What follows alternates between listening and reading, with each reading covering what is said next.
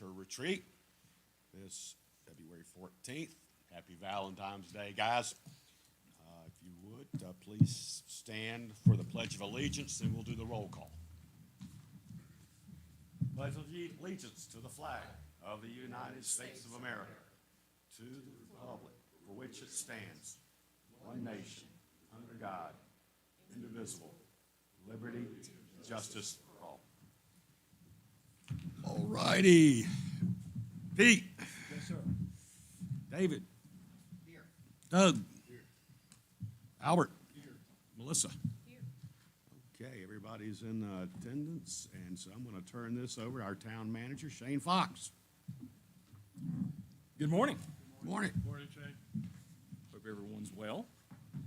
It is a cold Monday morning, so wherever everyone's watching from, I'm sure you may be warmer than we are. We'll start this morning with a recap of the agenda for the next 3 days and then a review of last year's retreat. We are televising from the American Legion, so if you're at home watching this or if you're watching it later and there's a little bit of a snafu here and there, we are trying this for the first time live. So thank you to Thomas. I put that up here as well as Hillary and Harley and Hunter. This 3-day retreat takes about 3 days of prep work before the retreat, just getting the rooms and the breakfast and the meals and the dinners and all the things planned that it takes to go into this. So when I say good morning and thank you, I thank you to the town council for taking 3 days.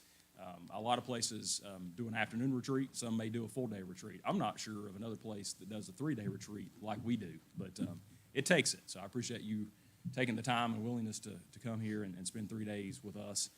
Thank you to the department heads for putting together the work that you're about to see the next 3 days. Countless PowerPoints and pictures and slides, so hopefully you're visual learners and like to see things more than read things. And again, thank you to Thomas and Hillary. Thomas for putting everything you see here electronic-wise, so if it doesn't work, we know who to blame. But if it does work, we thank Thomas. Hillary for the prep work that goes into the food and logistics and the room and layout. Harley and Hunter, if you don't know Harley and Hunter, that's our weekend folks. Clean bathrooms, trash, you've seen them. I'm sure that you have. They are thanking them for setting this room up. So this room turned over 3 times this weekend. So we had something Friday night, Saturday night, and Sunday morning. So this is a busy space. So it was not until late last night, I think, they were able to get in here and get cleaned up and turned over and set up. So we had a dry run of how things are supposed to work. So this is truly a learning experience for us this morning for the first time because we weren't able to get in here and really test it out the way that we wanted to. So again, thank you for everyone and your willingness to be here. Just a quick recap, again, for those watching. Those here have an agenda. We'll start today with the retreat review from last year. We usually kind of spend the first 45 minutes or an hour going over our goals from last year and what we've accomplished. Ms. Norman's here to talk about all things financial, bond update, fund balance update, debt update, mid-year financial analysis of where we stand currently. Blowing right the past 20 years, that's a real short snippet that I'll do before lunch to kind of sets the stage for the next two and a half days. Looking back for the last 20 years to kind of potentially project the next 20 years, or at least give some thought to the next 20 years. Lunch in-house today, so it will be here catered. After lunch, Watauga County will be here to present the property tax revalve. I'm not sure who exactly is coming from Watauga County, but I was told they will be here with a PowerPoint to present the results of the 2021 revaluation, which is the 8-year mark that does set that stage. EMS discussion, Chief Graham will be leading that discussion around 2 o'clock. At 3 o'clock, I'll be leading the discussion with solar and sustainability and the end of the day underground utilities, which will be put on by the Chamber of Commerce with a group, subcommittee they've put together. Tomorrow we'll start with Tracy Brown in the morning because there's nothing like starting your morning with Tracy Brown to get you awake and alert.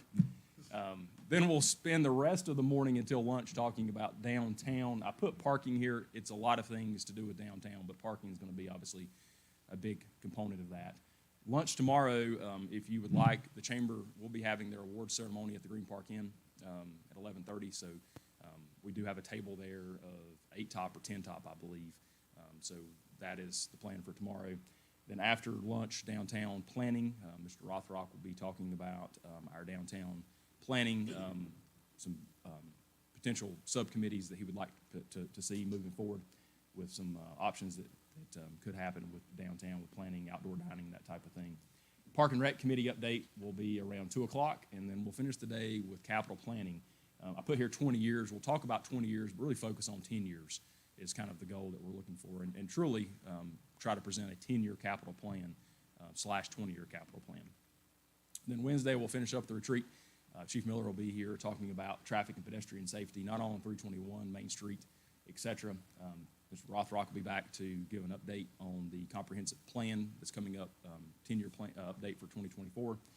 We'll discuss 2022 board appointments. So you received that packet last week, so that's a chance to have an open discussion before the March 8th council meeting, which you will formally nominate individuals. Town council update, policies and procedures update. I thought it would be good this year at the retreat, since we do have 2 new board members, and just a refresher to go over the town code, go over the code of ethics, go over best policies and practices as we look into the new year from a town council / town manager. Lunch is in-house on Wednesday, and after lunch we have stakeholder presentations. We have 3 groups coming: the Village Foundation, BRCA, and Historical Society will be coming to give us a few minutes of their time to share with you what their missions and goals are, and perhaps how they could fit those missions and goals into what the town's missions and goals are. And then 2022 and beyond prioritization. So we'll wrap up day 3, kind of putting together a list of our priorities for 2022 and beyond. And then any other items that you feel needed to speak at that point, if everybody still has enough brain power and energy to talk after 3 days. Any questions before we get into the 2021 retreat update? All right, quick top 13 list here. I won't go through them this time, because I'm going to go through them just briefly individually and kind of give everyone an update of where we stand with each item before we turn it over to Ms. Norman for the financial updates. Number 1 last year, and rightly so, is still number 1 this year, the Main Street Water and Sewer Project. For those that don't recall, the Main Street water and sewer line, mainly the water line, dates back to, we believe, the 1930s. We say we believe because there's no records to tell us when those pipes were put into the ground, but we believe they're every bit of 90 to 100 years old. Over 27 repairs last 10 years. That was 25 last year. We've had 2 since then. They always seem to come on a Friday night or Saturday night for whatever reason happens. But 27 repairs on that line in the last 10 years. So at some point, I think we'll have more Band-Aids and sleeves on it than we do line left. That project was projected, both water and sewer, at $4.8 million. So the water line is projected to be replaced from 321 to 321. So as it comes around the curve at Chatola, the new line that was put in with the highway stops there around the lake. The old line begins there and goes all the way back up to South Main at Blowing Rock Furniture. So this project includes a complete replacement of the water line, truly from 321 to 321, so all of Main Street, over a mile of water line. The sewer line is not as far. So the sewer line's been replaced in pieces previously, most notably South Main as you come from Blowing Rock Furniture down towards Chestnut. That line was replaced, I believe, in the 70s or early 80s. And Matt can jump in and let me know if I'm wrong about that. So the majority of the sewer line really picks up around Brom, the Gables, and heads north around the curve at El Rincon and down North Main, close to Chatola. So that's the section of sewer line that we're talking replacing as well. So not quite as much, but over 2,000 linear feet of sewer line. So still a pretty good amount. Since last year, we were obviously moving forward with this as a USDA project. So USDA is a 40-year loan at about 1.5% to 2% interest. That's a 6-month to a year process. We did begin that process last year with McGill designing this project and going through the application. In the midst of that, we received great news that the state allocated $4.8 million in their budget for this project. So out of almost what seemed like nowhere, we received nearly $5 million to fund this project. So what that does, or what it did do at that time, was kind of put a stop on the USDA loan process and then continuing with the design work that needs to be put into place. So as we go through the next 2 days, there's some bits and pieces that we'll talk about as well. Maybe, a a piece of North Main sidewalk, that type of thing, of what makes sense as we're doing this project. But design work is underway. We are planning on bidding that this year. It's a 12 to 15-month project is our best estimate. So it's a long project, and it's going to be a nightmare and a headache for all of us to deal with. But we believe that we can put together a plan logistically to make it as smooth as it can be. But this was number one last year. Still number one until it's done. But good news is it is fully funded, which is a remarkable thing to say. That $4.8 million that's in the state budget, we were planning on, like I said, borrowing that over 40 years. So that's really, truly like a $6 or $7 million gift when it's all said and done, versus us having to pay that back. But McGill will be here tomorrow during their piece and kind of give a little bit more of a finite timeline of what this looks like. But I'll say by summer we hopefully are bidding and then starting work sometime in the fall. But again, it's a long process, and logistics will be the key of how we work through where we start. It doesn't have to be started, from one end to the other. We can do bits and pieces at certain times of the year, hold off on Main Street to a certain time of the year, that type of thing. So we're looking at the best way to do this. It will be the largest project that the town's undertaken in quite some time, if ever. Is that Oh. is that the land thought, is it a continuous 12-month It is. work? It is, probably. Stops and starts? Probably, no, the winter may have some brief stops, but it is probably a 12-month continuous project. So it's lengthy. If you recall, just, why it's lengthy, obviously, is the sheer nature or size of the project. So Main Street's littered with, underground things right now with water lines, sewer lines, that type of thing. So, from curb to curb, you have 2 water lines and a sewer line in most of Main Street. So the sewer line is terracotta. I've sent you pictures before. I know you've seen it. So if you step on it, you can fall through it. It's old. The water line is cast iron, and there's 2. There's a 6 and an 8. Is that correct, Matt? 6-inch line, 8-inch line.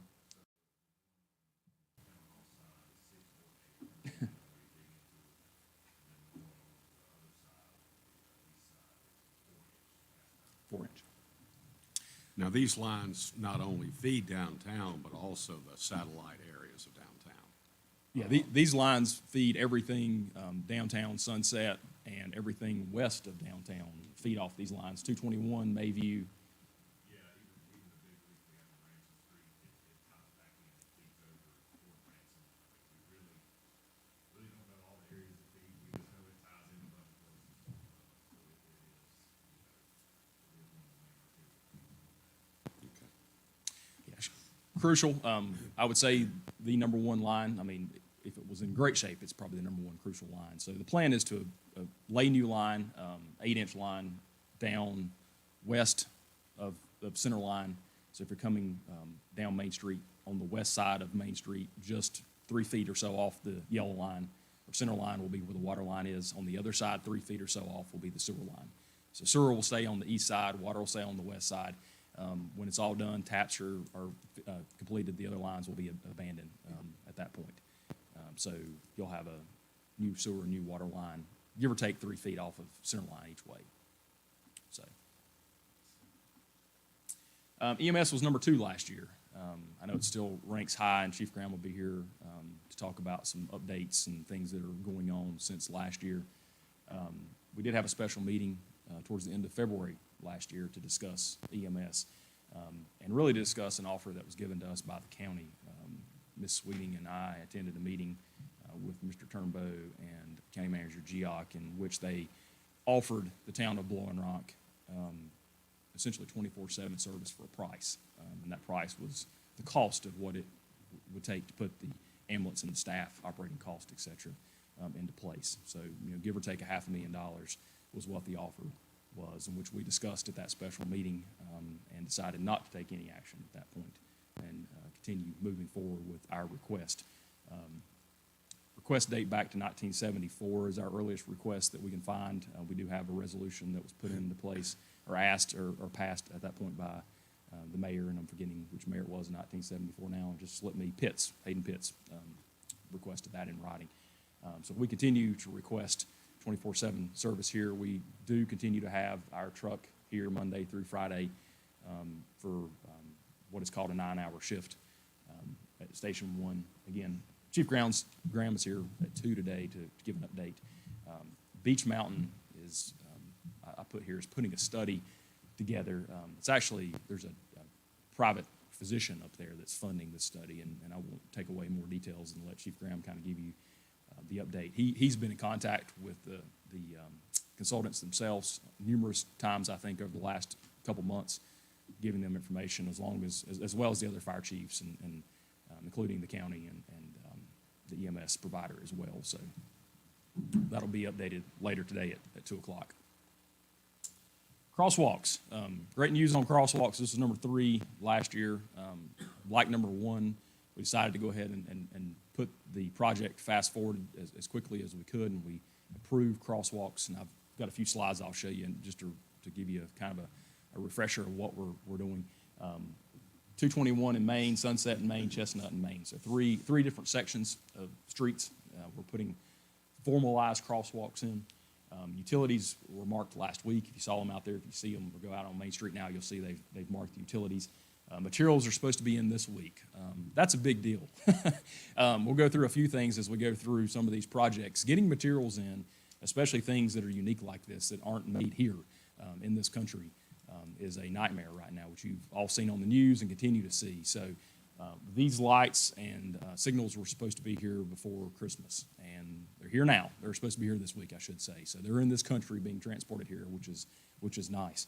But there's a couple projects we'll give some updates on that this is a little bit of a reoccurring theme that we're a little behind because of just simply not having the materials here. Work is set to begin next week. So a lot of the work will be boring work. So they'll be boring, putting the conduit in for these signals. And again, I'll show you in just a few minutes kind of a refresher of what we decided to do here. But that work is set to begin next week. It does have a contract end date May 1st. So hopefully they'll finish up before then. After that, it's potential liquidated damages. So very, very quick project for the most part. Once they get started, it's not a lot of demolition, mostly boring, and then mostly signal and electrical work, along with some flat work, concrete work that has to be put in. This is a TDA ABC town partnership, so we'll bring this up a few more times as we go through just how key that is to tie everything in. Crosswalks really are a benefit to everyone, whether you're a tourist or local, seasonal, or passing through. We'll start with our Main Street and Sunset intersection. So if you recall, it's been a little while.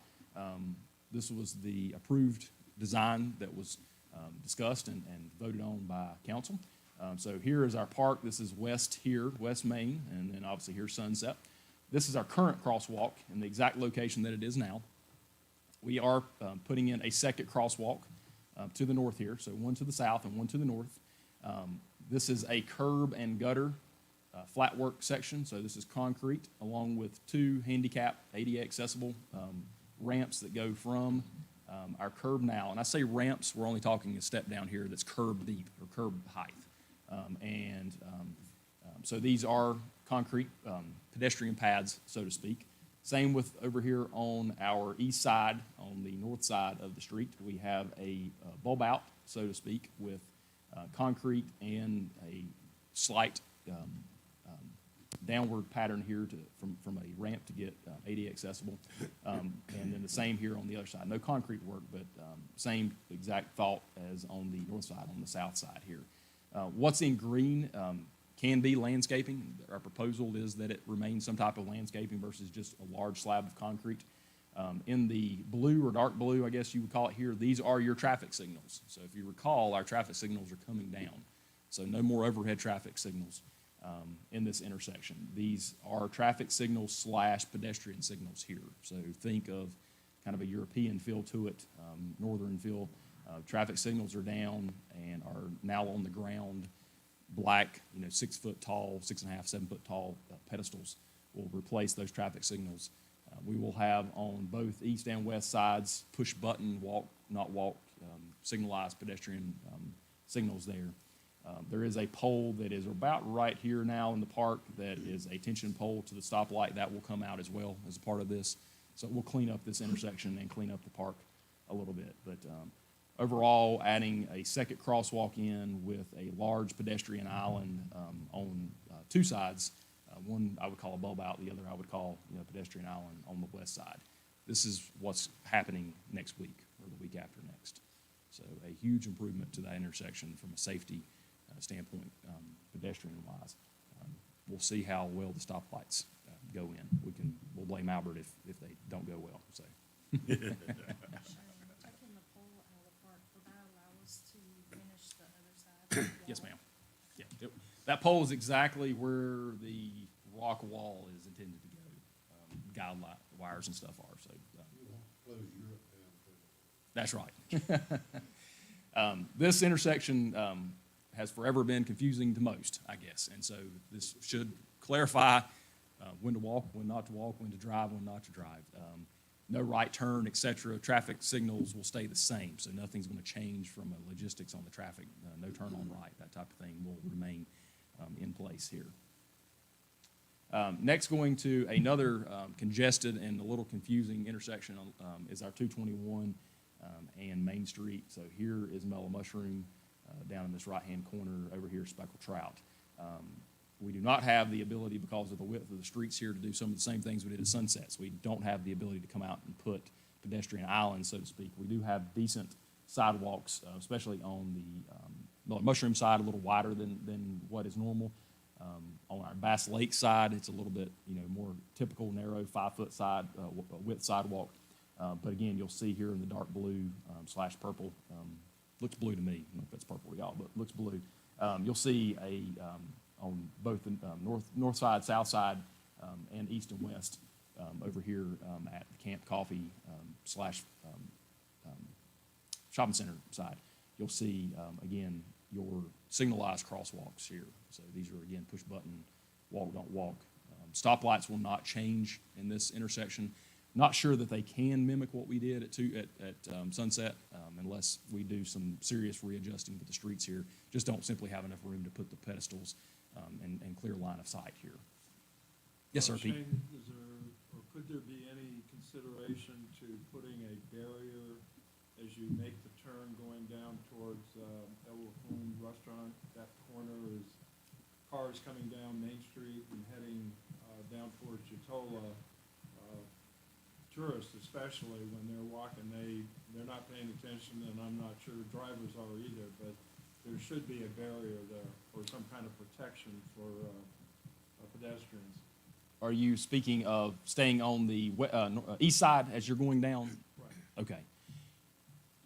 A lot of private property through there, so we'd have to look at kind of what that would look like. So as we go in, not saying that we can, but as we go into, I think it's tomorrow, we've got a section talking about the North Main sidewalk, which would be on the west side as you go down. As we propose, doing the Main Street project, it may make sense for us to go ahead and at least go to Hill Street, from Hill Street up to the Bass Lake project, put an additional sidewalk in on that side around the El Recon property. Not that that would eliminate the west side issues, but would offer another option for pedestrians, especially as the Bass Lake sidewalk becomes more popular within that. But yeah, that curve is tricky as you go around. You've got a driveway entrance there. You've got the Mountaineer. You've got a number of things there that are tricky. It has been asked before to potentially put in a crosswalk there. Not really doable because of the line of sight issues coming around that curve. But that's a favorite place for people to cross, we've noticed. We're hoping this helps.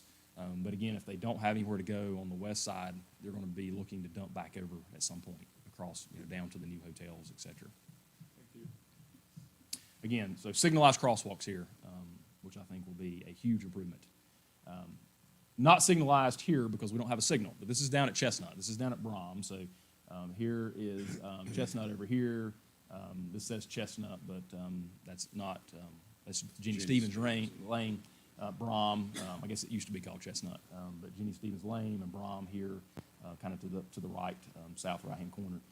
So what we've done here is, again, this is right now hashed, no parking. We have eliminated a parking space here along with the two that are on the corner. I'll go back in just a minute because there is a few parking spaces that we had to eliminate on 220 or at Main Street too that I'll point out.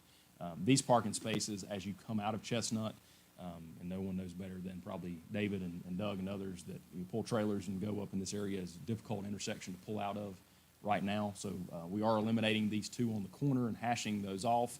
along with putting a formalized crosswalk on the Chestnut Street side and across Main Street here at Chestnut. We will have a pedestrian island that's in the no parking area now, along with changing this corner to make it ADA accessible, wheelchairs, et cetera, within that. Again, not going to be signalized because we don't have power or signal in the area. So did not choose to move forward with signalizing this one. Let me go back just a second. This is Main Street. Right now, this is hash no parking. We are eliminating one diagonal space that's here. That was here previously. That is going to be removed along with the space that's here. I don't think this one's removed. I think this one's hashed off now, if I'm not mistaken. So losing two total here, one on this side and one on the other, here on Main Street. So as we go through, we may be, that's what I was trying to think. This one may be lost. Because I think that one comes all the way up close to the curb right there. I think it does. I think that's right. So losing three, so in total, losing five, or six parking spaces on Main Street is not ideal. But I think as we go through and look at pedestrian safety, putting these crosswalks in, it makes sense. Obviously, if we need to eliminate a few parking spaces to be able to make our street a little bit safer. Are we gonna make the crosswalks stand out more significantly like they are in these pictures? Not initially. So initially, because we're getting ready to tear right back up the street. So what we planned on doing, so when we bid this out, we did have an alternate bid to come back and put stamped concrete in versus just stamped asphalt. Big price difference. I think there was about $75,000 price difference. That's still there. We would propose after the street is being put back that we do something more, design-friendly, permanent, stamped concrete was what we had originally suggested in that. So what we will do is essentially put back in binder here. Well, actually, we're boring this. Strike that, we're boring this, so we won't be tearing much of this up. So we'll just remark it. And the new ones will restamp and remark, but we'll be tearing this back up in 2023. So we didn't feel like we wanted to put a ton of money into it right away without, But long-term, that is. long-term, our goal was to put stamped concrete, which is more permanent, design-wise can be up to us. I mean, that would be a 2023, 2024, different colors, that type of thing. Is it possible to get DOT to kick in some money since it's a DOT road? Is that something we can look at? We can ask. Yeah, we have not, we've asked throughout, I think, our history here of helping us with some of this. And But now DOT had slated to pave Main Street, so are they going to Absolutely. retain those funds for Absolutely. us? Okay. Yeah, so the plan is for DOT to bid Main Street paving sometime in 2022. So whatever that bid comes in, our agreement with them, that's not in writing, but will be, it's similar to the town of Sparta, and I think West Jefferson's done something similar in the past, whatever that bid amount comes out to be. So if it's $1 million, that's essentially what we'll get some type of an agreement or credit for. So when we go back and pave it in, late 2023 or whenever we're paving it, if it's more than $1 million, then, the town will have to pick up the difference between that. But it is set to be paved in 2023 is on their calendar. So more than likely that will not work out, so we'll have to delay that paving. So DOT in the past has essentially given what I would call a credit towards the project. So we'll bid out the paving as a part of the overall project as well.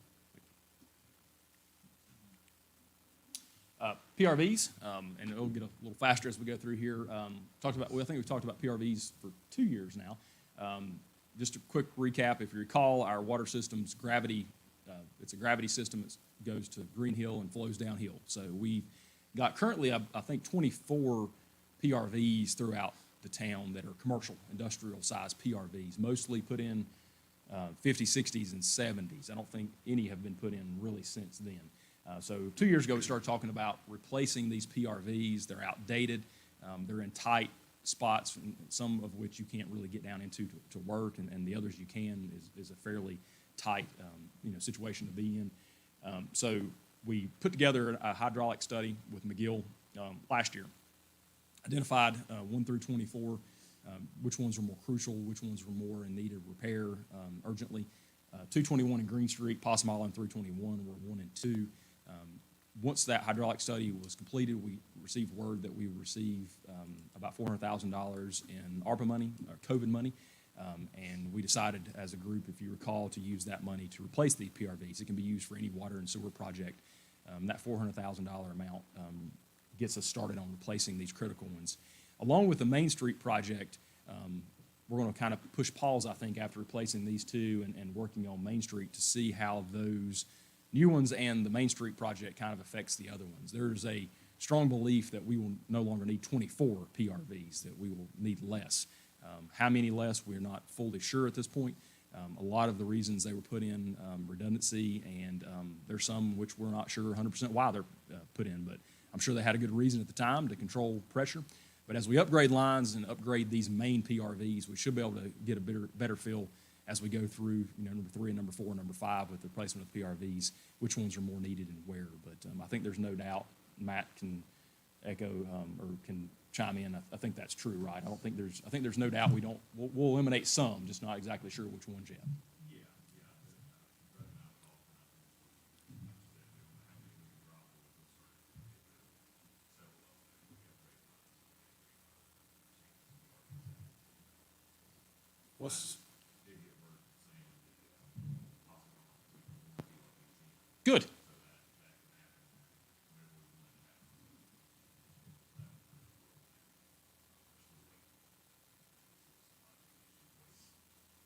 I think some stuff with off the Green Street that now the Green Street 221, you're going to bore underneath the highway? They're going to do that, or? Okay. That's still, that we're still trying to figure out what the best place, kind of set that ball is. I think there's ways to get that ball, see how we can start. Yeah, the original plan is to set the vault in that kind of new created area there at the corner of Green Street. That new Right now, green- it's the it's new kind of green just, space? yeah, the new Yeah. green space, somewhere in there. So we talked about boring under from Wallingford over, or just clean cutting it. But not the sidewalk, just the 221 piece. So a lot of that's going to depend once they get everything in, and the size of it. But I put on here, materials order. Yeah, March, April is what we're being told, I think, for the vault pieces, for that one. 221 sounds like, or Passamala is already here, so we can go ahead and get started on that. But Iron Mountain will be doing the work on both of those. If you recall, these are the larger vaults you can get down into and work. Seven Devils is the place I think we went, took some pictures and showed. So much better, not only from a PRV, pressure standpoint with replacing these that are put in probably in the 60s and 70s, but really from a maintenance, checking, working, that type of thing, world of difference on these. There, sometime look on Green Street, and then go look at some that they have to get down into, and you'll know why it's a whole lot safer. Absolutely. Continuing, number 5, water and sewer plant upgrades. So when we talked about the Main Street project, the $4.8 million last year, our plan was to also put together a piece that included some upgrades at the plants. So we were looking at borrowing $5 million through USDA. We did have some water and sewer bond money that Ms. Norman will talk about in a few minutes. And so we were hoping to kind of combine those pieces together and do some upgrades at the plant, some much-needed water and sewer upgrades at the water and sewer plant. I put here it changed, so it did change. So our plan now is to present to you tomorrow some different plans or different options, continuing with upgrading the water and sewer at the plants as needed, but now maybe the timing's a little bit different since we no longer have the USDA large loan for Main Street. Whether we continue on with the USDA, or if we continue on with another financing option, we now kind of have freed up, at least $4.8 million that we're planning on borrowing. So whether or not we do, all the plant upgrades, Doug Chapman will be here to go through what's needed and what his mind is over the next 20 years within the plants. So we did take a field trip last week. I think everybody's been to the water and sewer plant at some point. Pete and Melissa and I went out there last week and took a tour. The chemical tanks are fantastic, operating perfectly. What a difference, both upstairs and downstairs within that. But there's still obviously some pretty big needs out there, just upgrading some of the piping and things like that. But again, we've got a piece tomorrow during our capital planning that we'll talk about the plant upgrades. And need a new timeline. So just need a new timeline. We want to tackle these upgrades, how we go about doing it, what that looks like. Will be something we'll discuss over the next 2 days or 3 days. Part of project, so, what took 5 or almost 6 months of just nothing but nonstop work by the Park and Rec Committee to get the application in by the May deadline. And lost track at how many meetings and special meetings and things of that nature that it took working with the High Country Council of Governments. Just a tremendous effort, got the application in May, and then denied in September. And I think it just kind of crushed everybody's spirits. We did find out during that time that when the staff at Pardiff looked at our project, they ranked it number 1. It was the highest ranking project of all of the 57 that were submitted, but we did not receive funding. Lo and behold, a new budget comes into play, more money's put into the pot, and in January, we get an award, get the award for the $500,000 grant. So what fantastic news. It did delay our timeline, so in the middle of this, between September and January, we talked about the bathrooms. So the bathrooms were not playing a part in the point system. So our initial plan was to talk tomorrow about going back out for Pardiff in May. Now that we've received it, we don't have to. But in the meantime, we were designing new bathrooms because that was kind of our critical need that wasn't going to affect the application process. Now that we've got the full Pardiff grant, we have to move forward with the full project, which means we need to stop for a minute, and McGill's working right now on designing the full project to go out to bid. So we can't just bid out the bathrooms, we need to bid out the whole project. It needs to be a part of the same project in order to qualify for Pardiff funding. That does delay this timeline a little bit. We were hoping to get the bathroom started sometime in the spring. It's probably more likely now late summer, just because we do have to not redesign, but design the entire project for bid within that. But it's worth a few months delay for $500,000 for sure. So it's not that much of a cumbersome thing. Police department staff retention, and this will come up again on Wednesday morning. Is that right, Chief? You're speaking a little bit towards this. This was number 7 last year. We did start with, we did overhaul our pay plan. So I call it phase 1. It was a 2-phase last year and this year of our pay plan. We did do phase 1. We only had 3 resignations in 2021. I say only, and Chief can speak to this. So three is less than what we're seeing. All 3 of those were our 3 newest employees. And so I'll let Chief kind of answer questions to maybe some of his thoughts on that. But our 3 newest hires were the 3 that left during the year. We did not have any tenured officers that left. I say tenure as in being not on probation, being over a year being here. We do have phase 2 that we're going to propose in 2022 as part of the annual budget. Overall, the town had 6 total resignations in 2021. Those 3 officers, 2 on the trash truck, which again is another hot spot for us to have kind of a reoccurring, and I think one of those only lasted a week. So don't know if you really count one of those, just maybe not fit for the trash truck. May have been a rainy week or a cold week within that. We did have 1 tenured employee that resigned this year. So overall, I would say, it's a good year, especially given what's going on right now across the country, and I'm sure you're all watching the news and aware of it.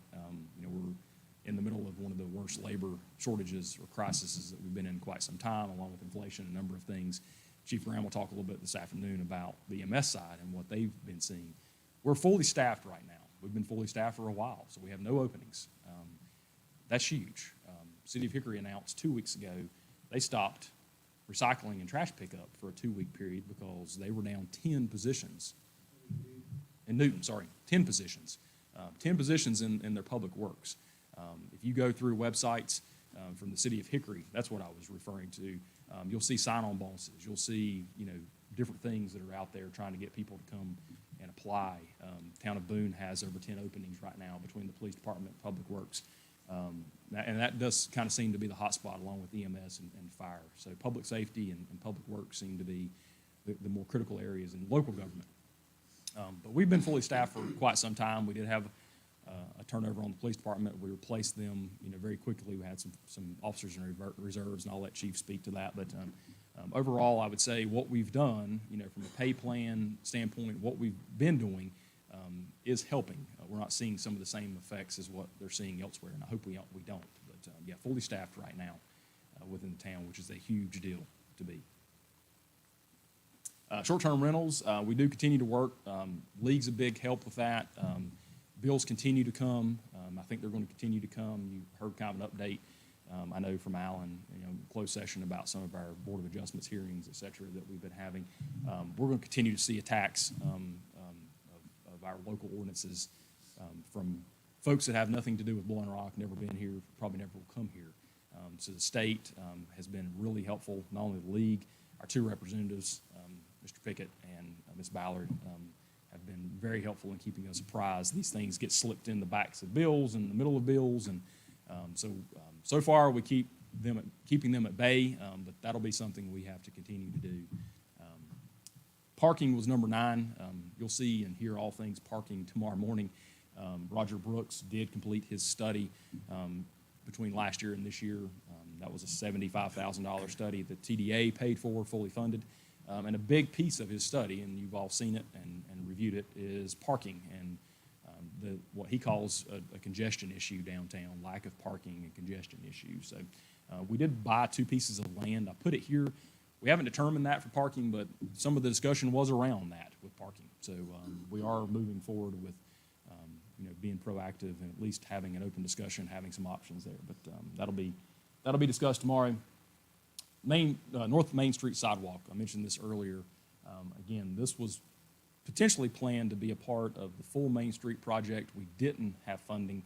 We still don't necessarily have designated funding. We do have some bond money in Phase 4 left for sidewalks. Our question, I think, is we know now that we're moving forward with the Main Street water and sewer line replacement. Do we want to go ahead and tackle that sidewalk? And if we do we want to tackle a section of it or the whole thing? So that'll be some of the conversation tomorrow as we're putting back Main Street after the project. Water meters came in number 11. That's going to be discussed tomorrow. Water meters were higher than that 2 years ago. We still have the same water meters, so we haven't actually tackled this problem. Blackburn will have a presentation tomorrow updating some of the technology and changes in the last 2 years to water meters. But that's back on the table again for discussion. More than likely, needed sooner rather than later, which is some of the issues we're having. Matt won't take us thunder, but Matt will be speaking towards some of the age of our meters and some of the issues that we're seeing within that. Last 2, sustainability and solar. This continues to be an ongoing thing that we're looking to do a better job with. I've got a presentation this afternoon. We've worked and had discussions, Ms. Norman and I, with Brimco, along with some other discussions about charging stations, et cetera. So I'll just give an update, some things I think that are interesting, some numbers and usages and things. Underground utilities, again, Chamber will be here, Blowing Rock Chamber of Commerce will be here. They put together a subcommittee this past year. I think Mr. William Brinker will be the one leading that subcommittee conversation today. They've put a lot of work into it. We've been kind of at a far, so to speak, not putting town resources into it, but just watching that from a distance and offering so many suggestions as we were asked. But they'll be here this afternoon. And I put this up. This is the last slide before we kind of switch over and talk financial items. These are the things since 2019 that made it on a top 10, top 13 list that we've been able to accomplish. There's over $10 million in things up here. And these aren't in the works. These are done. So as I go through this list, not only the sheer amount of what we've been able to do, I think is key, but what it affects. So from a playground replacement that was a partnership with the TDA, which affects everyone from locals with children, grandkids, tourists, you name it. Sunset Drive landscaping, Bass Lake sidewalk. Some of these you may say are more tourism related than others. Then you get into the street paving, over $2.5 million in street paving, over 70 different sections of street. A stormwater project that continues to hopefully be as important as anything that we have on this list that we had not undertaken at that point that affects homeowners. Sourwood project, Sunset Drive, that's the completion of that project, water and sewer lines. More water lines on Sourwood, more water lines on Heather Ridge, the chemical tanks, which plays into everyone with the water and sewer, with the water plant. Laydown building was completed. Dispatch that was part-time is now full-time, which plays a role with everyone. But the overall point here is there's nothing on this list that does not touch just about everyone in this town that we've been able to accomplish in the last few years. So we've got another 10 plus years to talk about in the next couple of days. So questions?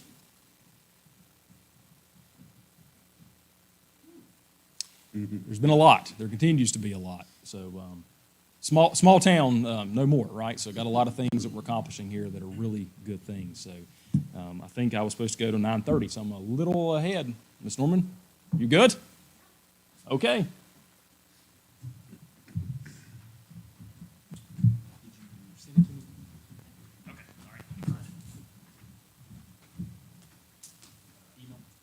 Yeah.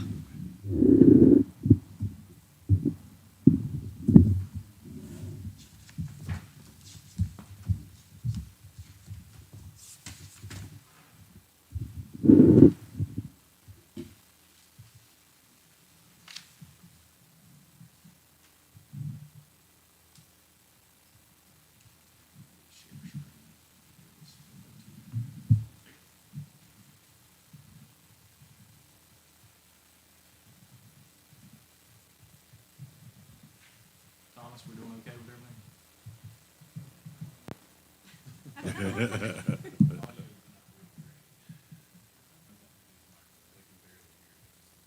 Okay. So council members try to speak up.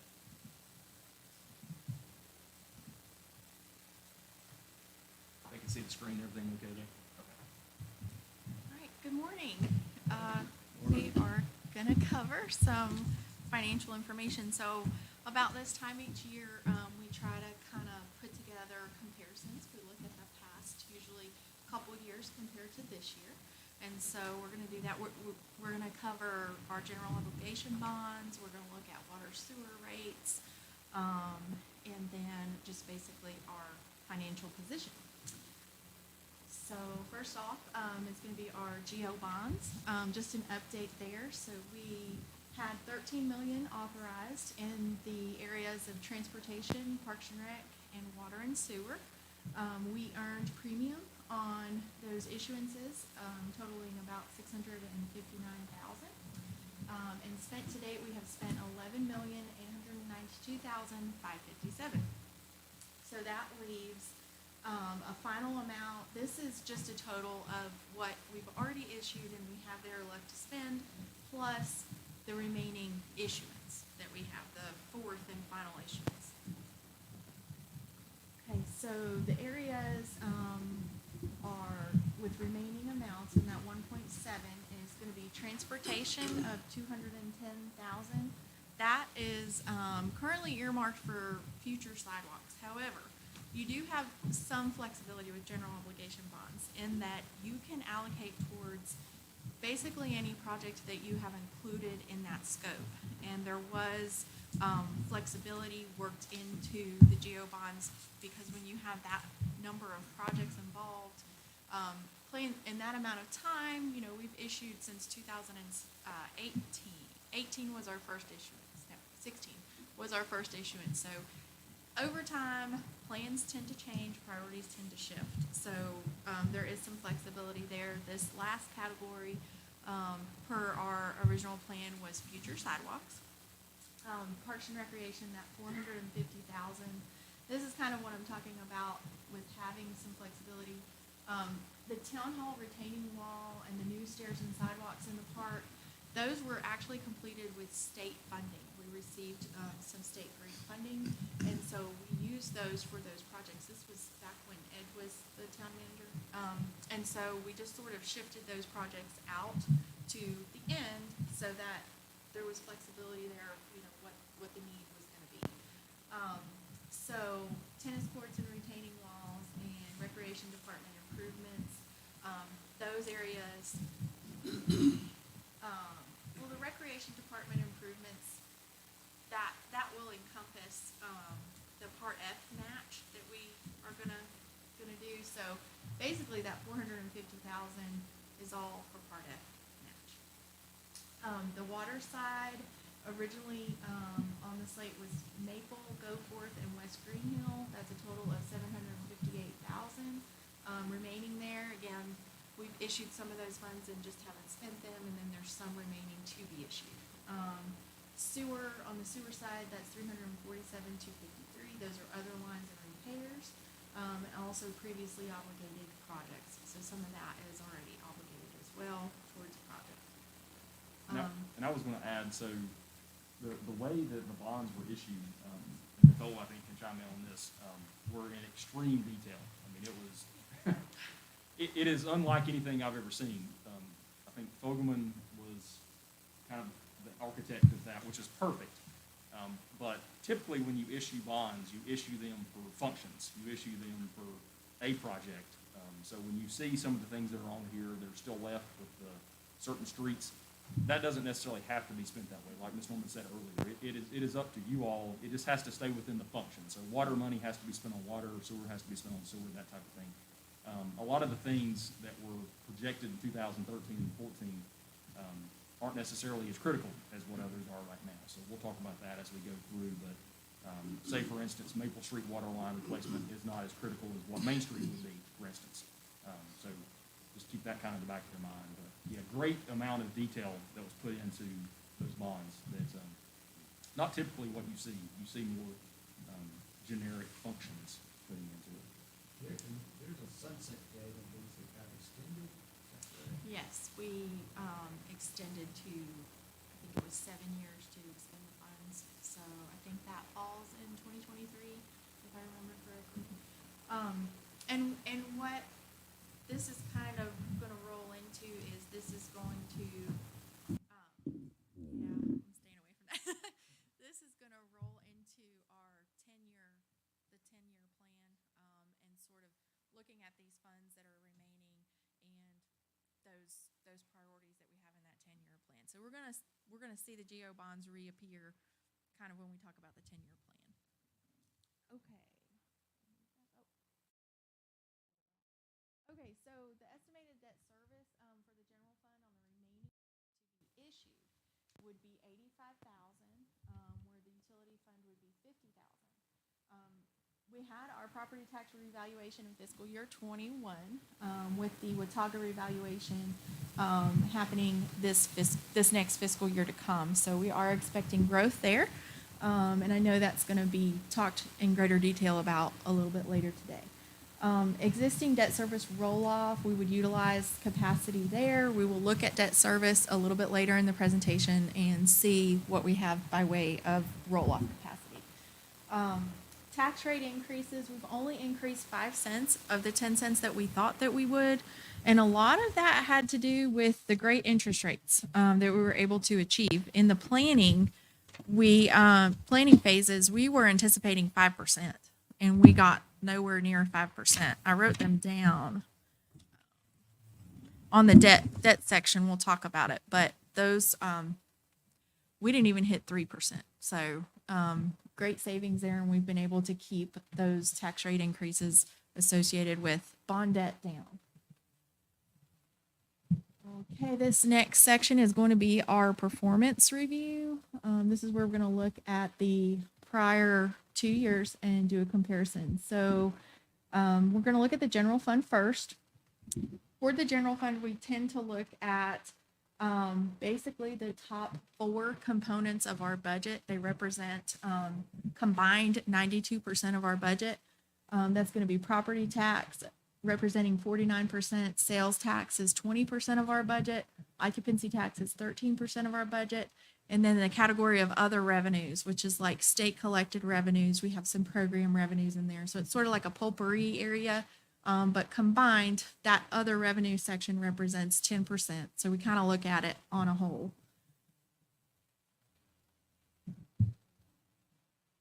Okay, so this is just a visual. This is in our budget document every year. And you can kind of see property tax of our $10 million budget for fiscal year 21, 49% in the property tax area. You can see these larger pieces of the pie chart. Other revenues right there, property tax, local sales tax, and occupancy tax. This gives you a visual of how much of the budget those areas represent. We'll look at property taxes first. So this is our 3-year comparison. I keep moving back because I feel like people can't see. Oh, no, I'm good. I got it here on my screen. Okay. So looking over the past 2 years, we were quite a bit higher in fiscal year 22. That is going to be for several different reasons. Some of it is timing. So property taxes, this is through December 31st. All of the comparisons that we're going to do is through December 31st. Property taxes, as you know, are due January 5th. We had COVID the past couple of years. We know that that impacted, traffic in town hall. So, we're just kind of speculating, did people wait a little bit longer the past couple years to actually make that payment? And also we did have a tax rate increase, and we did have tax rate increase was about 10% when you compare it to last year's tax rate. And then the values went up about 2.5%. So the timing, the value increase, and the rate increase, all of those combined is most likely why we're seeing this. Also, the benefit to having this retreat in February is you've seen now, past that January 5th deadline, that those numbers have come back into line. So we're not, we're no longer, this is, looks like, we're moving. That's right. Nope. That's right. Nope. So it looks like a 24% increase that has leveled out for January collections. So we're about like normal. It just seems to be timing here. Okay.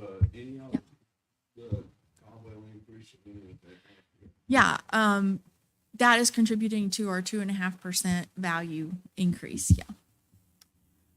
Sales tax revenue for the general fund. This is a look at sales tax.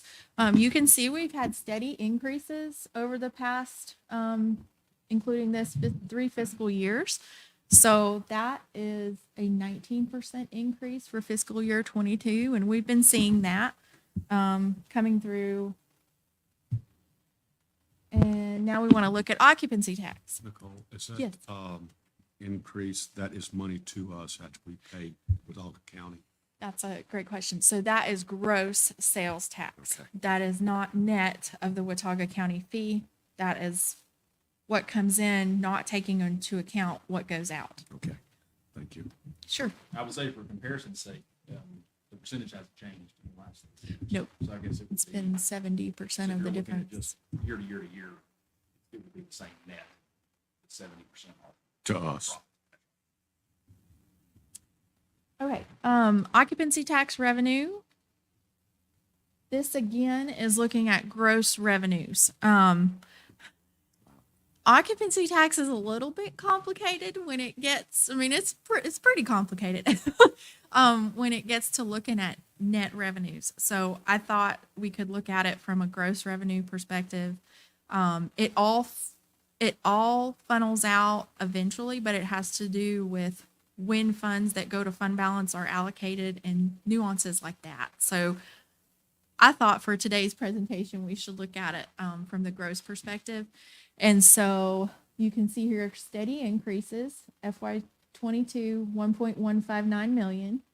And that is about a 39% increase in gross occupancy tax receipts for this fiscal year. Yes, over the previous.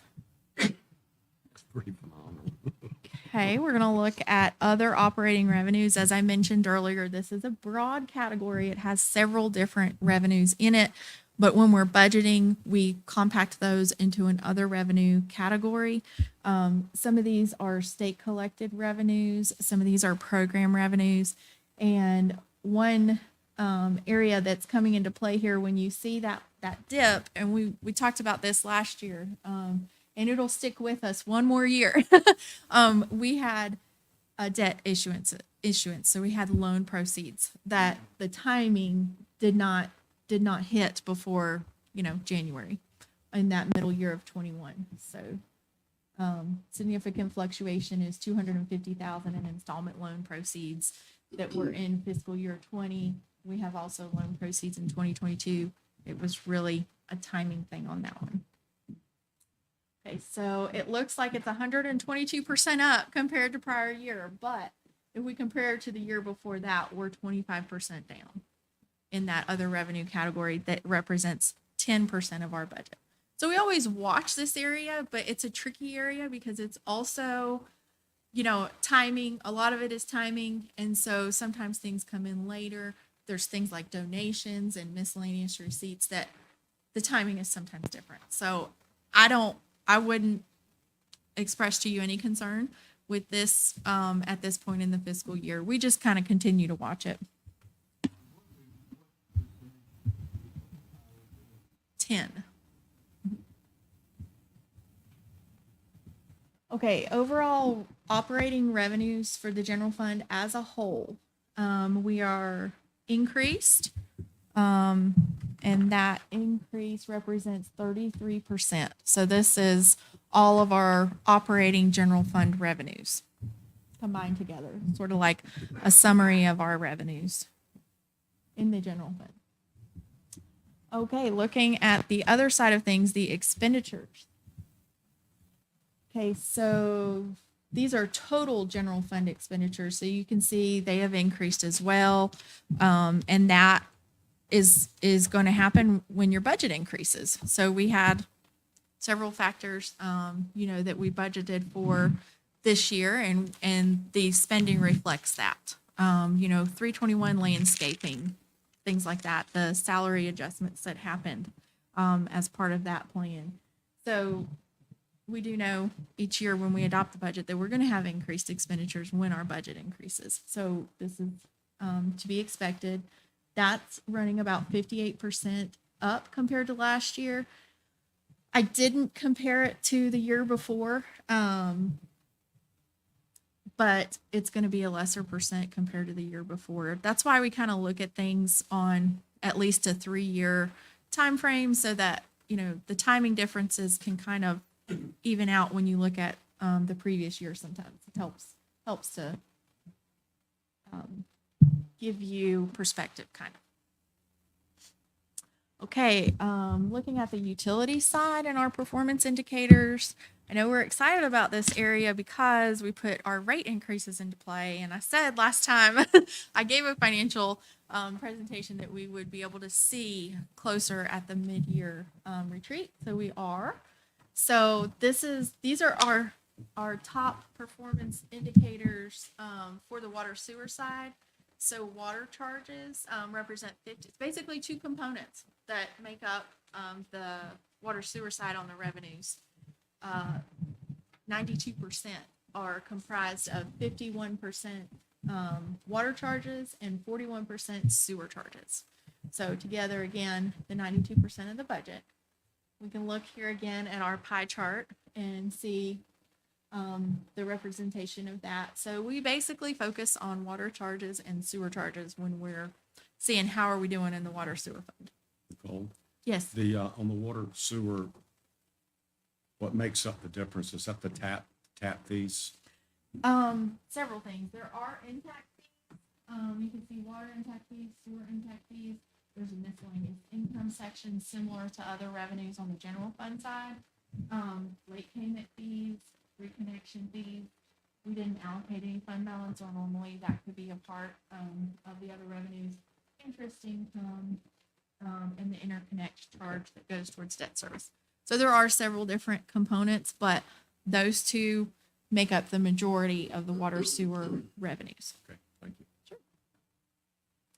All right, this is looking at the water service fees. This is kind of zooming in on that area and looking at that. So we have seen an increase. We had a little dip last year, even though we did have, well, actually, no, we did not put a rate increase in place last year because it was COVID, and I can remember we didn't put in a rate increase. But we did this year. We started our plan. We have a 5-year plan of rate increases. And so this is really our first, really technical advance towards that, because we sat down and we're going to talk about this later, but I'll go ahead since we're talking about it. For those of you that don't know, we did embark on a rate study with the state, which was great because we had been putting rate increases in place for years, and we weren't seeing it generate a whole lot of revenue. We were having net operating losses year after year, despite those rate increases. So we decided to have the state come in. They sit down with us. We got them our billings, and they generated this wonderful spreadsheet that we could use to really find the impacts of those rate increases. And they suggested, and you'll see why, it's very interesting, but they suggested that we lower our base usage.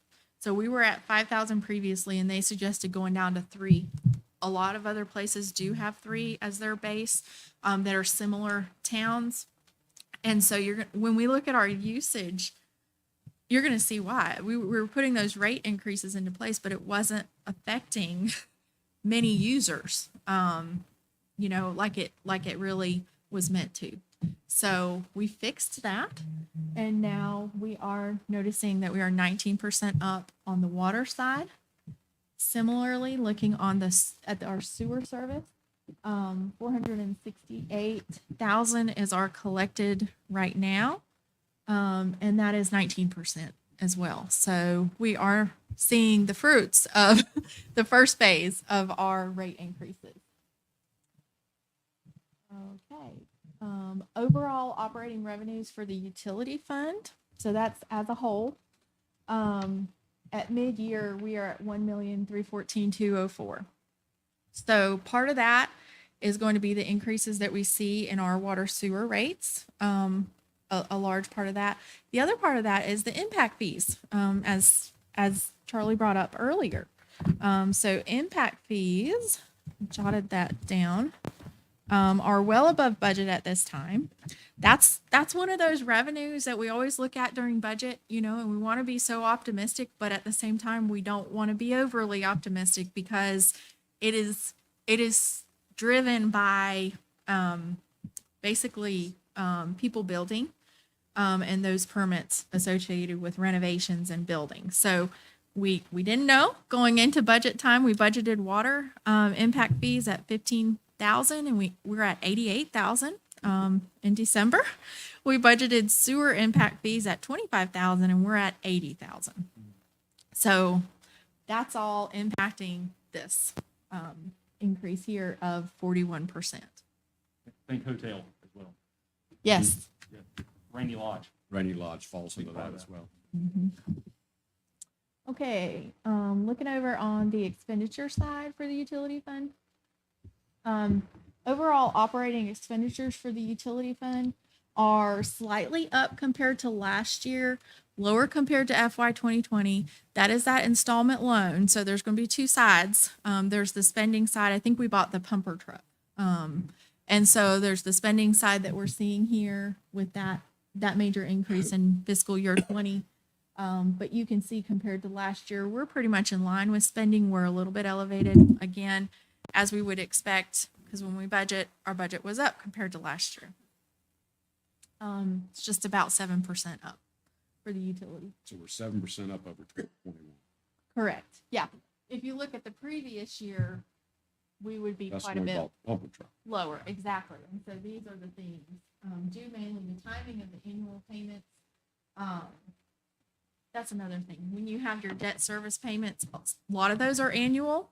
And so where that hits in relation to when the financials are done, will affect that. And when you have a payment come offline kind of thing, you'll see a little bit of a fluctuation, but we note those things, to know the differences there.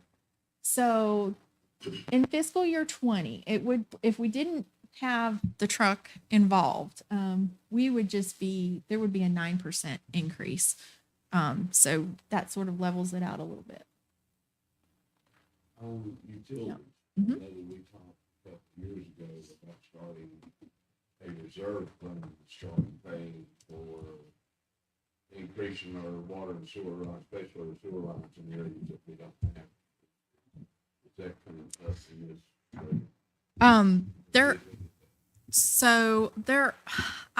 I'd have to look back at the budget document. So do you happen to remember if we did create those reserves? I know we have We did in discuss prior it. years.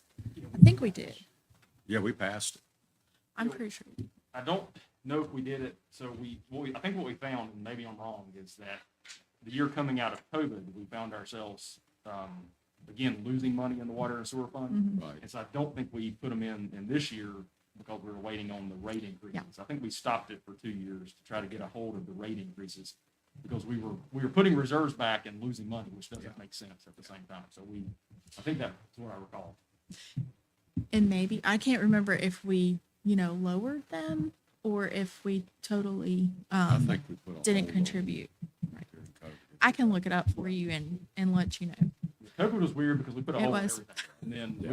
we had to pass the budget right in the beginning of not knowing anything. And then we realized the study was tremendous because no matter how much we were putting in place with increases, it wasn't resulting in that equal amount of increases. So I don't know if we did it or not. Yeah, I can take a quick look at the budget back there and I'll let you know. Just kind of refresh you on that. Okay, so that is our mid-year performance review. We're gonna go over now and look at fund balance. So looking at 1920 to 2021 fund balance, okay, we had an increase in our total fund balance from 6,135,034 up to 7,823,316. Unassigned increased as well. So the unassigned is what we consider spendable. And that's sort of what we track, because you can't really touch these things that are above that unassigned. You can't, the state does not allow you to spend anything from inventory or the reserve that they require to, that stabilization by state statute is required.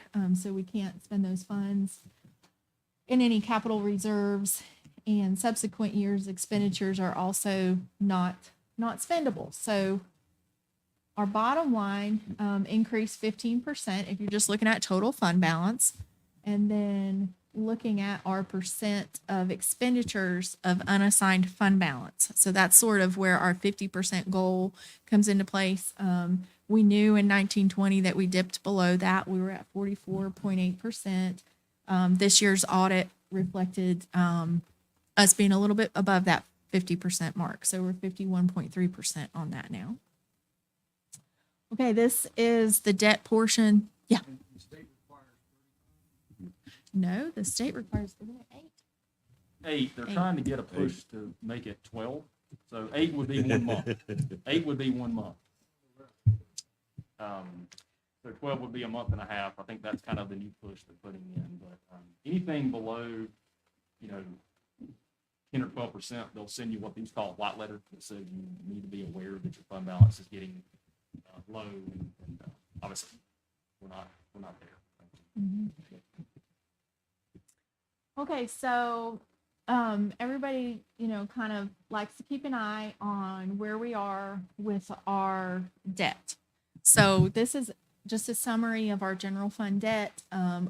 We do a capital lease or installment purchase basically every year for our capital items. So you see a lot of that represented here. But we also have,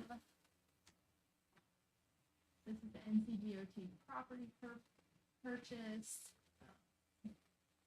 I'm looking for the parking. Here's our parking facility, emergency services building. This is the public works facility.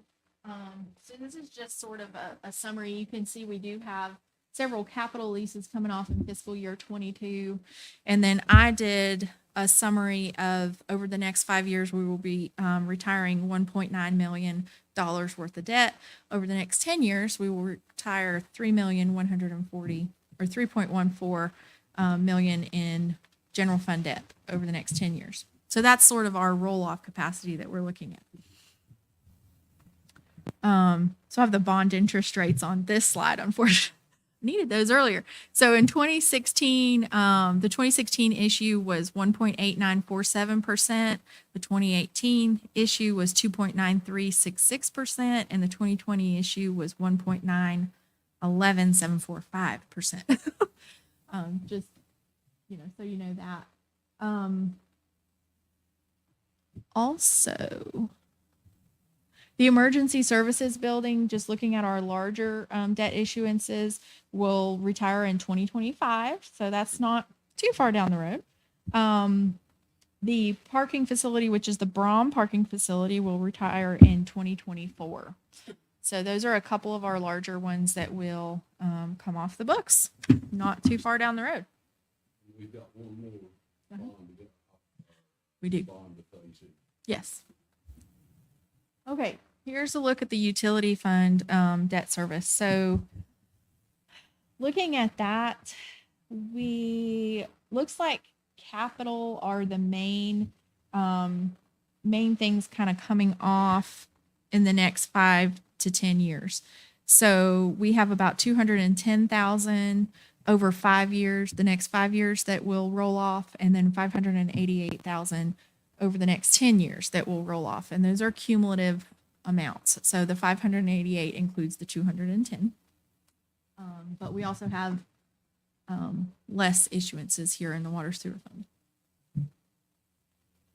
Okay, so we are at this time moving over to our rate schedule and what we had planned by way of rate increases after our meet with the state and analysis.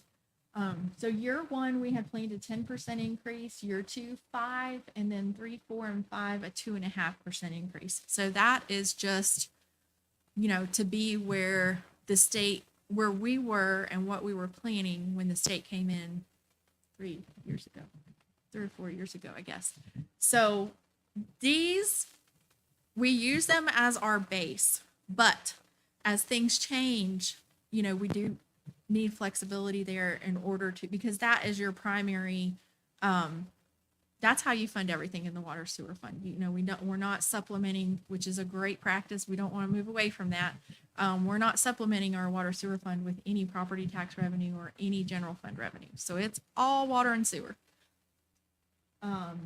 So year two, again, our plan is 5%. This is what we were looking at.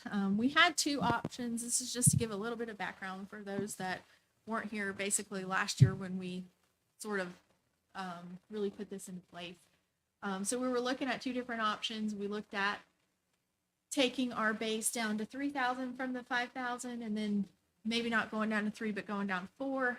And we did decide to go ahead. You can see it wasn't really going to cut it to take us down to 4,000 gallons in that base. So we did go ahead and do what we needed to create positive net income in the water sewer fund to be able to fund capital needs. So year two is where we're at. Again, planned 5%. And this is, I think, the really interesting part. So this is kind of what led us to understand. We looked at February, which was one of our lower billings. Not a lot of people are here that are seasonal. And then we looked at August, and August is a higher billing generally. And so we noticed that 41% of our users were below 5,000 gallons. And 30% were actually in the 0 to 1,000 range. So no wonder the rate increases were not generating what we expected and what we had hoped for. So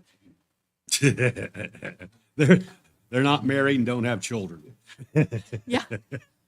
So this is just kind of showing you we do have our 15 to 20. No, I'm sorry.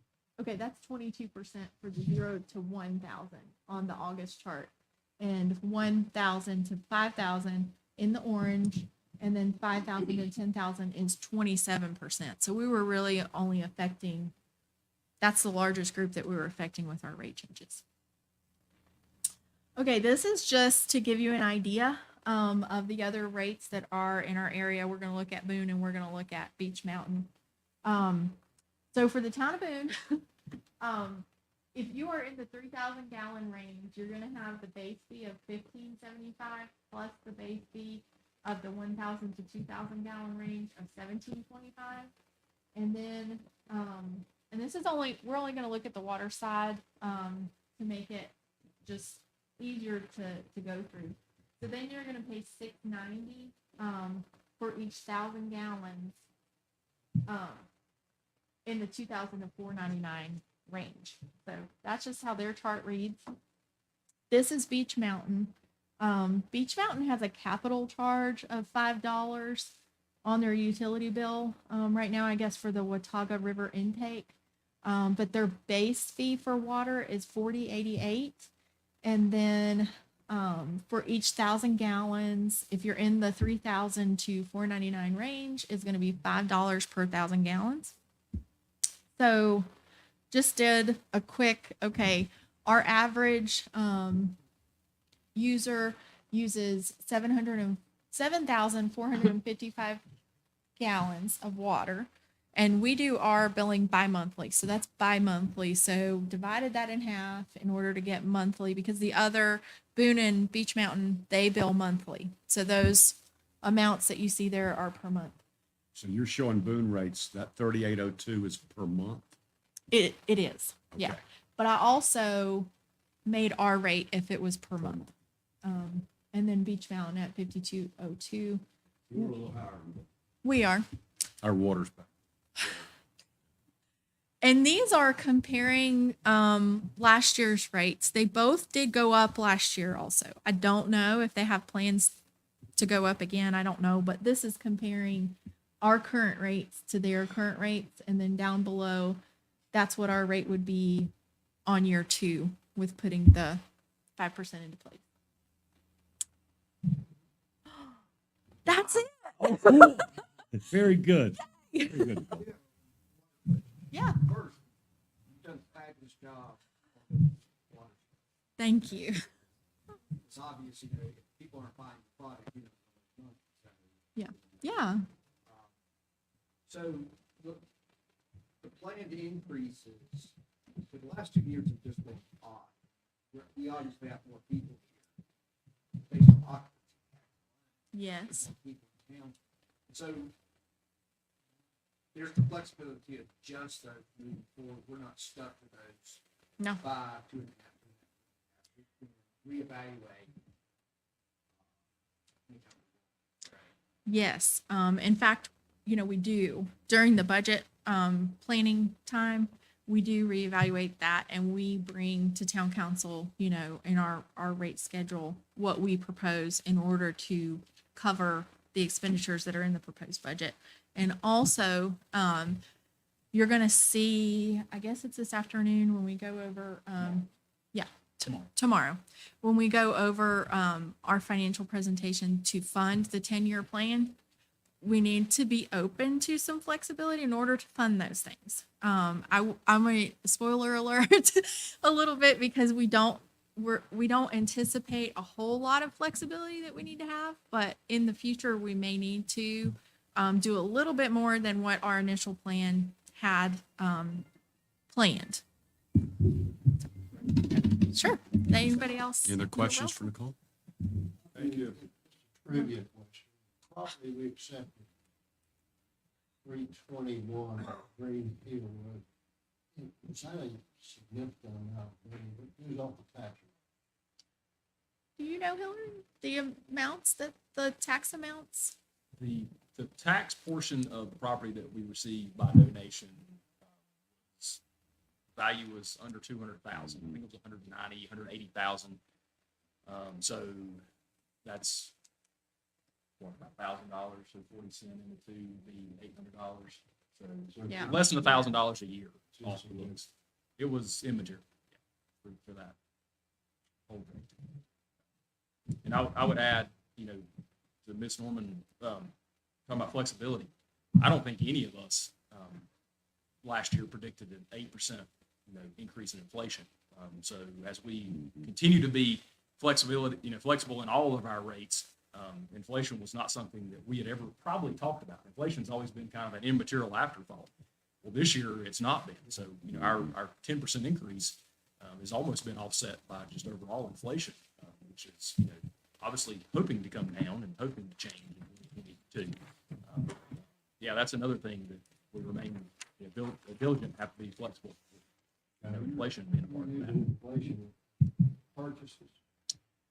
Just in everything that we're doing. So materials, labor, I mean, everything plays into that at this point. So we're fortunate to see most of our expenditures staying pretty much on target, if not under.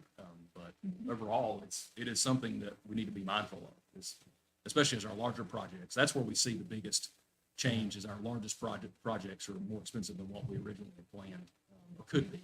materials. Luckily, with what we've got, the crosswalks and the other projects going on currently, we've been locked into those rates, so we don't have that. But we fully expect to see that with Main Street and others. The water sewer project we could see a 4 to 8% increase. Absolutely, if not more, just depending. But, Is there merit to lowering the base to 3,000?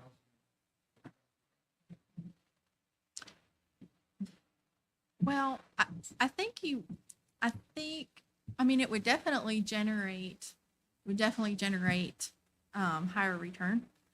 But, I think we probably also want to keep an eye on those around us and kind of stay comparable with that. You probably could lower it some because again, as we saw, who was it? Beach Mountain, that was 1,000. And then Boone is 3,000 a month.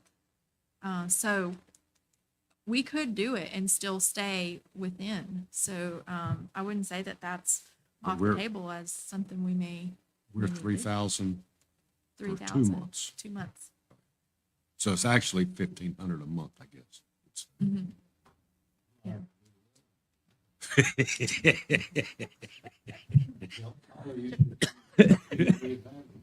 You want to take a quick break, Shane? Yeah, I was going to just, before I forget, two quick things. One, talking about the change. So I thought it was interesting. We went to the water plant and looking at historical usage of the water plant, water treated. And you'll see numbers that barely change, 119 million to 120 million, 121 million. This is from 16, 17, 125 million, 128 million. This year, we treated 156 million gallons For the year. for the year. So now we know that we've got losses. We know that's something we've got to take care of, Main Street, et cetera, within that. But really for the first time that, if you look kind of historically, the first big jump ever was in 2019, 2020, 2021, which I think is what we're all seeing and feeling with water being treated there as well. So we'll talk about that, a little bit more as we talk about the plants. But it was a real small increase, it seemed like, year after year after year. I mean, and that's what Nicole talked about last year with the rate increases. We weren't seeing the volume. I mean, the volume was staying the same. We were expecting growth, but we weren't getting it within that. So that's something to keep in mind too. We may see some growth changes as we go through this. We may not.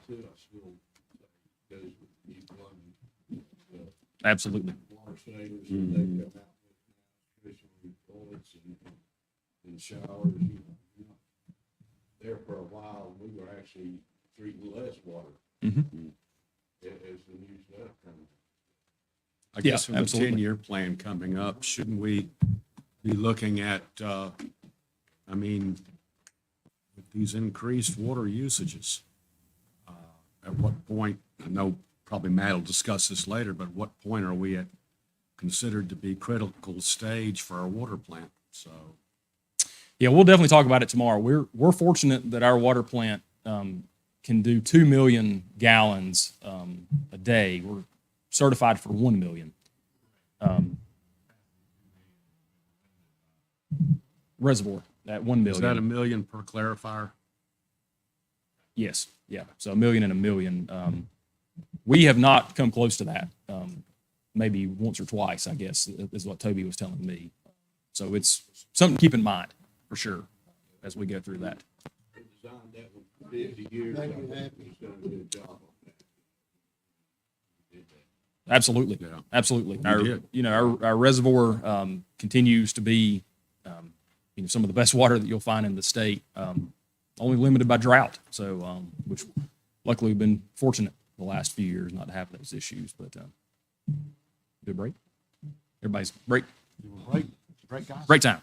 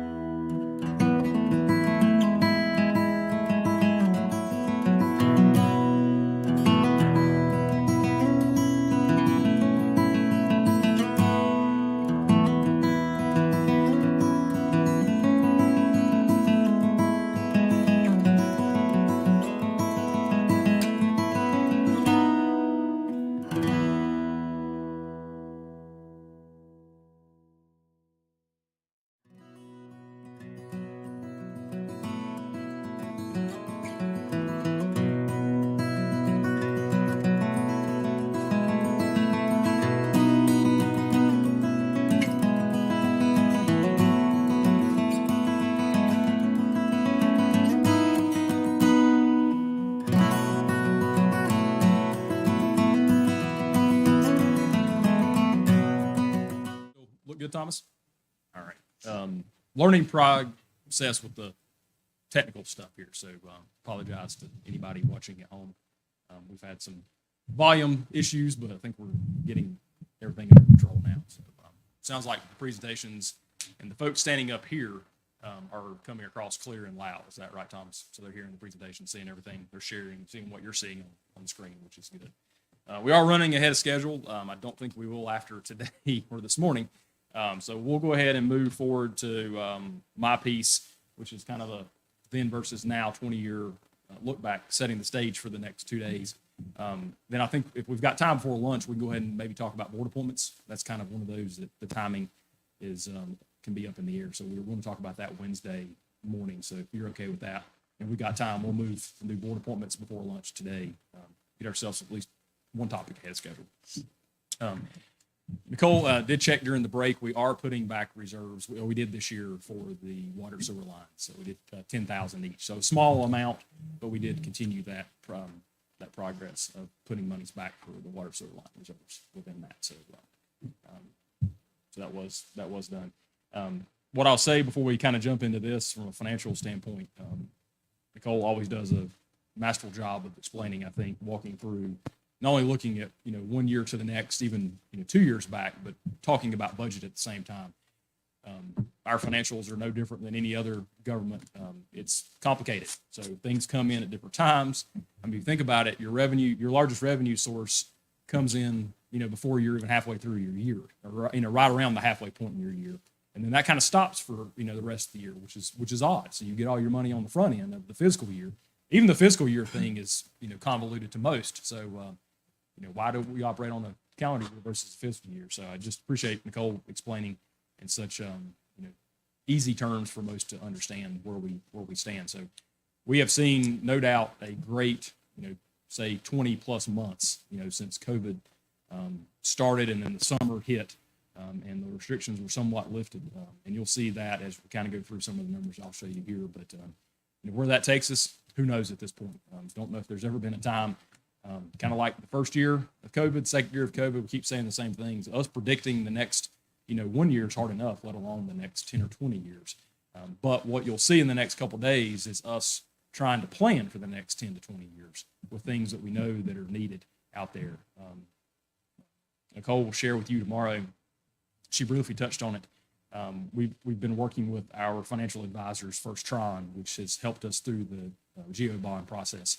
with looking at scenarios. And so the things you'll see the next couple days are all possible because of looking through and kind of seeing what flexibility we have within debt service and what flexibility we have within our rate structure. So we'll talk about that as we go through again tomorrow in the 10-year plan, et cetera. But there are plans, and so we've got a chance to present those to you. So I thought it was interesting, at least for me, to look back, and I was somewhat amazed and intrigued by a lot of the numbers I'm about to show you here. Nicole and I both were, and I hope you are, with just, if nothing else, curiosity gets you with some of these numbers over the last 20 years, what Blowing Rock has looked like. This year, what kicked this off really was the reval. So our property revaluation, which will be talked about after lunch today, is a required once every 8-year process. So Watauga County chose to do it once every 8 years.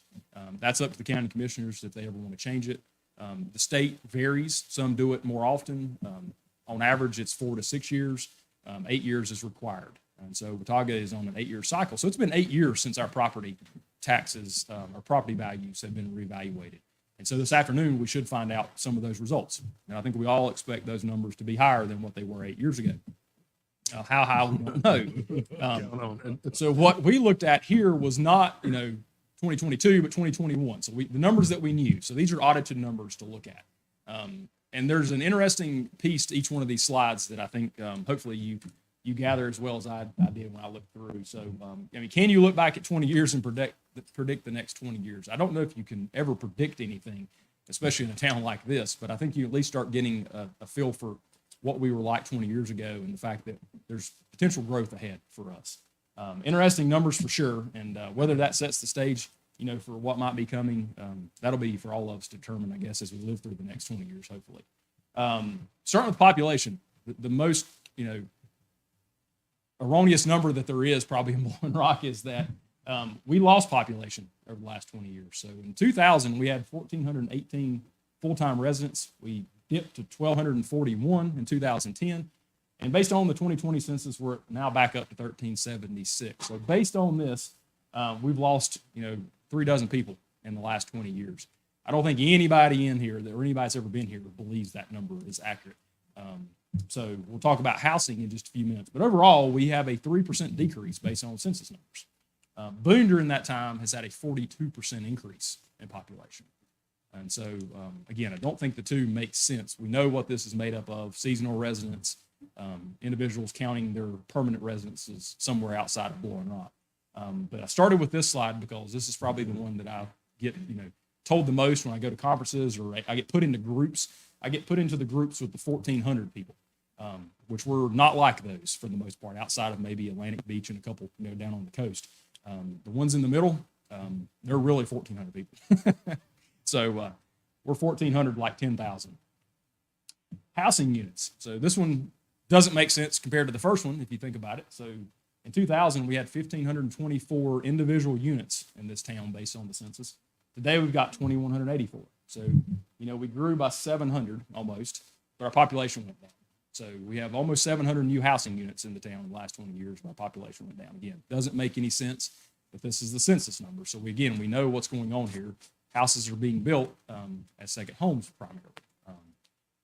Our 43% increase over the last 20 years is really comparable to Boone. So Boone saw a 52% increase. So Boone's population increase and housing increases obviously makes more sense than what our numbers does. And so, again, I thought that was interesting as you looked into the last 20 years. Individual units. So, so housing, apartments would be individual units within that. So there's a big difference in that. And we'll go through tax value in a minute.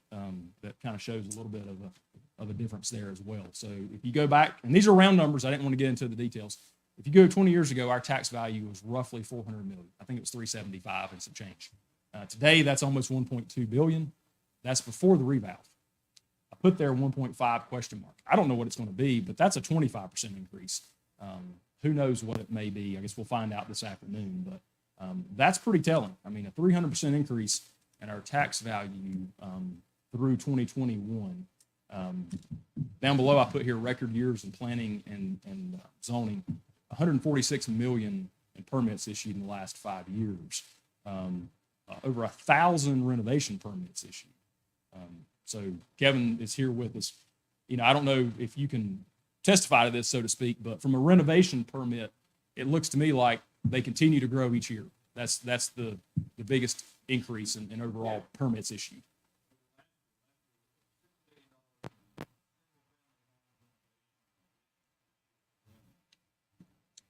So you're seeing money being spent on older homes, homes that are being purchased and renovated. So, you know, the housing units themselves may not look like they've grown a lot in the last 10 years. They have over the last 20 years, but we're still seeing the tremendous growth in the value. Again, that's before our property tax reval conversation today. Interesting thing, not that we're always comparing apples to apples, but just an interesting number. Boone's property tax value, again, before the tax reval, is 1.5 billion. Ours is right at 1.2. I think that's a number that also isn't really known out there. Is our tax value is not too far behind Boone's. One would think it would be, but it's not. Tax rate, another interesting number. If you go back 20 years ago, our tax rate was at 47 cents. Today is at 43.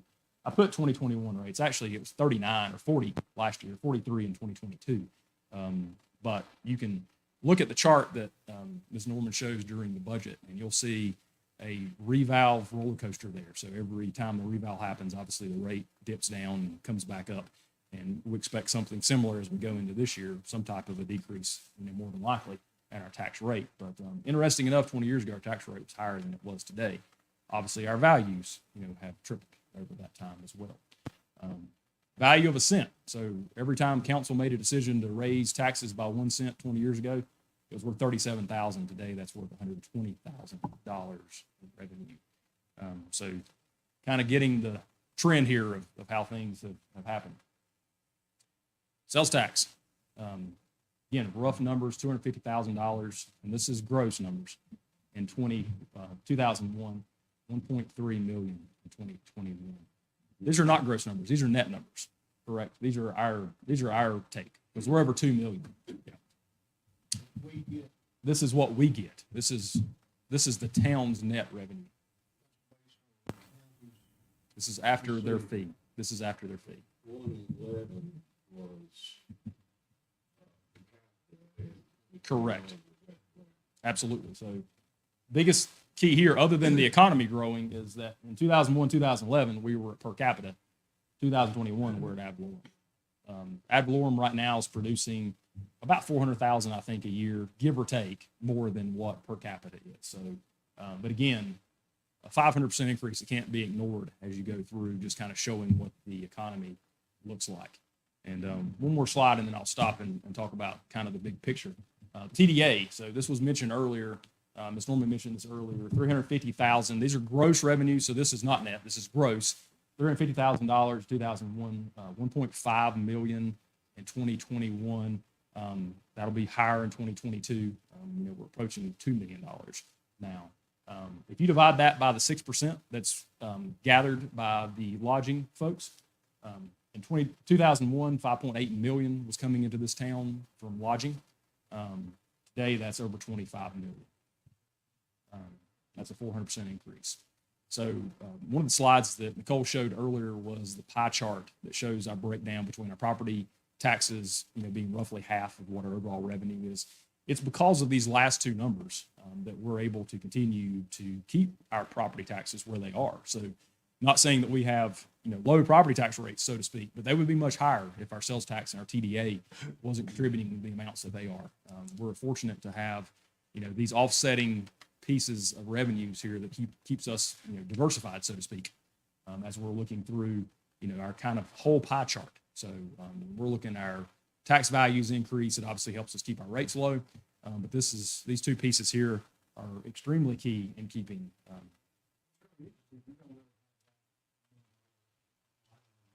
Correct. That is correct. And Tracy Brown will be here in the morning, and he's going to make that point. The average hotel rate per night is tremendous compared to what it was in 2001. I don't know if we have data from that, but in the last 2 or 3 years, a lot of them have doubled. He'll tell you, and just the demand is that high.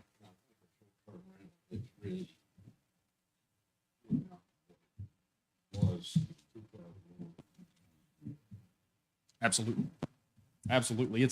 there is no doubt what these say, you know, so sales tax, if you recall, and if not, I'll tell you, sales tax is county-wide. So the sales tax for every county in this state is collected in Raleigh and then remitted back to the county.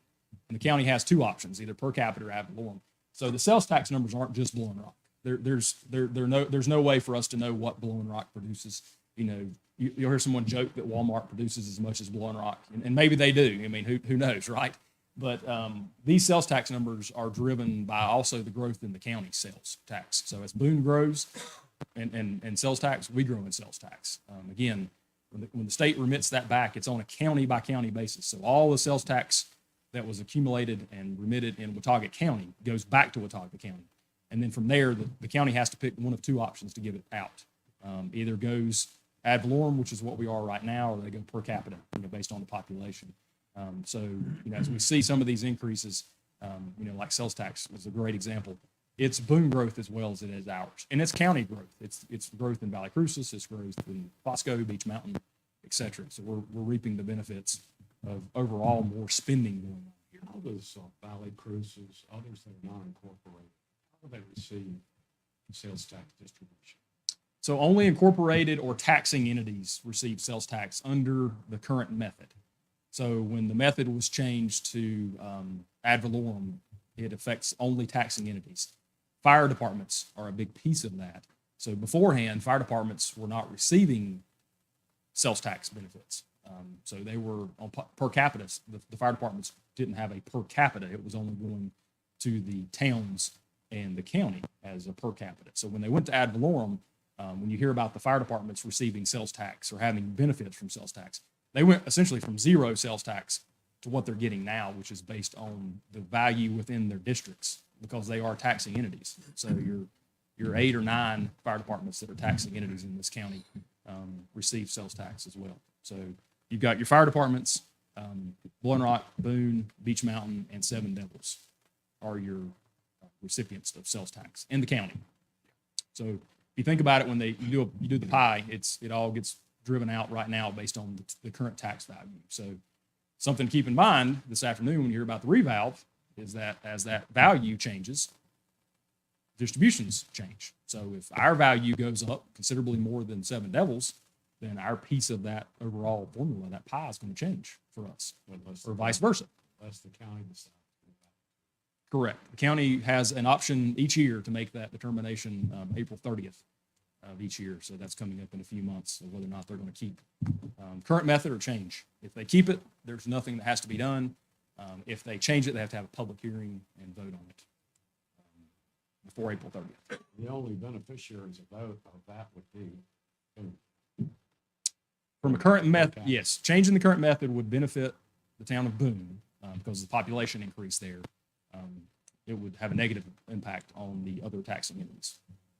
Fire departments would be yet to be determined on what decision would be made there. I've not, obviously this is not something on their discussion that I'm aware of, but if you were to change to per capita, it would change away from the fire departments receiving monies currently. And the current method that's being used within that.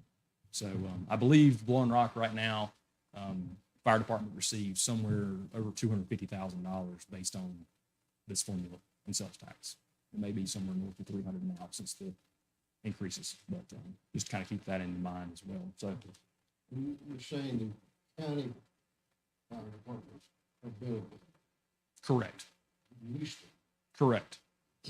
There used to be an allocation, I believe, that was sent to fire departments from the county that then went away once this method went into place. I think they were doing the hold harmless.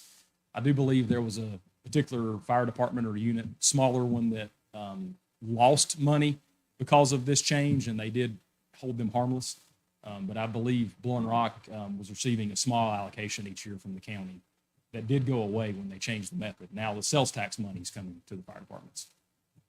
Can you speak to me about the elementary terms, layman's terms, the term revenue neutral? Is that a statute in North Carolina? Yes, it is. So Is it a paper statute or is it actual?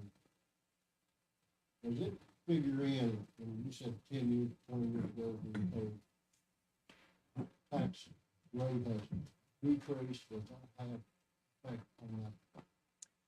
It does. So every year of a revalve. So this year's a revalve year for us. So this afternoon you'll hear from the county about the results of the revalve. So Miss Norman starts working on the budget for 2022. She is required by statute to show a revenue neutral option. So if your property, went up 50% in value, then we essentially have to show a 50% decrease, in the rate to show the revenue neutral option for each taxpayer overall, within the taxpayers. So that's a requirement under statute. So we do have to present a revenue neutral option to you all to decide on. So if values go up, then we'll present an option of rates that are less than what they are. That's presented to the county. It's presented to council as part of the budget process. Is there a state agency that oversees that? What if we just say, The LGC would be the first I would think come to mind, and Nicole can chime in here. I think the LGC would have an issue once because just like our audit, our budget documents are public and they're out there for the LGC to grab a hold of and review, and they do that a lot of times as they review the audit. So that would be the first people to essentially grab us and inform us that we'd broken a state statute if we didn't present that option. It does not mean, so what normally happens, it doesn't mean you all, have to pass revenue neutral. So, more than likely, not trying to jump ahead and predict the next 6 months, is we'll probably present we will absolutely present a revenue neutral option, but we'll also present a other option that is different than revenue neutral. You just have to show apples to apples what that would look like. So essentially, that would just show greater expenditures for projects, but it still comes out as a revenue neutral budget. So if Shane says we need another million for these projects, then they can plug that into the budget. And it still shows up as revenue neutral, correct? Yeah, our tax rate has to be shown revenue neutral as an option. It has to be. So regardless of what happens after that, that has to be done. We have to give you the option to potentially pass, what that would look like. So this year, we assume, again, we're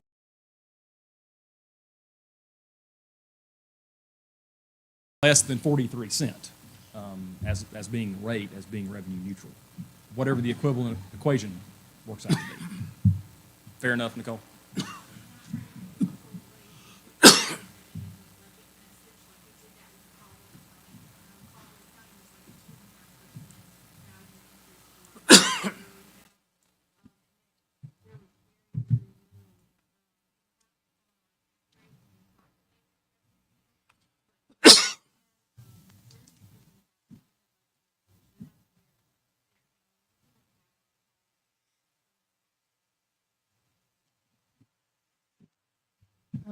One thing to keep in mind on the TDA rates through the 20 years is that they started at 3% and ended at 6% in 2021 too.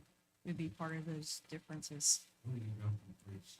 I knew somebody was going to ask me that. That's good. 2003, I think. Yeah, Somewhere, yeah. yeah. Good point. I had not. Yeah, so maybe 2001 is not as quite apples to apples, but if nothing else, you can see in the last 10 years. Yeah, the last 10 years. But yeah, overall lodging, and Tracy will give us an update tomorrow morning. Overall, we know we have a couple of new units that have come on in the last few years. Short-term rentals are something that really weren't a thing in 2001 that are now. So, I mean, there's definitely some changes in the quantity of our, hotel rooms, but the majority of this is rate driven. I think Tracy will definitely talk to that. We're seeing right now on pace, for that number to be close to 2 million this year. So it's no doubt that continues to grow.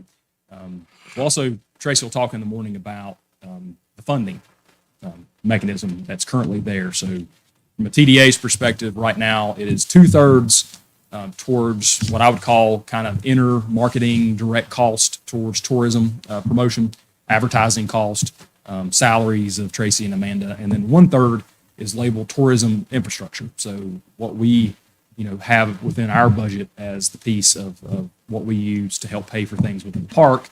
A lot of times we use it for projects. We use it for the Brom parking deck, debt service right now. So that's the 1/3 piece. So that formula has been there since 2003. It's a 2/3, 1/3 split of whatever gross revenues comes out to be. So That's a fixed formula that has been there. There is discussion. TDA, again, Trace will talk about it in the morning. TDA did meet a few weeks ago and discuss potentially lobbying the state to change that. Not the 2/3, 1/3 piece, but essentially the fund balance piece. What can be done with the fund balance that's left over after you finish a year? And the TDA did put into place, they did vote on that 50% last month, right? They did put it into place, a 50% fund balance policy like we have, which they had not had previously. Is the TDA required to have minimum fund balance like states? Yeah, they can, I've never seen, I can't recall ever seeing a white letter from a TDA, getting something kind of, from the state, so to speak, but 8% across all taxing entities or, local entities is kind of the going rate, 1 month worth of reserve. So TDA has excessive of 50%, so that's not an issue. It's excessive 50% fund balance. So their policy was put into place and approved and passed and in compliance at the same time. So that was something that they did put in place, I thought, which was a great, step to show that they're being diligent with the monies they're receiving right now. So they did put a 50% fund balance policy in place, 50% of expenditures. Is this after, Yes, it was.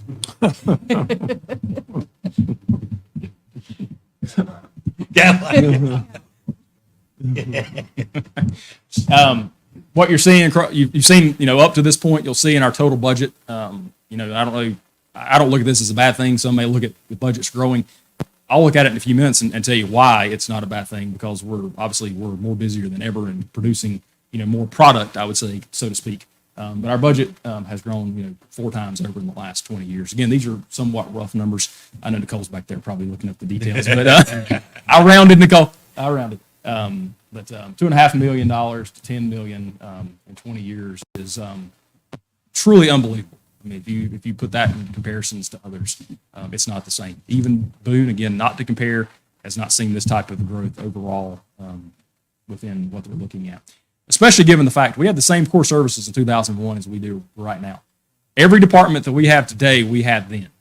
Landscaping has been the one that's kind of the newest, so to speak, growth-wise within Park and Rec.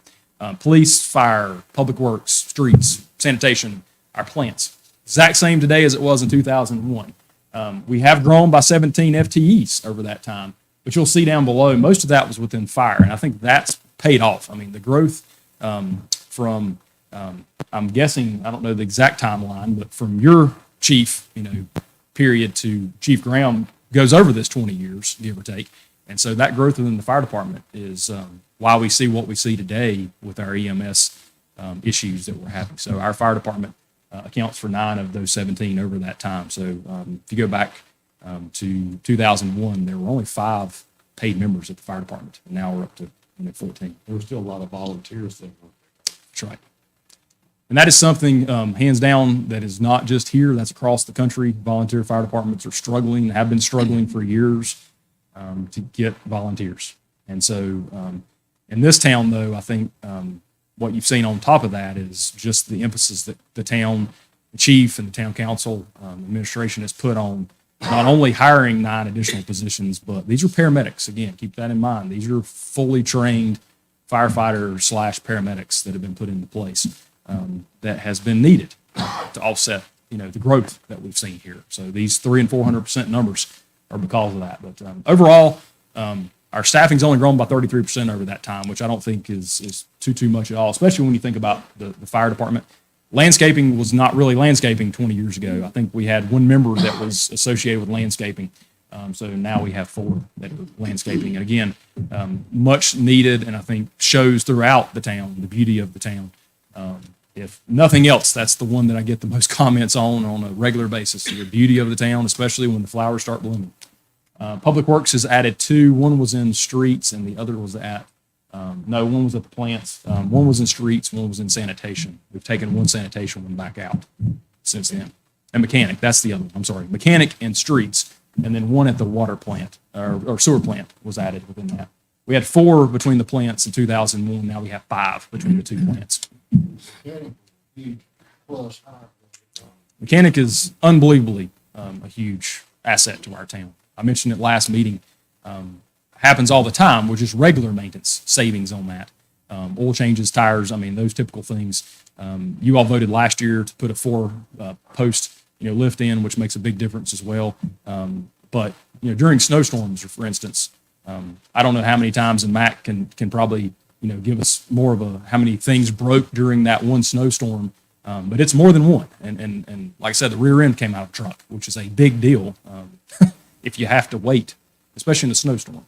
And so us having the Public Works building on top of that, I mean, having the facility that you all voted to put into place is a tremendous asset because Steve's got a place to work. He can go in and do his job. Beforehand, that wasn't as easy. I've seen pictures of the rusty metal building with the 2 bays, and I'm not so sure it was conducive to do the work that's being done right now. It was getting done, but he's got the ability now to pull it in and lift it and do the work that's needed. So huge asset.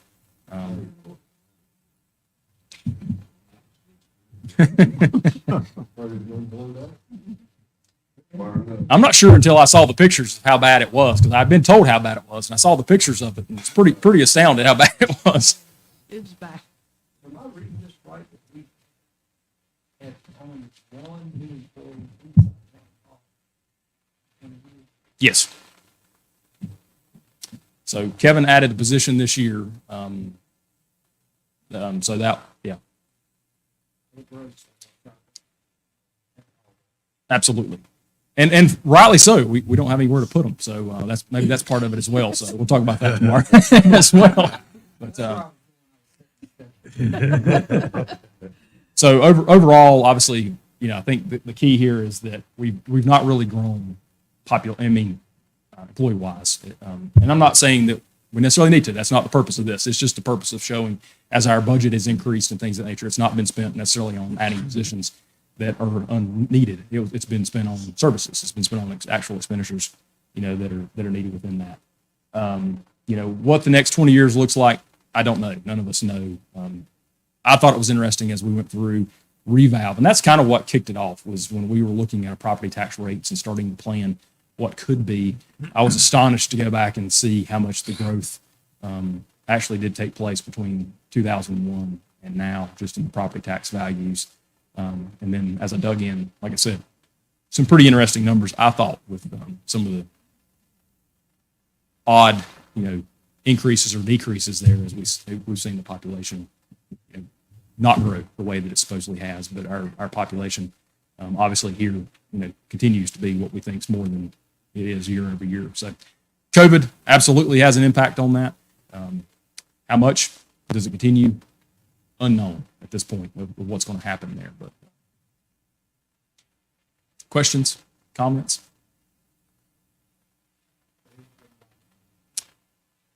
So Yeah. David, you and I can visit over here from Foley Center in 20 years and see what it looks like. Maybe, if we're lucky. Yeah, Melissa will come get. I'll get you out for a day visit.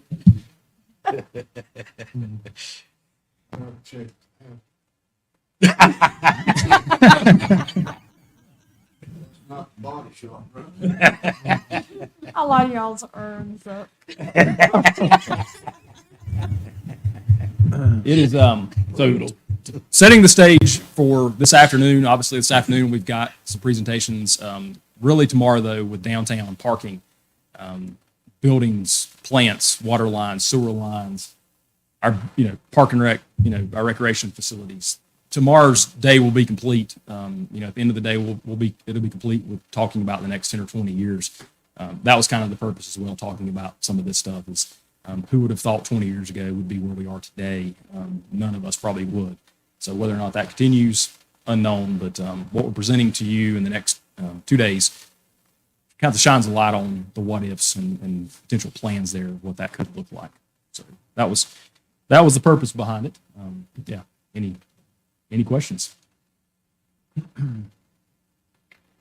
I do think, Shane, that I'll be looking forward to seeing your report in 2042.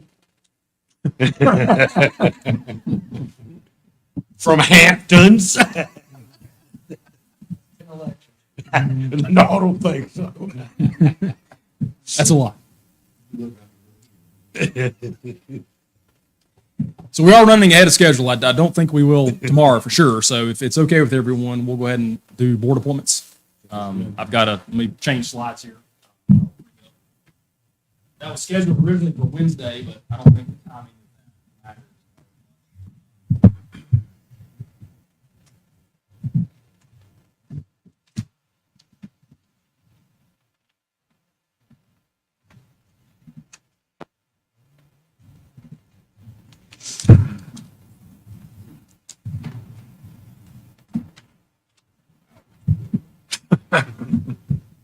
Just figuring that out.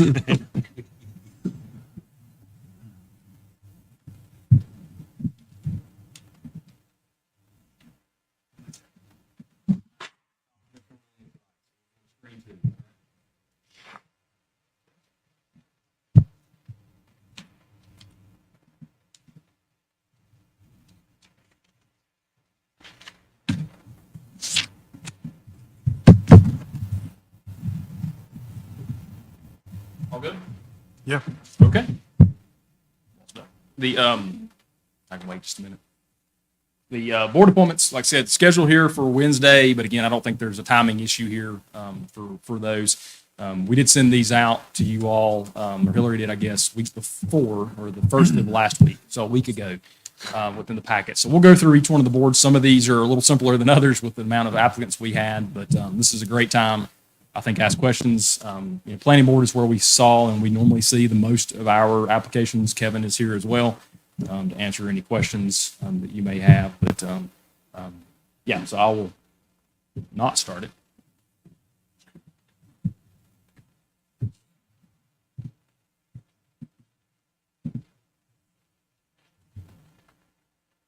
Okay, there we go. So, yeah, so number of seats open, info on the seat requirements, info on boards, and speak up during some of these because I think there's a little confusion or there's constantly questions here.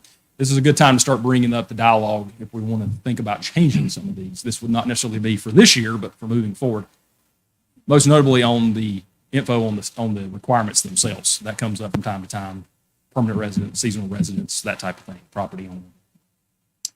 Planning board will start with the most, and there's a lot up here. So I think this, again, speaks to the fact that people are interested in planning. I don't think it has anything to do with Kevin or his ability, or maybe it's the fact that he's on his way out. But so we have 4 seats open in 2022, 8 members, so total of 9 members on the planning board, 8 members that must live within the town limits, 1 within the ETJ. Conduct studies, makes recommendations to the town council on matters related to growth and development of the town. Planning board reviews all requests for new subdivisions, all requests for zoning changes, requests for new commercial development, and makes recommendations to the town council and proposes any changes to the land use. This board continues to be highly sought after. We do have 4 expiring terms. Mr. Pete Gerini, who is expiring his term now since he's here, vacating his seat to be on the town council. Mr. Mike Page, Mr. Sam Glover, and vacant. That was Bill Wes Carter's, seat, right? Yeah, so Wes Carter's seat had not been filled. Wes unfortunately passed away year before last, or the beginning of last year. So we do have 4 seats that are up. Only one of those 4 seats reapplied, which is Sam Glover. So we do have 12 applications that were submitted here. Kevin, you want to add anything about any of these from a requirement standpoint? Did you look through each one of them? Yes.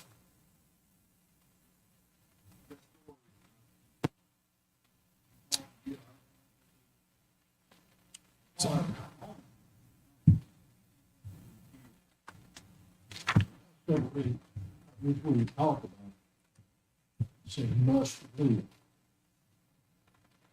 That's pretty wrong.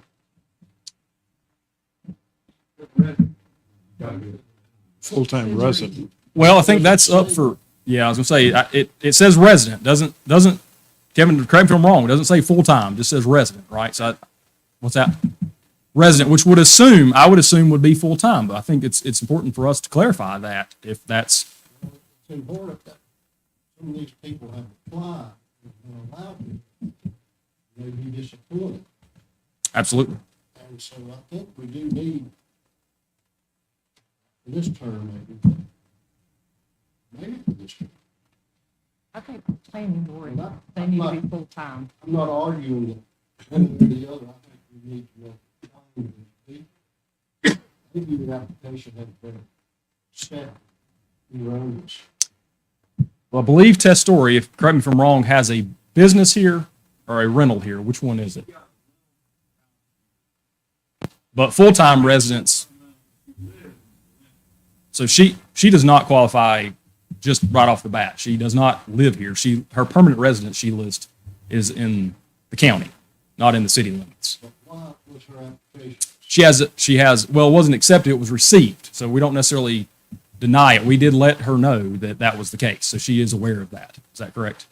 Yes. So we did put the name up here, but we have informed her that her home that she has here is not her residence. Yes, maybe we need to think about making that a part of your duty. Tell these people, when it's something. Sure. We have, I mean, we can simply just not have it up here. We can deny it. I wanted to, the reason I was up here is to have this conversation. I mean, part of it is to say That's good. that from time to time, we do have this, and I think it's going to continue to be that way as we go through these boards. So it says resident, so It says that 8 members appointed by the town. so residing would be full-time, voting here. I think it needs to be clarified. So if you're registered to vote here, that could be something you could consider as being a change to this. So you have a residence within the town limits and it's your voting residence. You can only have one voting residence in the country. Residing here, I think gets to be tricky because some people are here more than 6 months out of the year, but they're not here 12 months out of the year. So I think, and some of those people, again, if they're voting here, doesn't mean they live here 12 months out of the year. They vote here and live somewhere else for 3 or 4 months. I think that's what I was Yes. registered. This would have to be future, it couldn't be for this round. I think to be fair, it would be for the future, but I will say as we go through here, only I think one falls within that category after this, and that's Mr. McGill. Is that right? Everybody else is permanent or votes here.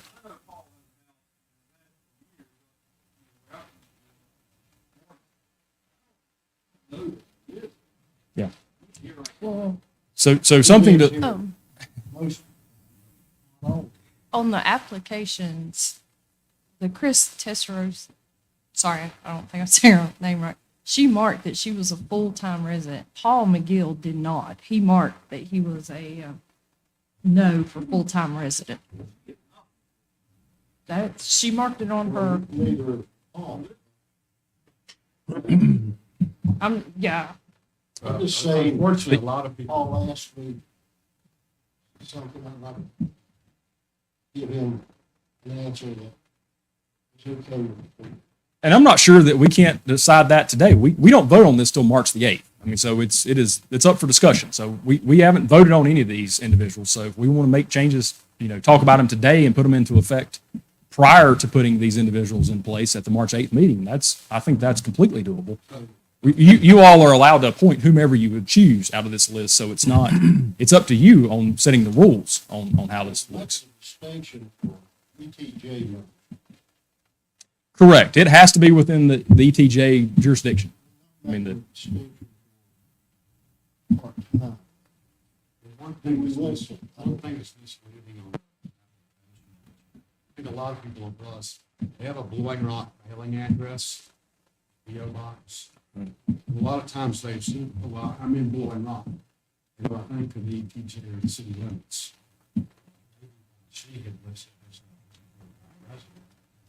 I don't know, that's just my assumption, because I'm from Blowing Rock. It could be because she lists her home address as 122 Dagus Drive, Blowing Rock, North Carolina. And I believe, Sorrento, I believe they are in a Blowing Rock mailing. it is, but that's right. but we're not using the term corporate limits. Correct. I think we can do a much better job of clarifying Good this point. exactly on how we want to clarify it moving forward. But we're distinguishing membership partially from the ETJ. Now, there are a lot more people, a lot of people with pretty good houses here that aren't being distinguished by, you live here 9 months a year, but I'm sorry. I think my personal opinion, I think certain planning board, I think needs to be a full-time resident. Voter. Because there's almost always something going on, but coming off of BRAC, It needs to be a voter. I don't think BRAC necessarily needed to be a full-time resident because we didn't meet necessarily every month. And while I sat on BRAC, we actually had part-time resident board members. So I think it might depend on the board. Pete? I think it's important as we move forward here for all of us to consider that people that apply for the planning board are potential people that are going to run for office. And so with that in mind, it's important to look at these people that have applied. And I see 2 or 3 people that have expressed interest at some point in the future of running for town council. So we need, and David, I think, you and I came through the process, and it's a great training ground. You get to know everything that's going on, and with Kevin and Tammy's help, you know everything for the most part that's going on. And I think if you're going to run for town council, you better know what's going on, is I think the point. So I would encourage all of us to really look at the applicants and understand that we may have some future council members, and also start the process of a younger generation coming into town council. Not that I'm excluding Albert, being the senior member here, but Thank you, partner. You actually mentioned, you, David, you actually been on the board prior. David? Am I to assume that we do not have an ETJ open seat? Correct. Yeah. So our 4 expiring terms or vacant seats are all within the town limits, voting, residing, whatever discussion. We would need to obviously make that change March 8th before we formally voted on this, if we make sure that the ones that we're voting on do qualify for that. But this is the one board that does come up, and it comes up not just from the council, it comes up from a lot of citizens about wanting to be a part of it, what the requirements are, or vice versa about others' requirements within this. The planning board is the hot seat, so to speak, and always probably will be in this town, just in the eyes being on them, so to speak. So.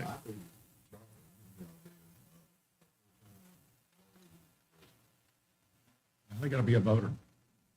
For planning. You can lie to the. Oh, absolutely. elections and they may not pick. Well, I can't count, The rule- how many times you vote every year, okay? Rule for vote, what you're saying for voting is where you sleep. That's right. Where you reside. Well, you can tell them they're not gonna come. If that's somebody turns you in. So Kevin made the point, this is part of the code. So I mean, again, if you want to change it, the code says resides. Doesn't say voting. We assume that the two mean the same, but if we want to clarify this, we would need to change the code. I don't think,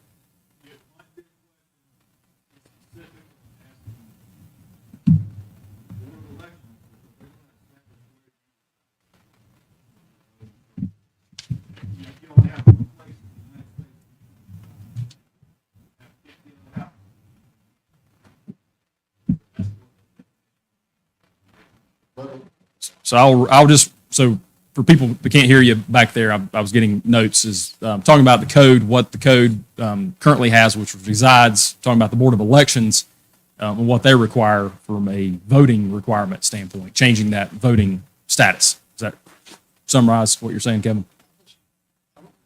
When you judge is driving it using the Board of Election. I think we need to have our own. No. So we can look up that part. So if we clarify that it has to be a voting member that resides here, if that's the clarification, then we can handle the lookup part on the backside, whether or not the person actually does vote here. I think residing, just my professional opinion, saying the word residing full-time, part-time is going to be where it gets tricky, because voting is the clearest if you're asking my opinion on it, but It's tricky with one of the ranches, that a lot of people live in Alexander County, and they put the Hickory address, and they lie about it, come and vote Hickory until they get taught. So they can't come in. Yeah. So there, we've got a chance. sure. I think we talk about real definition. Where you, Certainly. That's really, that's hard to do. The only way that I can see to do that is through voting laws. I don't know how else you can track it. You have people that live here 8 months, still can do voting here. maybe it's, I think at least we should What- run it past out. What is the definition, people's alluding to a lot, which I agree a lot do come off of, planning board that run for council. What's the definition of running for public office? How do they define that? You have to be a voter. Yeah. You have to live in the city limits also, right? Yes. Is there a time specification on that city limits? Or how long you live in the city limits? Sorry. No. 30 or 45 days. Yeah, I was gonna say, just as long as you're under So the, as long under as the you're a voting voter requirements. And you live in the city limits. That's the two Correct. specifications. So to me, it would be, Might be good, Charlie. so you could just put the same specifications on this. I just think it's that important to the board that meets at least once a month to clarify this, especially if you look with 12 applicants, to specify that way they know when they're putting in for what we expect from the council. Yeah, I couldn't, I agree on all points. This board is obviously, you know, very, very important. And council puts a lot at times on them and charges them with a lot. And it does have a tendency to, you know, move from there to this office, this position, a lot of times. So I think this one is on here first for this exact conversation, because there may need to be some clarification that is put into place. And Alan, of course, would go review anything. So if we want to move forward in March with these positions, or if we want to discuss the changes before that. And I'm not sure that the two can't happen at the same time. It's just a matter of, it's up for discussion. If the March 8th council meeting wants to have a segment in which we're discussing any changes to the code, we'd have to have a public hearing, right, Kevin, within that? Yes, so it'd be a public hearing. If you did it this time, could you send out the new regulations to these 12 and say, do you still fit into this criteria to submit your application? Change the food this time. But I think a lot of it's determined to what the county states as voter requirements. But the county states that you must reside in the vote. Or you must reside in the town of Boone to be able to vote for the town of Boone. I don't know how they clarify that. But that's probably why we use the term reside. Yeah, it's the same thing. So you have to pick a permanent, you have to pick your voting residence. So when you move here from somewhere else or change it from somewhere else, you can only pick one. So there's not a great deal of in-depth work that goes on. You're swearing to an affidavit that you reside in the town of Blowing Rock, and you change your voting for the town of Blowing Rock. So I just went through that process. There's nothing other than, it's an online process that you do and change your voter registration to, from one location to the other. And you swear, that your testimony is accurate and fair and true. So it is definitely a Yeah, if it's all right, this council is in. I want to do this. I would agree with that. Yes, to include the language registered voter in the town of Blowing Rock.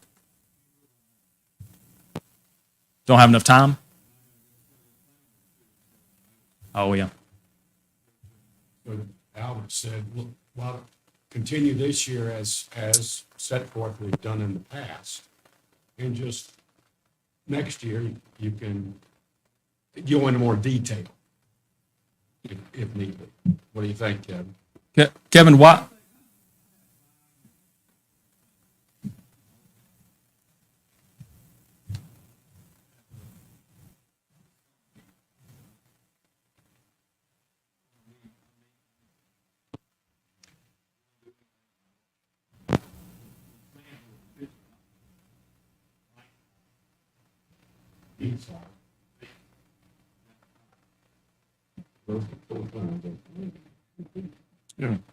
So, Well, maybe we could just let it be in our gray matter. Well, okay, We- so these people must reside within the city limits of the town of Blue. Well, That's not changing the order. that's correct. That says it is now. That's how it is now. Must reside here. So if you want to take in consideration as you're thinking your nominees towards potential changes, it sounds like the next step would be to have those go through the normal process and come back to you in April or May, for the changes. But there's nothing that says you can't pick who you want to pick here based on your own decision within that, just like there is for every board. Other than they have to reside here. So that is currently the code. They must reside within the town limits. And I don't know if we want to stir up the water attendance, but one person on that list of their attendance has been visible. Attendance is a part, again, there's nothing that's written about attendance other than you are expected to attend. But there's no percentages on any of our boards or anything of that nature that talks about it. So attendance is something that does come up. And again, that's for you all to determine, what that looks like. Now, we do have some boards. I know TDA, for instance, I think if you miss 2 meetings in a row, you're at that point considered up for removal. So we do have that within the TDA board. I think that's the only one that I can recall I think seeing. BRAC may have something similar. BRAC has an attendance policy, don't we? Or did, sorry. So, Board habits you know, not that's hard. an attendance policy is another one of those that we may want to clarify. If you have expectations of a percentage or, miss 2 meetings in a row. While we're doing it, Okay. Charlie, I'm looking to you, and what do you say we do about this? For this year, Mark? Right now, I it needs think to right stand now, as we it keep is. it as is. You must be a resident of the town of Blowing Rock within the city limits. That's what we've done in the past, correct, Kevin? Let's keep it at that. And then if talk to Alan, we'll talk to Alan moving forward and say, should we change this? Should it be, it's not really a code change if we're going for further clarification. Okay, if we say you must be a resident and a voter. I don't know. So you're saying some people's names are up there we shouldn't consider, I think that the people, not naming them. no, I think it's great these people have submitted their applications. I think that says a lot. We just need to make them aware that they need to reside within the city limits of the town of Blowing Rock. And like I said, the reside voter, and I think we need to put, a needs clause in there. yeah, that was something we will have to do for next year. Yeah. Right now, Kevin just needs people on the board. So when you're thinking of it, when you think of attendance, planning board normally meets 10 to 12 times a year. I mean, on average, there's a month or two usually that they don't meet, but pretty consistently monthly. Sometimes maybe even more often than that if there's subcommittees and things of that nature that are put together. Board of Adjustments is as needed. TDA's quarterly, ABC's monthly, and BRAC is essentially as needed at this point. So those are things to keep in mind from an attendance standpoint. Planning Board, obviously, other than ABC, which meets 12 months out of the year. Planning board meets the most consistent of any other board that we have. And so when you're thinking about attendance policies, and again, I think what Doug made the comment is right. The time is now. If we make any changes to our ordinance or our code or just our policies, we do it all at one time, moving forward. We're not going to do it now, We don't but have the time. that's right. Not going to have time to do it, but these are things we absolutely need to consider. So That's something we consider moving forward, is get everybody's thoughts. Because I had thought about it before, but when individuals live in Sorrento or wherever and they have a Blowing Rock mailing address, and their address is Blowing Rock, North Carolina, they kind of assume, I guess, that they do all. yeah, it's like trust me that the number of complaints we get, trash pickup, et cetera, from outside of the town limits is just as many as it is inside, it seems like. So, yeah, Blowing Rock goes to Niley Cook, Sorrento, and back around. So it is a large footprint from a zip code My standpoint. thought is we keep it as is till we have time to look at, talk to Alan and Kevin. For this year, we keep it as is, as we have in the past, and consider whoever we're considering for these appointments, particularly planning board, must be what we call a resident of the town of Boyd. What do you think? Well, what applies to these people right now? But they must be a resident of the town limits of Blowing Rock. That's the exact language I think that's in. So we're just going to be cheating up.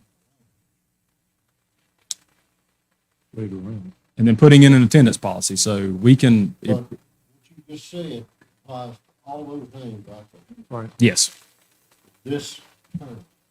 correct. That's always been the case, but it continues to be the case here. So just, Just think we ought to, in the new, we ought to have some kind of provision, and if we find out, well, your application was invalid, tell them right there. Oh, I'm thinking it's in all due respect, that's the thing to do. And we might want to put clarification on the application that states you must reside within the city limits of the town of Blowing Rock and be a registered voter. Or we could, that's something we can work on moving.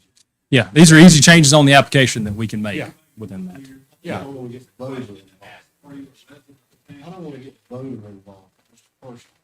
okay. I'm not gonna want to, I'm not gonna even want to Well, I figure if you don't want to vote, well, Yeah.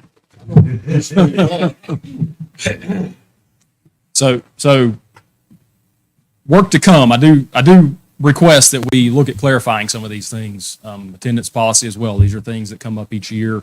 A lot of conversation like this happens, and then we don't take action on it. And that's before my time and has continued during that time. Is don't we have an attendance policy? Some we do, some we don't. Haven't we clarified that? Not necessarily. So I do think it's time to clarify moving forward what we want to do with each of these boards from a requirement standpoint. We did have 12 applications. They're listed up here. I won't go through each one of them, but again, 12 for 4 spots. So great turnout. People are interested in the planning board. Board of Adjustments only meets as needed. We do have 1 full-time seat up in 2022. Overall, there are 5 that live within the town limits of the members, 1 ETJ and 3 alternates. So we're back to the 9-member board. 5 serve, or 6 serve, I'm sorry, at each meeting. The land use ordinance establishes regulations for use and development of land within the town. An owner can request a variance from specific regulations in the ordinance. Board of Adjustments reviews those variances. This is a board, like I said, that only meets when needed. There's been years in which they've not met hardly at all. There's been years since I've been here, they've met, back to back to back months with certain hearings. So this is as needed as variances come up that are requested. We have 1 expiring term, which is EB Springs, and we have 1 application, which is EB Springs. Now, on the planning board applications, we normally do ask as we go through, because this is typical because of the number of applications, if anybody's willing to serve on other boards. We did have some that are willing to serve on other boards as well. Only one technical Board of Adjustment application came in, though, that was just for the Board of Adjustments. Is that right, Hillary? Which was EB Springs. ABC Board, same scenario. We have one seat that's available. We have 3 total board members there, all 3 within the town limits, live within the town limits. This is another one. As we look at planning board, we may want to look at each one of these as well. It does say live within the town limits, or reside within the town limits. ABC Board oversees the operations of the ABC store, policies and procedures. They do meet monthly. We have one expiring term, Jerry Starnes, and we have one applicant for this, which was Jerry Starnes. Certainly, please ask. That, we've always felt that that person should also be a voter, because if you're gonna keep alcohol back then when we were voting on alcohol quite a bit, if you're gonna be on that board, you need to be able to vote. Keep it in. Certainly. Yeah, good point, for sure.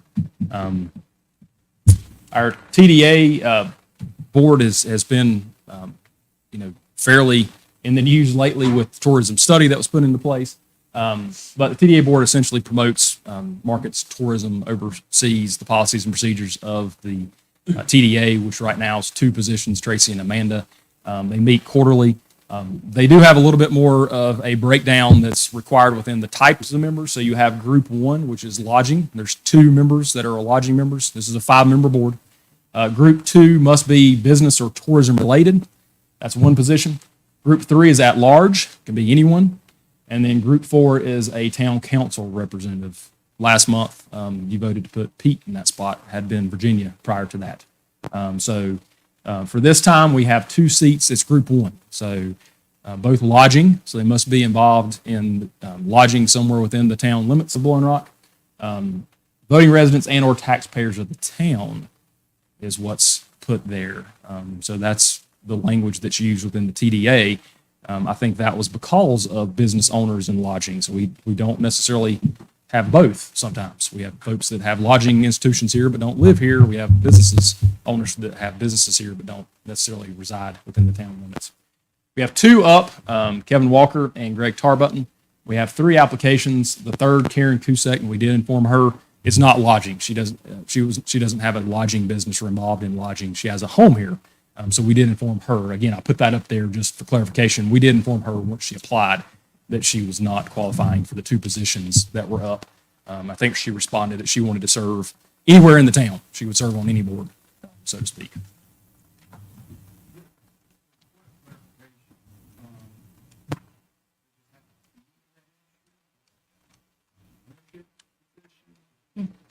Click. Go ahead. It can be like one of the managers. It could be, yeah. So I think that the tricky part, this came up maybe my first year here, was that if an employee, owning a business that's involved in lodging is different than being an employee, so to speak, from longevity wise. So what happens at that point, the discussion is, and this has happened previously in the history of the TDA, is you'd have to reappoint someone. So if someone was the general manager of ABC Lodge and they resigned and terminated, that type of thing, so they would lose their qualification at that point. Same if you sold your lodging industry. If you owned a hotel, motel, if you're involved in short-term rentals, like Mr. Walker is, then you would, if you leave that business, you no longer qualify for that position, and would lose that appointing.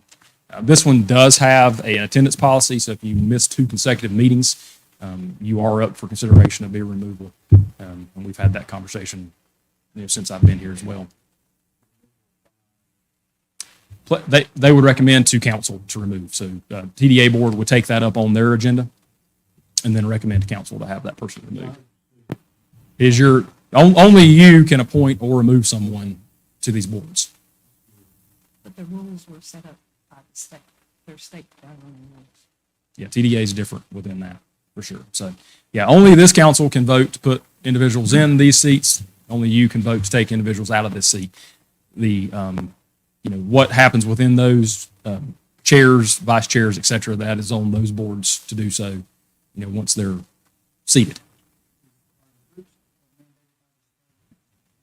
No, that's by you all. So you changed that a number of years ago. I think it was 2019. There was some changes to the groupings within the TDA, and I can't remember what the change was now. I think it was with the at-large position, At large, and then, we always had two.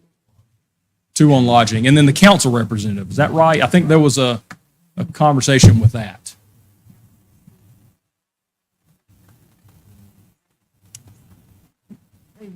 They weren't pigeonholed into one of the. Yeah, okay. so it was for the council seat, and that was in 2019 or 18. It's been a few years ago.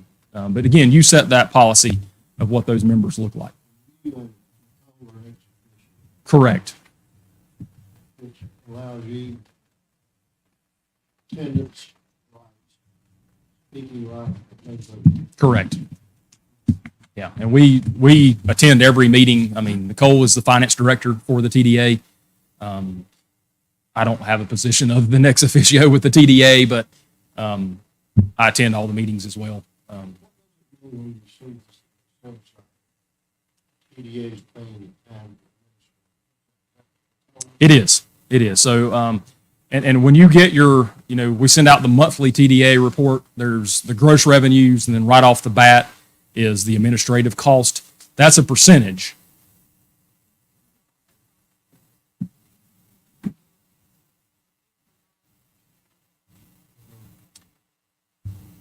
Yeah, so not just Nicole, that's a good point. So HR, payroll, the TDA, other than Tracy and Amanda, in their positions, they don't have any administrative positions.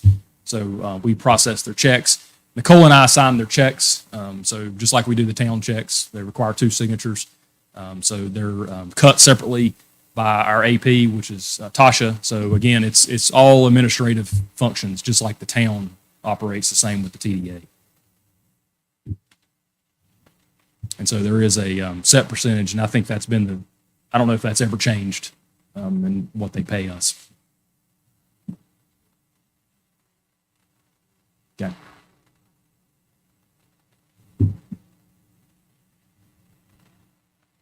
It's based on our salaries, correct? So it's based on our salaries, a percentage of that goes to that. So if you think about it from a weekly standpoint, every week we cut checks for the town and the TDA, so that's a weekly thing, payroll every other week. So there's pretty consistent amounts of work that's being done by the, what I call the town staff, for the TDA that helps pay for that. It is not 1/3 of Tracy Brown's anything, no. So, no, not at all. And then our last board, BRAC, so 2 seats open in 2022. 5 total live within the town planning and zoning jurisdiction. So again, not that these were set up exactly how they were supposed to be set up, but they are, again, the rules do change from board to board. So this is within the planning and zoning jurisdiction. BRAC shall have all responsibilities and duties imposed by the town council, you all, and shall promote and assist in the implementation of general community beautification in accordance with the adopted town plans and policies. They also study the appearance and characteristics of the town and recommend standards and policies for design of the town.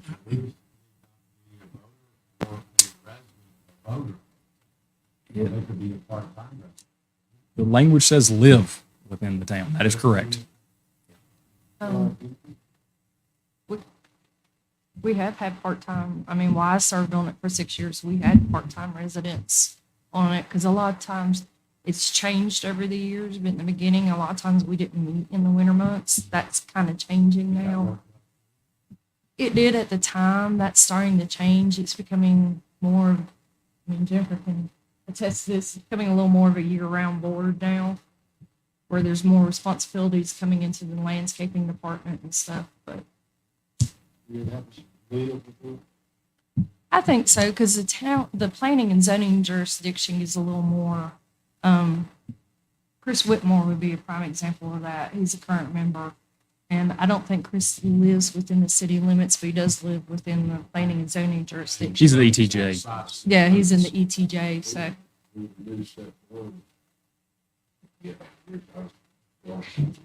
It was it's reduced twice since I've been on it. It went from 9, 7 to 5. And 5 is a great number, I think, for that. Jennifer might disagree, but I think it's a good number. Yeah, and this board does meet. I mean, I won't say haphazardly, but it does. It meets more often than quarterly. It meets more often, than twice a year. So it's just It as meets, yeah, 8 to 9. 8 to 9, I would say on average within that. We have 2 seats up, just like Pete. Melissa vacated her seat to become a town council member, and Bo Henderson. We have 2 applications, one Bo Henderson and one Whitney Brown.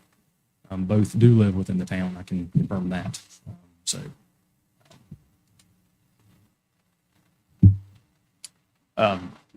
So that's the board appointments. The next step, other than for us to start working on maybe clarifying some of this, and I would offer feedback, as we go through this process of what we think. We'd have to go, like Kevin said, back through the typical process of changing the overall ordinance, and then eventually a public hearing in front of you all. But March 8th is our council meeting. We're a month behind where we normally are because of changing the retreat. Not that matters. The only real board that meets between now and then would be planning board. I don't think we have any other meetings scheduled, TDAs after that as well. But now, we have Pete currently on that board to fill that vacancy. So next step would be the March 8th town council meeting, us going through the typical ballot process of voting for these positions. So any questions between now and then, please direct my way. If it's planning, Board of Adjustment, I can direct it to Kevin if there's any technical questions there. Yes, Dave. Mm-hmm. Is it always a group that's rolling up at a certain time? It is, but that's the only group that has 2. So I don't know why it was established that way. So lodging has 2 members, everyone else has 1. So last year we had, last year we had the business tourism related position that rolled off. These are 3-year terms. So It mainly started that way, running the lodging, because they felt like that's who produces the most. I don't have a problem. They felt like they should have the bigger sites to always do. Yeah, I have a problem. It'd be nice if it staggered. Subject knowledge rolling up. good point. We could, Fix it later, say, one lodging positions for 2 years. That's what I was gonna say. 3 years. you could give one of them a different term this time. So that's not a state. No, that's up to you to determine the members of the board. Road service. Brian. Well, I think and I'll have to clarify, I was there gonna is say, some would that have to lodging be language, yeah, it has to, this doesn't have to be approved by the state, that I recall, because we made the change in 19 without approval, but there is some language towards the lodging that I think there has to be at least one member that's representative of lodging. I can confirm that from a state, I remember or from the when- charter. Yeah, when we think. first started, it was kind of geared towards one, because of the way the town was set up, one small property, one larger property is what we were trying for. So like Green Park, Meadowbrook, Chatola, all of them were getting a representation, and then the smaller ones were getting a representation because it was kind of two different types of business, but that's about the only thing I really remember from it. But I mean, you could assign like a Kevin a 2-year term this time and Greg a 3-year, so they don't come off at the same time again.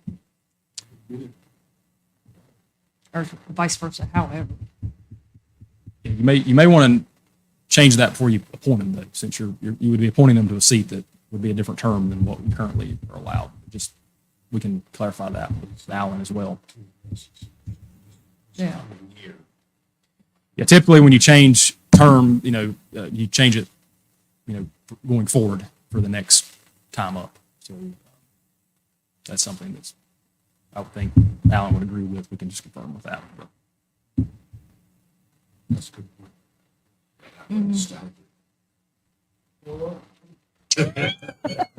Boy, God forbid after. David, what's gonna happen after? Get David a little more room here. So we are, getting close to lunch. I think we're about 10 or 15 minutes out from lunch. So obviously time for a break.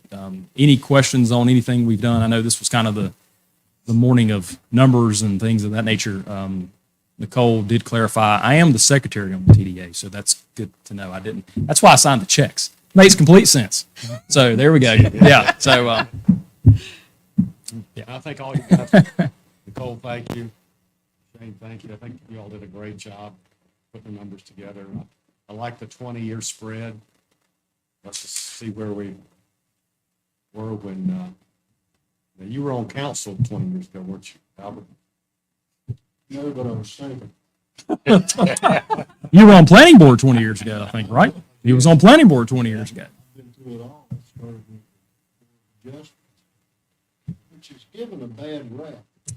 I don't think they're worthwhile. But when they meet, get a decision, and then really important, because the next step is important.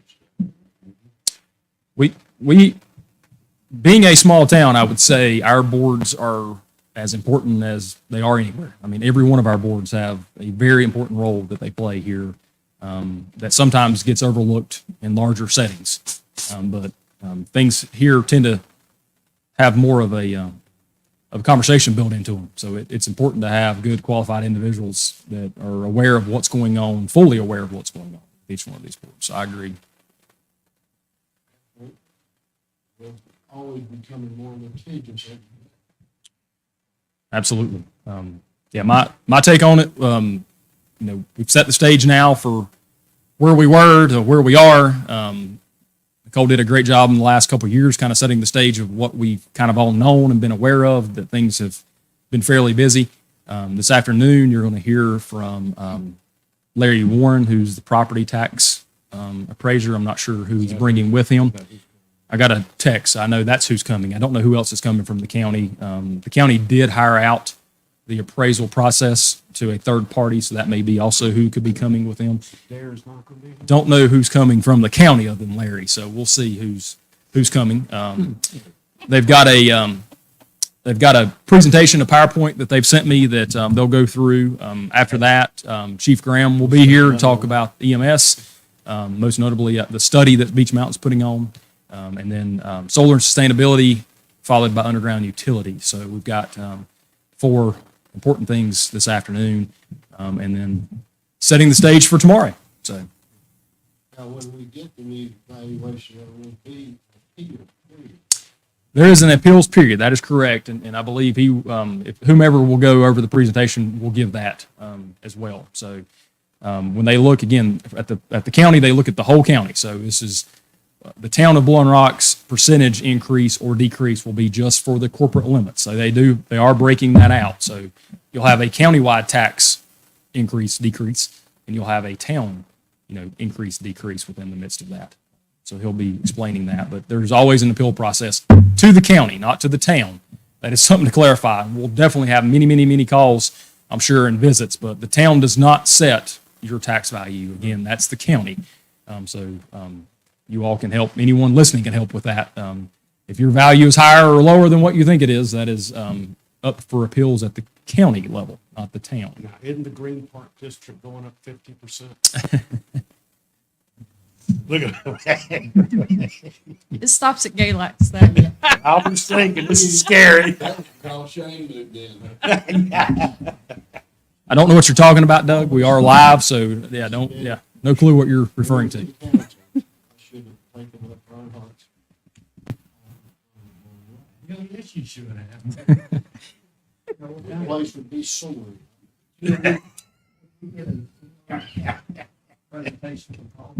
We did not. So Caldwell has not typically done that. Our percentage of our Caldwell is about 100 parcels. I think 108 maybe come to mind. Hillary's not here. But Caldwell did not choose to do that last year, and the percentage was 2.5%. So we didn't feel like it was something that was worth necessarily the conversation, and they didn't offer it at the same time. So We we went from 2.2 million tax value. so an increase, but I don't think it's what we're probably expecting from Watauga. Some counties have gone before, have they not? They have. So when you think about a revalve, you can think about it in 2 different ways. One, after 8 years, it's a catch up. So you're catching up, good or bad. I think you can also look at it as you're potentially missing out during that 8 years too. And if the tax value is going down, then your homeowners are paying more for that period of time. If it's going up, they're paying less for that period of time. But essentially, most people will say a revalve is a catch-up period. It's catching you up to where your values are. Like anything, I think the timing of that makes all the difference in the world. I mean, them doing it right now versus, 2 years ago makes all the difference in the world. So, but the county tax, the county commissioners set that. So they have to set that at least, I believe, 2 years in advance to give warning, so to speak, when a revalve. And a revalve takes about a year or more to complete. Larry, I think, will be the one, again, I think he may be coming to do the presentation. He'll tell the number of parcels in the county, but it's somewhere north of 25 or 30,000 Well, parcels. now, 8 years ago, we didn't see an increase. We were still riding a 2008 scenario. Remember, they done 1 year, there was a decrease. They went 4 years and 6 years on that rebound. They went 4 years and then they changed it back. Okay. There's been, It's been changed before from 8 to something else to this one. It's been changed before. I think they did that for softening the sticker.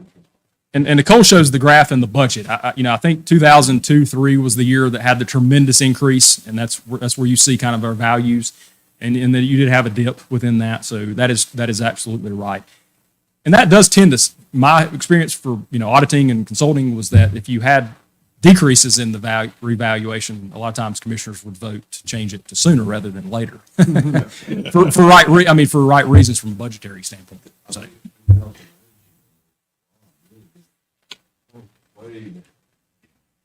So again, timing's everything, but it does, again, it's 50% of our budget, sets the stage for a lot of conversations for us to be had tomorrow, so.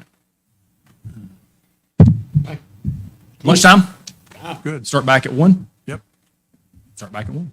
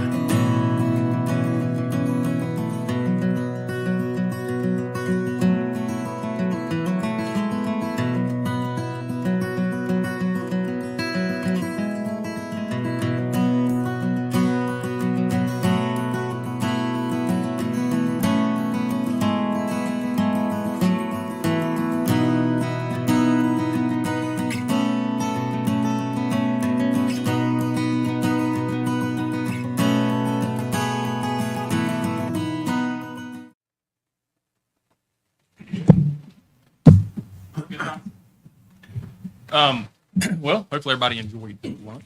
Thank you to bestseller. So I was wrong. We have bestseller the next 2 days. So some of us will be at the chamber luncheon tomorrow. Before you leave today, if you're not doing the chamber luncheon, you let Hillary know for sure. If you're not, so we kind of give them a final count, and then dinner the next 3 nights. So just keep that in mind. I know we've got different schedules each day for each one of you. So before you leave, let's confirm who's going where. That way we know. Tonight is Story Street. Maybe I shouldn't be announcing this publicly. So I'll stop there. for those at home, yeah, want to join. So, next 2 nights will be somewhere in Blowing Rock. So yeah, thank you for this morning. 1 o'clock. So we have scheduled the county here to discuss the 2022 reappraisal process. So Larry Warren's here and Ryan Vincent is here. Sorry, didn't catch your last name, Ryan, for a second, or I forgot it. But yeah, I'll turn it over to them. So this is, like we mentioned earlier, this is a once in every 8-year process right now for the county. These bills will be going out later this year, and the appeal process will start soon enough, I suppose, if it hasn't already. Right, Larry? So that'll be perfect. So, all right, I'll turn it over to Mr. Ryan Vincent. Vincent, thank you for coming. I'd like for each council member to introduce themselves. I'm Charlie Sellers. I'm the mayor of Blowing Rock. I'm Pete Guarini, town council. Melissa Pickett. All right. Well, my name is Ryan Vincent. I own a company called Vincent Valuations, and we go around the state of North Carolina and do property tax reappraisals. This is all I've ever done in my career since I was 18 years old. Worked in about 40 counties and 7 states so far. I've worked for a county, and I've worked in the private sector most of the time, contracting 2 counties to do work. So county has hired us to assist them with the reappraisal. So we'll talk a little bit about the hows and whys, some of the changes we're seeing, and then also the appeal process and how this will affect the property owners within the county. So reappraisal is the process in which all property in the county is reappraised as of a particular day. That day this year is January 1st, 2022.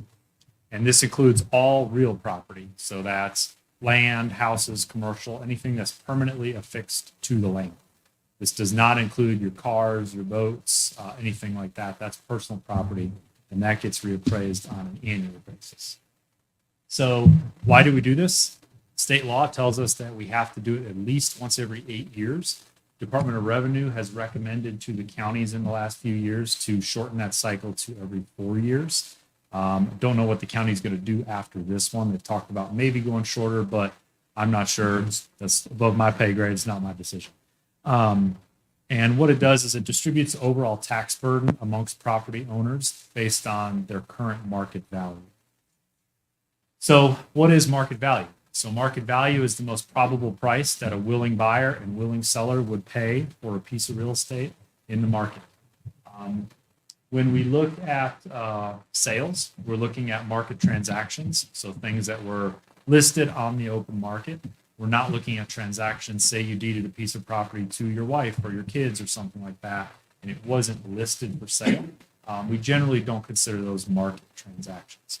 What's most important here to remember is that the tax office does not create market value. We are simply analyzing the actions of buyers and sellers in the marketplace. State law tells us that we have to, when we do a reappraisal, appraise at 100% of market value. So what that means is if a house sells for $100,000, we have to be as close to $100,000 as possible with our models and our methodologies. I don't know if everybody in this room has lived someplace else. Other states appraise at different rates. I've worked in New York, they appraise a little differently. South Carolina, they appraise at market value, but they tax residential at 10%. They tax commercial at 15%. It's a little differently. But in North Carolina, we're a 100% of market value state. So again, this will take place January 1st, 2022. The new market values from this reappraisal will go on the new tax bills this summer that will be mailed. And we plan to mail notices at the end of March to all property owners in the county. So a few basic steps to the reappraisal. First step is we visited every piece of property. We collected physical data and made sure our data was as accurate as we could on these properties. That data then gets brought into the office, and from there we enter it into the system and we start analyzing sales. We look at sales based on not only market area, type of house, quality of construction, location. We look at all the features that a buyer and seller would in the marketplace. Then from there, we develop a schedule of values. So that's our models, our rates, and our tables that are used to value these pieces of property. So a couple things that are a little difficult for us when we go visit a property. We don't go inside anybody's property unless we're specifically requested to. So we might not know, for example, if there was a upgraded kitchen, if they did some renovations and maybe they didn't take out a permit, because not everybody does. We might not know that. Let's say you have a 2-story house and in the living room, there's cathedral ceilings that go all the way up to the ceiling of the second floor. We'd only consider that a 1-story area.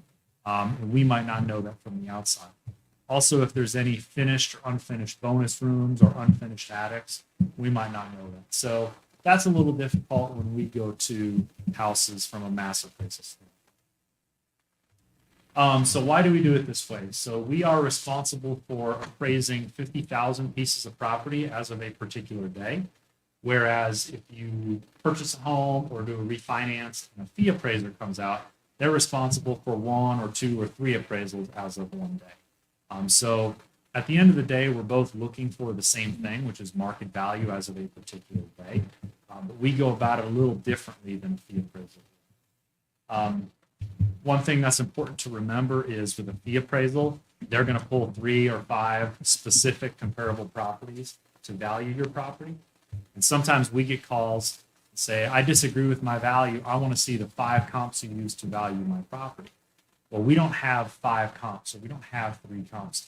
We build models based on the area and the types of property in the area, and we adjust those models per the specifics of the property, size, location, quality, condition, things like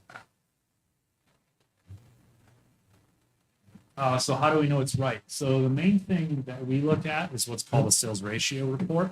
So one of the things that we're looking at is how are our values in comparison to the properties that sold?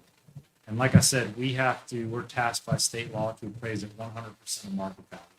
So again, if we have a house that sells for $100,000 and we appraise it at $95,000, we're at a 95% ratio or 5% low. And on the opposite, if it sells for $105,000 and we appraise it at 100, excuse me, I got my numbers wrong.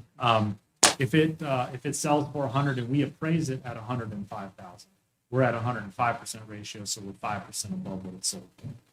So that's one of the main things we look at is how are our sales ratios based on specific neighborhoods, certain parts, certain sectors of property. We break it down in aspects like that.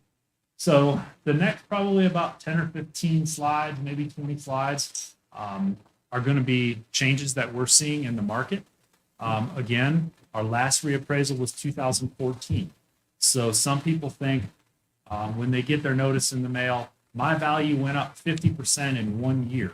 Well, that's not true. The last time your property was reappraised for tax purposes was 2014, unless you built it or changed it or made physical changes. There's only a few specific reasons that we can change property in non-reappraisal years. So the next few slides, you're going to see a 2014 value, tax value. You're going to see a recent sale date and a recent sale price, and also where this house is. And then we're going to show you the percent change from the old value to the new sale price. And again, this presentation is county-wide. We've done this for the county, and we visited all the towns. So you're going to see stuff throughout the county, not just from your specific town. So the first one in Boone, this one was assessed for 122. It sold for 217. That's an increase of 77%.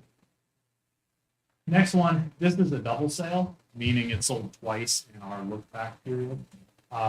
This one was assessed for 325. It sold first in 2020 for 387. It's an increase of 19%.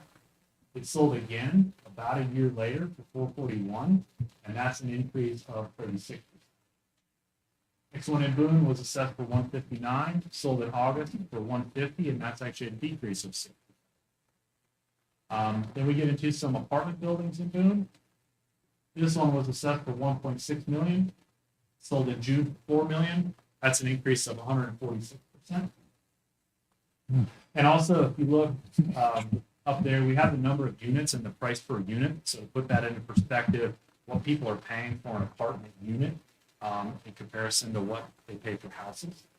You can see here they paid $165,000 per unit for this apartment complex.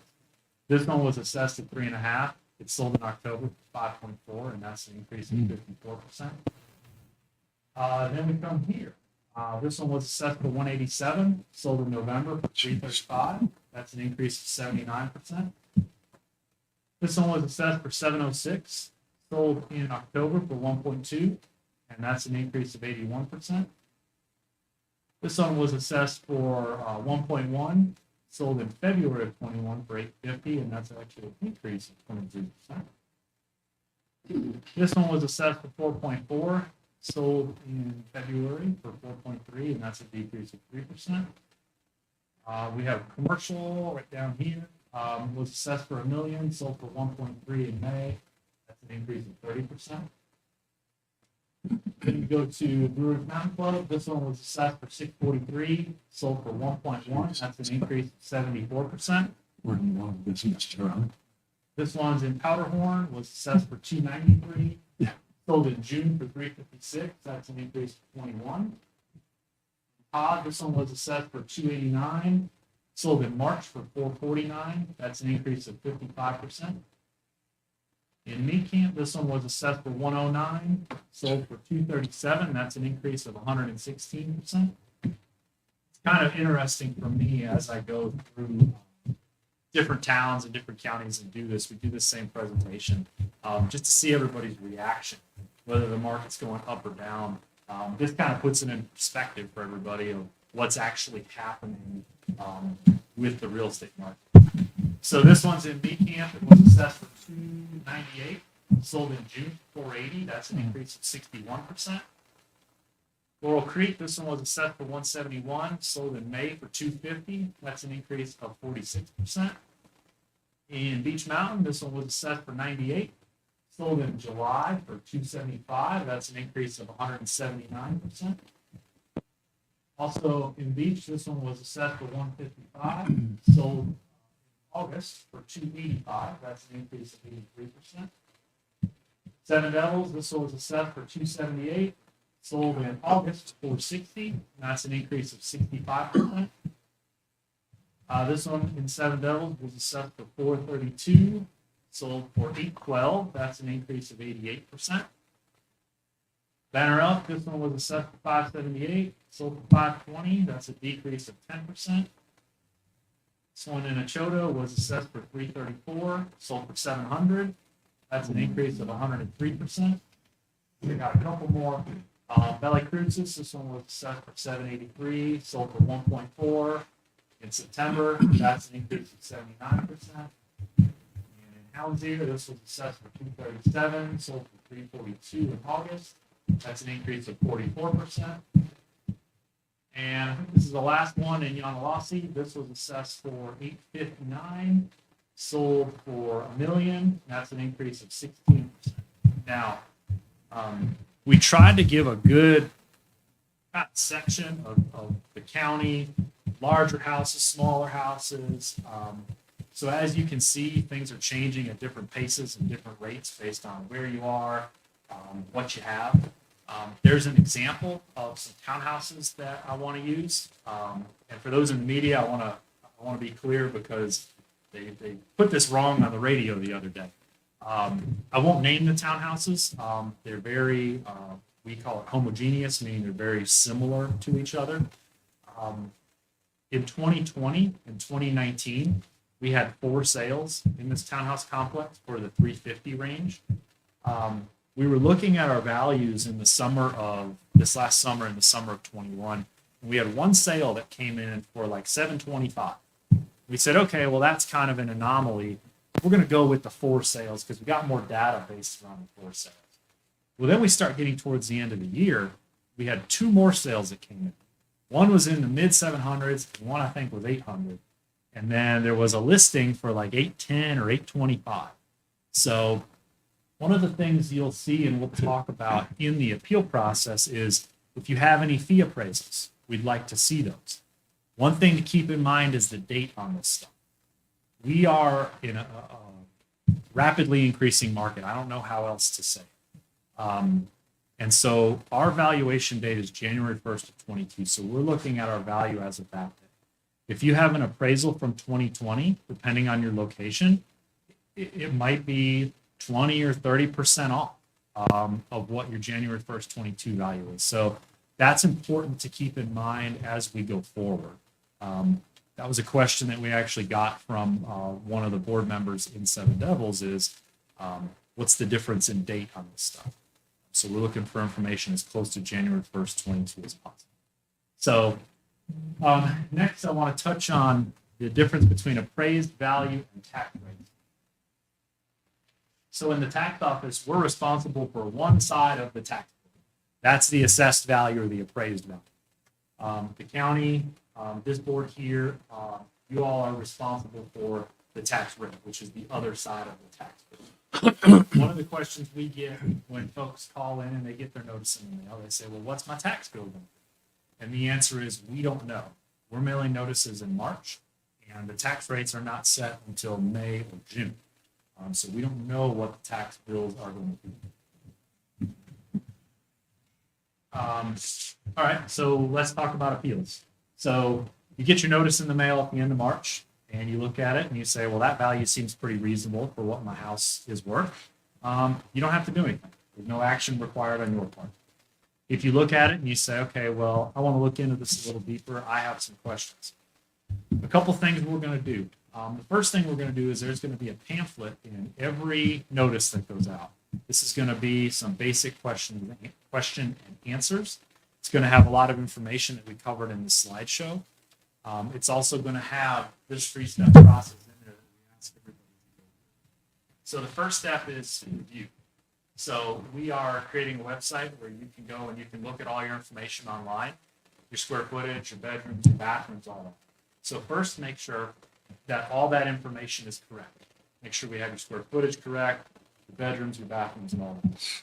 If there's an issue with that, we're probably going to ask you to file an appeal, so we have documentation, and then we'll go ahead and get that taken care of, and any adjustments in value that come from that will be mailed to each property owner in a letter. So first thing is review your information. Second thing is we are creating a basic sales comparison map online. So what we're going to do is we're going to put all of the sales online on the internet. So you can go online and you can look at what your neighbor paid for their house, compare your house to your neighbor's, and you can see what's going on in your neighborhood or what's going on with similar types of properties. So again, first review your information. Second, compare your value to the sales that have occurred in your area. If your value is in line with what similar houses are selling for, you're probably okay. If you still have any issues with your value or disagree with your value, then we ask that you go ahead and file an appeal. Appeals can be filed on paper form and mailed to our office. We are working with a local company to create an online appeals dashboard. So folks can go online and appeal their property online, and we'll come right into our office so they don't have to come in. Now, a couple reasons first to not file. First reason is the percent change in value from the previous reappraisal. As you saw, some properties went up, some properties went down, some properties stayed the same. So just because your property went up dramatically or didn't change, that's not necessarily a reason to file an appeal. The second reason to not file an appeal is the affordability of the expected taxes. So we don't know what the tax bill is going to be. We don't know what the tax rates are going to be. And another thing that's important to touch on with this point is there is programs that are administered through our office that can help folks. There's an elderly and disabled program, there's a veterans exemption, and there's also a farm use, present use value. So if you do agricultural activities, grow trees or anything like that, you can get discounts and deferrals on your tax bill. If you guys know anybody who might qualify for that, please have them contact our office. We'd be happy to walk them through the process. There is income limitations for all of it. That's not set by us, that's set by the state. But we'd be happy to help anybody see if they qualify for those programs. And lastly is the level of services provided. So if you do decide to file an appeal, a couple things we are going to be looking for. We're first going to want to make sure that appeal is based on value, again, and not the percent change of services. Any comparable sales that you might have that show a substantial difference in value, we'd be looking for those. Those could come from our sales website. Those could come from maybe a real estate broker or a local appraiser. If you have any damage to your house or anything that's wrong with your house, any physical damage, any functional or economic obsolescence to your house, maybe you have a 5,000 square foot house that only has one bathroom. It's not very desirable in this market, but if you have something like that, that might be detrimental to the value.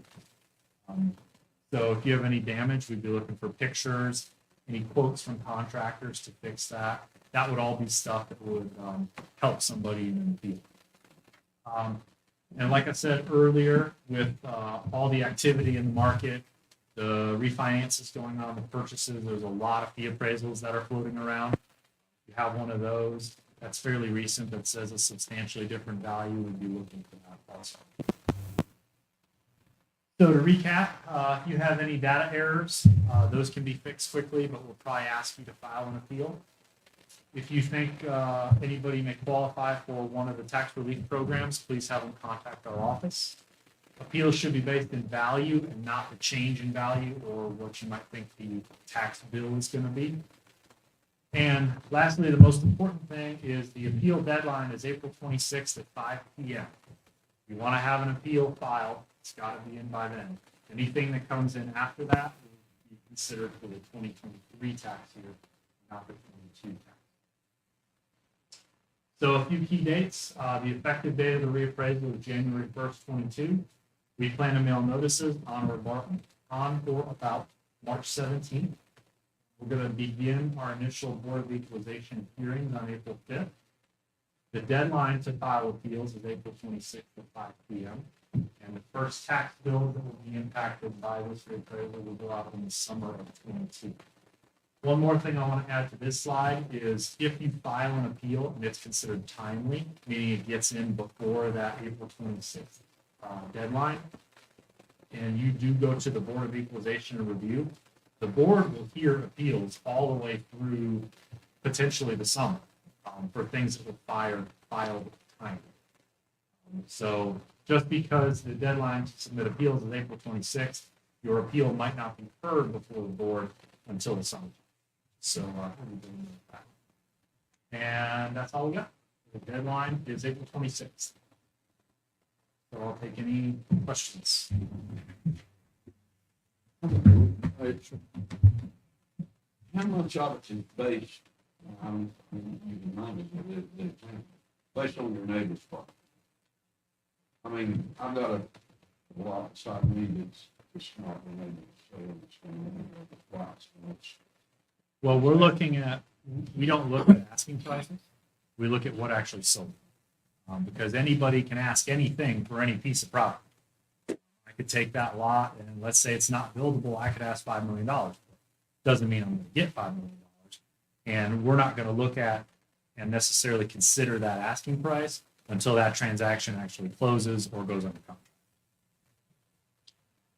Do you happen to have an average of the increase or decrease of the town limits of the one mile? Not at this time. I think we're coming back here. I think we're coming back for another presentation later on. Okay. But we'll get that for you before the notices go out. We're still working on stuff. We just finished processing all the transfers from December. So we're still looking at all the sales that occurred in December before the January 1st date. But the county and the town will get that information, either in another presentation or Larry can get it, to the appropriate people, before the notices go out. Do you want to do that at a meeting, like a public meeting? Is that what you prefer, or do you know yet? Okay. I'm a certified residential. The term average does not exist.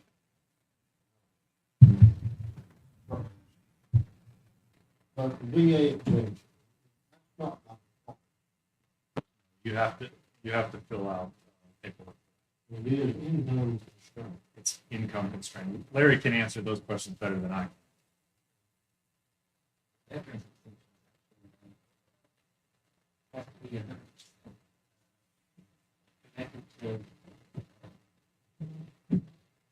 Service related. Yes. It has to be a service related disability. And you have to be 100%, right? You have to be 100% disabled to qualify.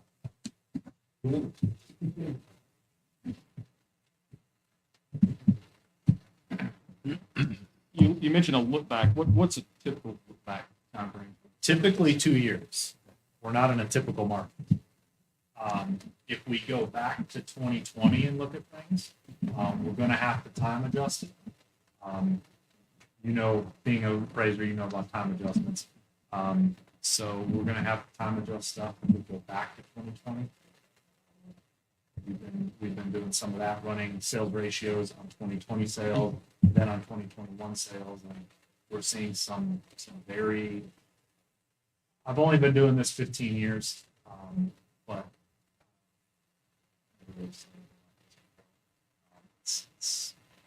that's all I can say.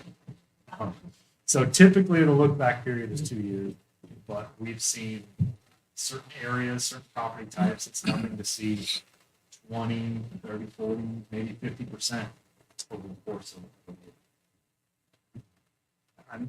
You must be in real estate, not to call you out, but I see you shaking your head back there.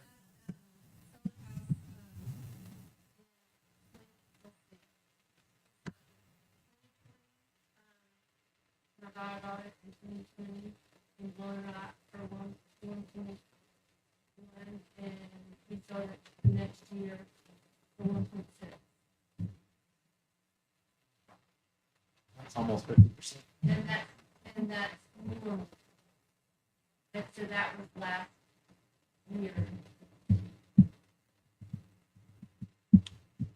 Mentioned the sales, sorry, is there a mathematical, if I call that, I'm going to ask a question covered earlier, is there a mathematical relationship between appraised value and assessed value? So the state law tells us that we have to assess or appraise for tax purposes at 100% of market value. So the difference between the appraised value and the assessed value would be any, say, exemptions or deferrals or things you might qualify for.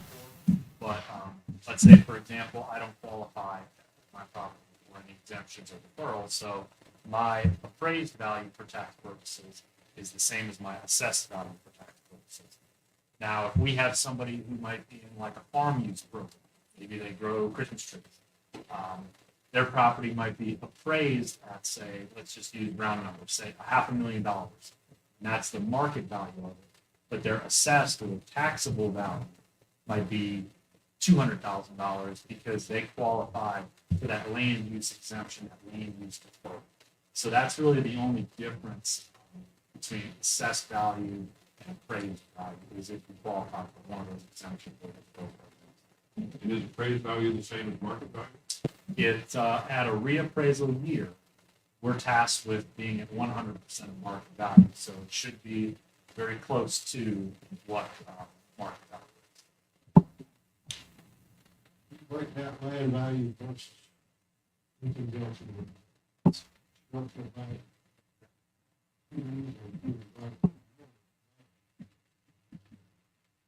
See a bunch of Christmas trees planted over in Albert's house. You gotta have the acreage.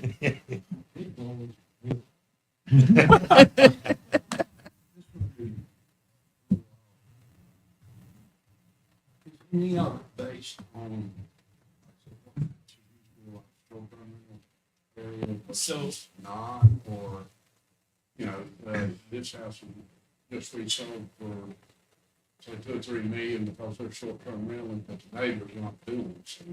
So Is we he got, gonna be penalized because this one's selling so high? So we got that question, I think, in Seven Devils. I think the mayor asked us that question there. And that's a data point that we need.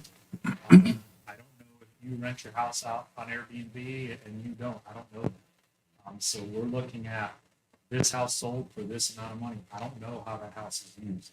I don't know if it's purely a second home for somebody or if it's a long-term rental or a short-term rental. I don't have that data point. And I have it's very hard for us to track that. We deal with that same problem at the beach because folks buy true second homes, folks buy homes for short-term rentals, and folks buy homes sometimes for long-term rentals. They rent them to somebody for, say, the summertime. Would that be a reason to appeal? Because there's 3 approaches to value. There's the cost approach, which is what would it cost to rebuild a structure minus any depreciation to it. There's the income approach, which is take the income that a property generates minus the expenses attributable to the property and capitalize that based on a rate of return. And then there's the market approach. So typically for residential, it's all based on the market approach. The only time we really use income is say for apartment buildings and things like that. We generally don't use the income approach on residential. You mentioned the sales ratio. Is there a goal? Is there an overall goal that you're looking to be within, plus or minus? Well, our professional standards from the International Association of Assessing Officers tell us that we have to, be between 95 and 1. We try to be as close to 1 as possible. And that varies, depends on, are we looking at our most recent 6 months of sales? Are we looking at a year? Are we looking at 2 years? Are we applying time adjustments to the sales to bring them up to our January 1st sale date? So it really depends on how we're slicing it. Council? Thank you. We look forward to upcoming visit. We appreciate you guys having us, and if there's anything we can do, please feel free to reach out to us. I'm sure your phones will be ringing once the notices go out. We're going to defer to Larry Warren. We just ask all the elected representatives that everybody follows the same process. Review, compare, and appeal.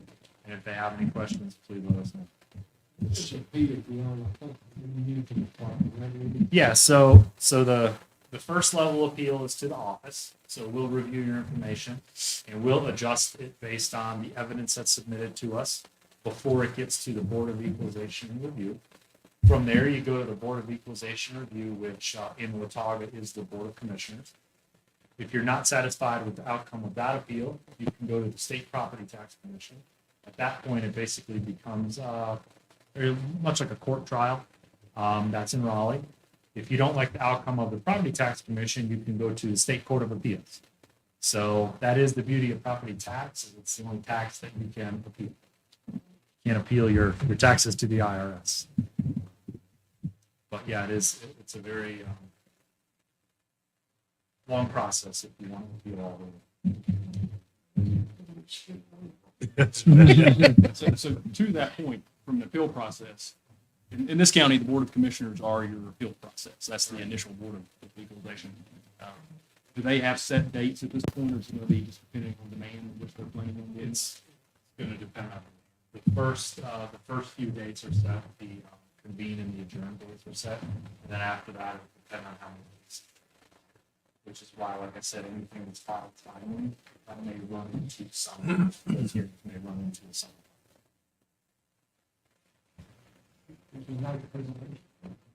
Thank you. Thank you so much. Thanks, guys. Thank you, Tom. Larry, thank you.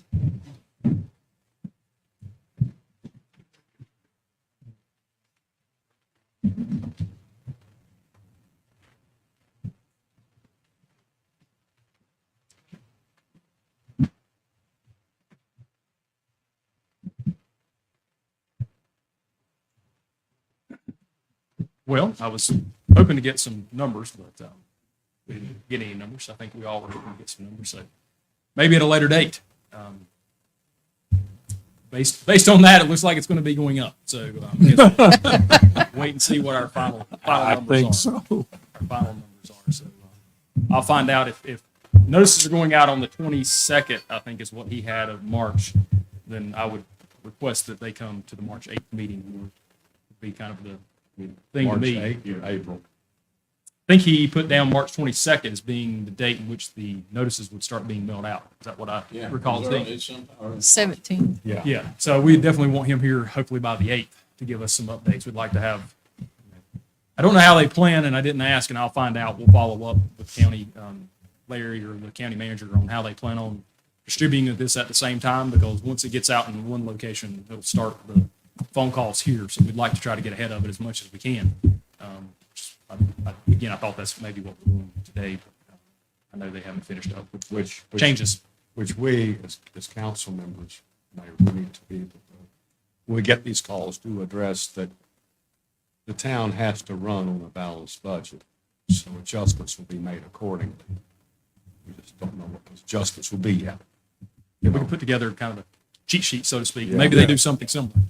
It'd be nice to have a very standard response, phone numbers, that type of thing, and send it out. We can put it on our website and do some other stuff as well. That's right. Well, no, Albert was just saying it's not up to us at all, but it is up to us to approve a decrease or an increase in the per hundred rate. That is up to us. Correct. Not the value. Statute. Correct. Value is on them. It means nothing, but I've actually been to feel that board of Raleigh. Got that? Interesting to me.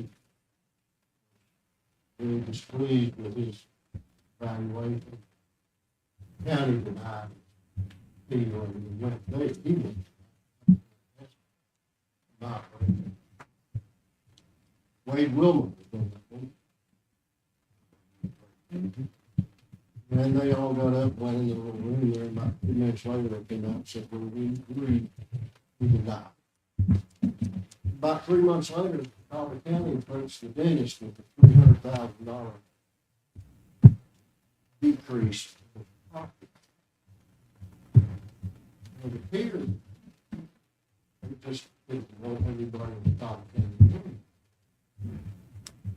I'll say from personal experience, I went through reval at Cleveland, and there's a method to that. So we'll see kind of how the commissioners play that out. But there's going to be, I would just speculate, there'll be a number of appeals more than what normally would happen just with what's happened in the market in the last 12 months. There's going to be a lot of people not expecting to see probably what's coming, would be my guess. So that happened one time. I believe that would be the 2003 or 4 reval. Yeah, that almost doubled. I believe this, if I remember looking at our budget document correctly. Everybody would sell their houses. Be crazy. Virginia can tell you what they'll sell for. So. She's behind it.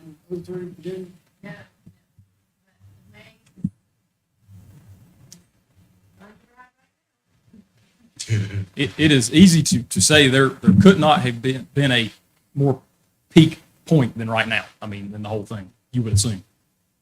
Maybe not. I brought up a couple of things though for us to, have to at least go out. Anybody calling us, one, just to tell them, you know, they are gonna say, hey, mine went up like this, but you gotta tell them, that's 8 years worth of going up. But you also have to tell them, you know, that's, tax rate has not been set yet. This is just what your property is in value like that. We can't tell you what your tax rate is.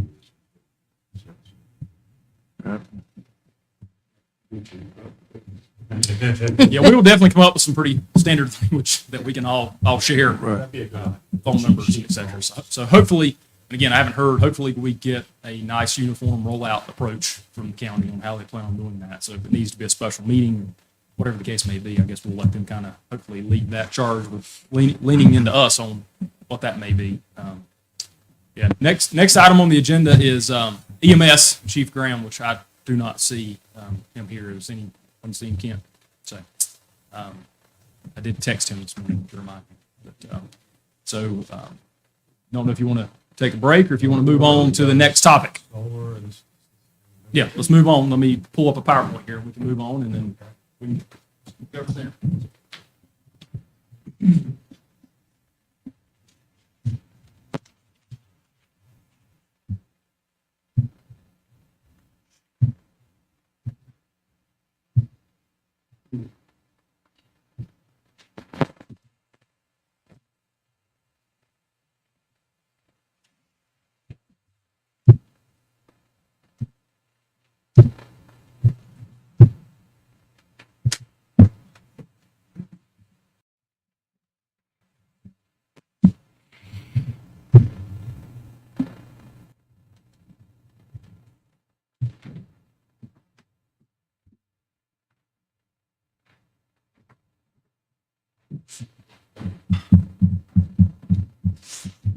Well, strike.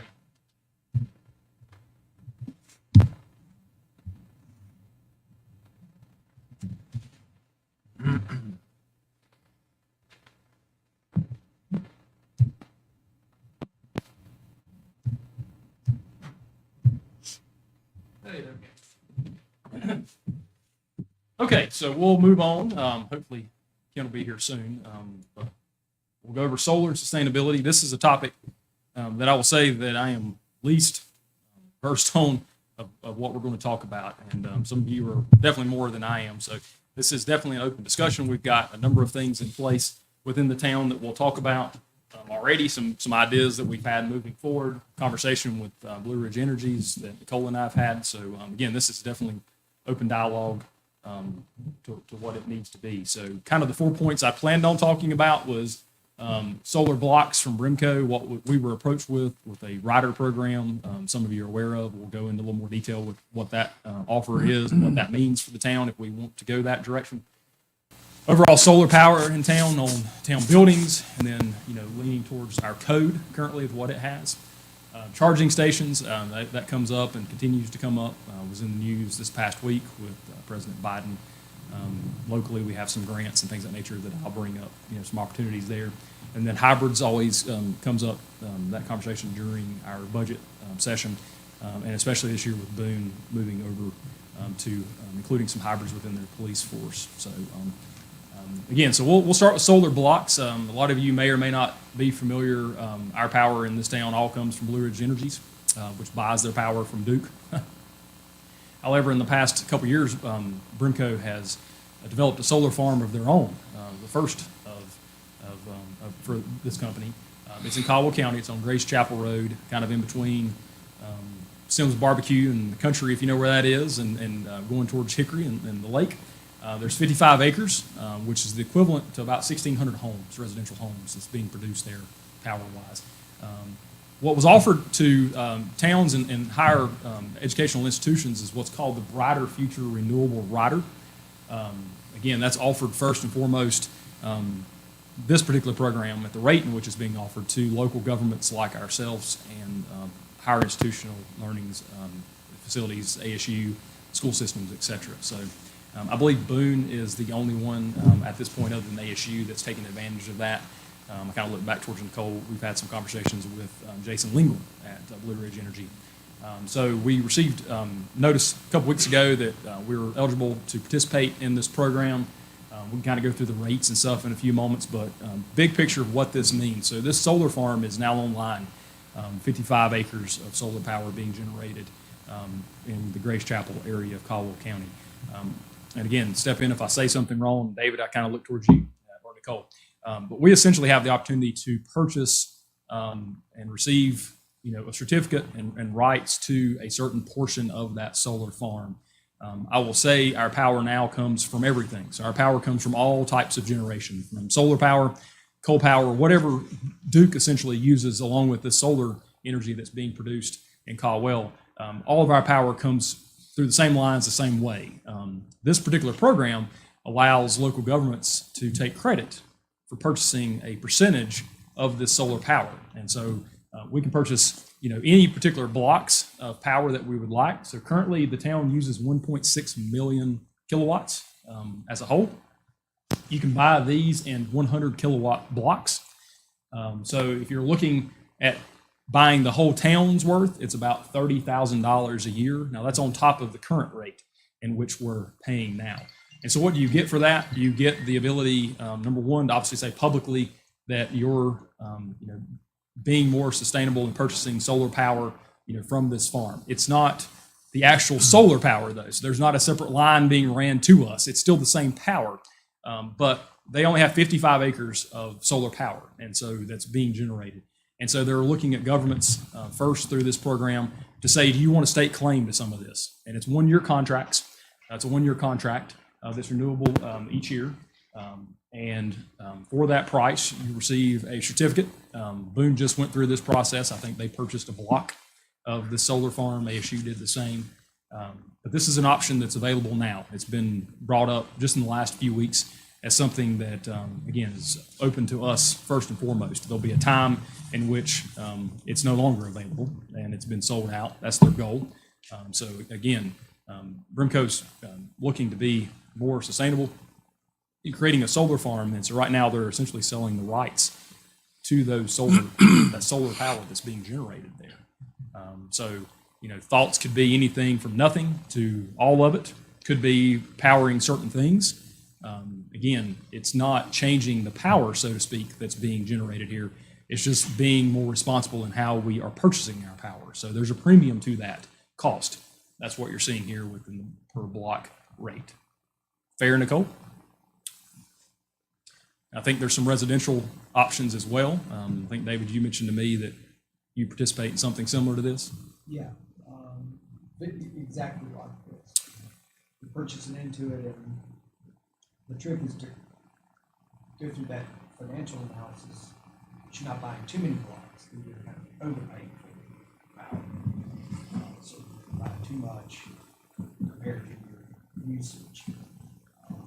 That's something I'm sure that Absolutely. So again, this has been fairly new to us, so to speak. The rider came through a few weeks ago. I guess we were asked and had set up a couple calls with Blue Ridge Energy. Again, Jason Lingle out of the Lenore office, and he kind of walked us through this program. So any questions? I know it sounds, to me, it was a new concept. I was not aware of it. But any immediate questions? Well, is there a gain for us, or is it just, we can say we're in that? I think saying we're in it. I mean, the gain is that we're purchasing a portion of that solar power within that. It doesn't change the power necessarily we're receiving. It just helps offset costs that are being charged on the market rate, is what I'm assuming. Is that fair to say? So we're helping pay for the solar field for bragging rights. well, there's you're getting a reduced rate on power. Yeah, there is a reduced rate on the We power. are, The for everybody, No, the town. the whole town, just the town. No. Town government. Town buildings. Okay. I'm not sure. So when he explained That's it how the to, residential. okay, on us, so he did not explain as a reduced. This is not a reduced rate. We'd still pay the same rate. We're getting, and I don't want to say it other than what Albert said. I think we're getting bragging rights that we're becoming more responsible within the power that we're purchasing with that. The $30,000 fee, and I think we've got kind of the breakdown, did go on top of our normal rates. There was not an offer to us to reduce rate. So What's the benefit? confused by the term credit? Yeah, I am too. Yeah. Thank you. And are we actually getting more solar than what we're getting right now? Because our power's coming from everywhere. Yeah, the power doesn't change, so we're not, so we'll go in a minute talk about solar power, putting solar panels on the buildings. Right. This, to me, and I don't think I'll miss anything, I've got the rider here, and I know you do too, Nicole, is more for naming or bragging rights, so to speak, than it is for savings. There wasn't any offer of credit. The only thing that was offered was the purchase of the rider itself within that. Is that right, Nicole? Yeah, and, the certificate basically, you did say that you could purchase less than 30,000. I think the 30,000 was basically, that would be to say that we have basically purchased credit for our full power load being sold, basically, is what the 30,000 would be, is what I hear this. That's correct, yeah. So I've got the actual contract here. It's available on a limited and voluntary basis to local governments, institutions of higher learning. It says, talks about the number of blocks that are allowed. So monthly rate, in addition to all normal charges stated in the monthly rate of the schedule in which the rider is used, the following charge shall apply to each solar block purchase, $1.90 per solar block. The rider's monthly rate shall be applied to the regular bill for the account regardless of actual monthly kilowatt consumption on the account. Yeah, so we're not receiving a discount within this. So on the residential side, I didn't realize that. You're receiving a discount. Yeah, so, The homeowners are giving discounts, aren't they, David? that's correct. And it's based on how many panels, that you're renting. And so if you can rent too many panels, there's a charge for renting the panels, but it's offset by reduced rate. But if you buy more panels than your consumption, you're overpaying for it. So, like in my house, if I bought 2 panels, I'm paying more for electricity than if I bought no panels. Just buy a rent one panel for the house. Yeah, it saves, I haven't done math in a number of years, but it was substantial enough to do it. But this is not the same. Yeah, there's not a return on investment on this, and I think that's what Nicole and I, we did ask that question, and so we talked about other options, true solar options that we could have with Jason as well. So we didn't determine there was actual return on investment within this. So you are buying into what they're calling the Brighter Future Solar LLC. It does say that, and from that you receive certification that you're a designated member and what you're purchasing within that. So I do think it's a lot to do with bragging rights. I had not heard of it until, like I said, Jason sent it to us. Boone, I think, bought in, pretty quickly early on. I don't think they purchased town-wide, but they did purchase a certain percentage of it within that. But again, we're talking a few minutes about potential adding solar where there is some return on investment within some of our new buildings that are coming up, things of that nature. But didn't want to not mention this since it was offered to the town. You can, correct me if I'm wrong, you can put a solar on your house. I've got 7 of mine, and I don't go through the grid. It feeds my house and then whatever else I need. Gringo, it's 12% a year, I save. And I kept pretty good records on it. But you can put, I can put those on my house and put it on the grid, and they have to buy my power. Yeah, there's a credit that you can receive So, back to this that. doesn't look like near the deal backwards. No, and we'll talk about the actual true solar panels. Again, without just sounding, the way that it is, I think, there is no true return on investment. This is more bragging rights that you're helping, essentially fund a more sustainable future is what I gathered. So all of the members of Brimco will receive lesser rates during peak times. So that solar field will be used, especially during peak times, to help offset some of the more expensive times of the year.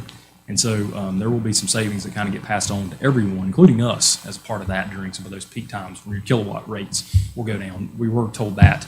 So this is, I think, a help to us offset some of those initial capital costs and then show that we're investing, in the brighter future of what Brimco is trying to do. Is the minimum, I don't want to use the word investment, is the minimum price 30,000 or is it? No, that's for the whole town. So it's $1.90 per 100. Yeah. So we use 1.6 million. So if you take that and get into what we use, it would be about $30,000 a year on top of what we're paying now if the whole town bought in. 1.6 million kilowatts within that. If you wanted to do half or a third, so the number of blocks are just based on 100. So you can buy 100 or you can buy 1,000,000. You can buy 0 within the middle of that. That's right. You can for $1.90. Everything after that is $1.90. So this is through Duke, huh? No, this is through Blue Ridge Electric. So Blue Ridge Electric purchases the power from Duke Power. Is what I'm saying. So the reason I'm saying this is their Boone Tree, New River Power and Light, which moved to Tennessee, buying a lot of theirs out like Tennessee. They're buying it from Tennessee Valley Authority. Yeah. Yeah, I'm not sure how that worked out with ASU. He mentioned ASU and Boone as being the two that had bought in at this point, but we didn't go into details within. Maybe New River's buying some from Duke as well, or They may be. This is, We could invest that money in Duke stock. Yes, right. dividends. Guess we're not what? allowed, Get a yeah, better so we're deal. not allowed to invest into the stock market. Yes. Better return. Yeah, exactly. How many solar panels did that put on town bill? 30,000 a year. Well, so, solar in town, for instance, thoughts that we've had and we floated around as we go into new buildings, for instance, like the bathroom facility. Could the bathroom facility have, 2 or 3 solar panels on top and power the bathroom facilities? And the answer to that is yes. I mean, Doug Chapman has explored that, and that's absolutely an option, depending on, the number. We haven't gone through the details, but I think, again, this conversation is just an open conversation. As we're doing new things, like building new bathroom facilities and renovating the old, does it make sense at that point to go ahead and design those facilities to have solar as the main power source, with obviously Blue Ridge Electric being the backup source? Those are options that we absolutely have. We have other restroom facilities in town. We have other facilities, throughout the town that currently could be a landing spot for that. We currently have no solar on any town buildings, so we do not have any solar power whatsoever. So I think that was what was discussed probably starting 2 years ago. We started kind of thinking through, does it make sense for us? And then it kind of fell by the wayside. This is not something that's popped up as often as other things have. Our counterpart next door, you hear it quite often within the town of Boone, this coming up, but it has not here. So, this discussion is, again, just open for thoughts of, does it make sense as we're going through some of this development that we're about to undertake, like the new bathroom facilities, restroom facilities, to put those panels on those facilities or design those facilities with those panels. Do we know off the top of our head what our power bill is a year? Does that include street lighting? We can definitely break that. We've broken that out before. I would. Street lighting, you're automatically paying Brimco $15 per light. I'm just interested what's coming off our numbers. Yeah. So Nicole can look that up. Because we've looked that up before, especially for the lights. We do have the rate on top of the actual usage. We have that as well. They break that out. They do. Yeah, we get bills for each individual facility. So I know our plants, for instance, are the largest consumer of power that we have, within town, our water plant and sewer plant, and we can definitely break that out as I keep talking. But as we're looking towards renovations, again, we're going to talk about potentially renovating some of our main facilities in the next number of years, whether that's town hall or whether that's the police station, park and rec. Again, just open discussion, wanting to keep this on everybody's radar. Does it make sense? Is everyone for that type of return on investment? One of the things that you talked about earlier was 12%. So on average, depending on, again, what your goal is from a coverage standpoint, mostly it's a 10 to 12 to 15 year type return on investment for solar is what we're hearing now from Blue Ridge.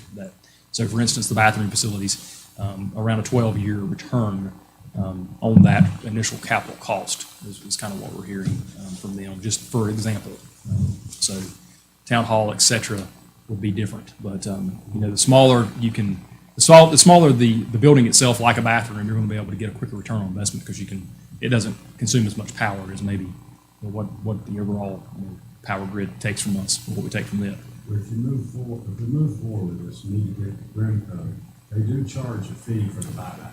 So you have to have the reverse meters and Right. switchgear. Find out if they'll work with us on that. That's not what we're talking about. We're talking about both. So, and yes, we did talk to Brimco about what their role would be in helping us obviously set that up, meters, et cetera. So they're more than willing to do that. We didn't get into rate discussion, whether or not we could receive any type of a better rate, so to speak, within that. We do have some ordinances, and Kevin stepped out. So, keep in mind and that we do have ordinances in town right now that limit the amount of roof line, square footage, et cetera, that we can put. It's 25%. Yeah, 25%.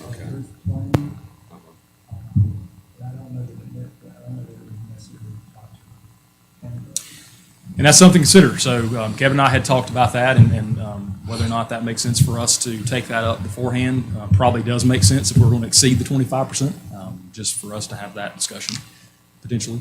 Well, I think without going down that rabbit hole, I think that ordinance is antiquated and something we probably ought to do. Very much so. Yeah, that ordinance was put into place when solar panels were much different than what they are now. You know, size, looks, et cetera, type of thing. So, you know, for instance, if we go down the route of starting with the bathrooms, I say bathrooms, that's our next building, so to speak. I would absolutely think that we need to have a discussion through the planning board to town council about that 25% rule before we potentially exceed that, if that's an option that we want going The down. ROI actually, I don't know if that includes batteries. I think you could possibly see a better ROI, especially on buildings that have a lot of daytime use of offices, maybe not so much for the 24-hour day. But definitely something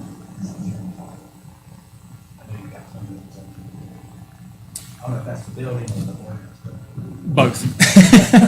It's both. It's our police station, our park and rec building. We've got, you know, roof line there that I think is, you know, just about perfect, that could be Yeah, redone with. ironically, south facing and at a really desirable slope too. Absolutely. So, almost perfect. So kind of looking here, I guess, more than anything, just to keep an open mind as we start, especially designing these new facilities. The plan is to design them with these options in mind and kind of see from there what kind of cost we're looking at. I did talk to McGill about kind of putting that as being an option that's out there, just to kind of get a little feel so you can have that in front of you before you're making decisions. You know, as to adding it to existing buildings, we can definitely start getting some quotes as well, you know, towards some of that as we, you know, go into, you know, the summer months, et cetera, towards, you know, the bathroom facilities.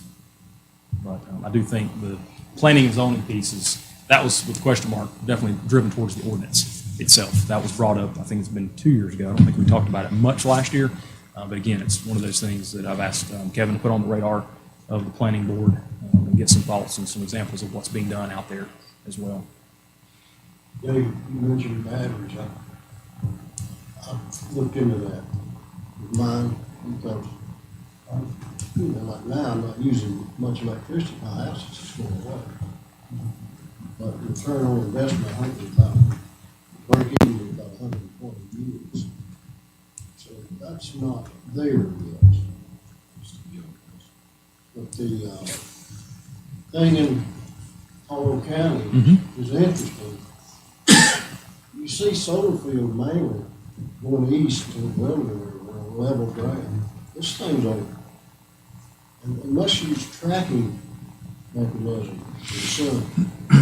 It is. So it's an old tobacco farm. So I work there. So it's funny enough, but Anything but level. it is not level. It's a rolling field. And they tilt, they move. It's all electronic. It's all automated within that. It's huge. It's pretty impressive. It's interesting that Brimco has that field because we were told, and I know this is true from elsewhere, you know, they're limited in what they can produce as well. So Duke won't let them produce more than a certain amount of power via a separate, you know, option, like similar to solar. So they can't purchase it from another entity and they can't create but so much. So this solar farm that's in Caldwell is pretty much it for now. There's an ability potentially to do more later, but right now they've kind of capped out their ability to create additional power, so to speak. So it's a very interesting dynamic between buying power between power companies, et cetera, or Brimco. Yeah, I don't know a full cost on that. It's a good question.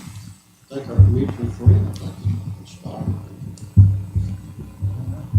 Now, you know that. We are currently paying about $300,000 a year to Blue Ridge Energies. So, yeah, so 10% is it's a pretty significant increase within that. So 30,000. It's at 30,000. That's where he was going with it. That's right.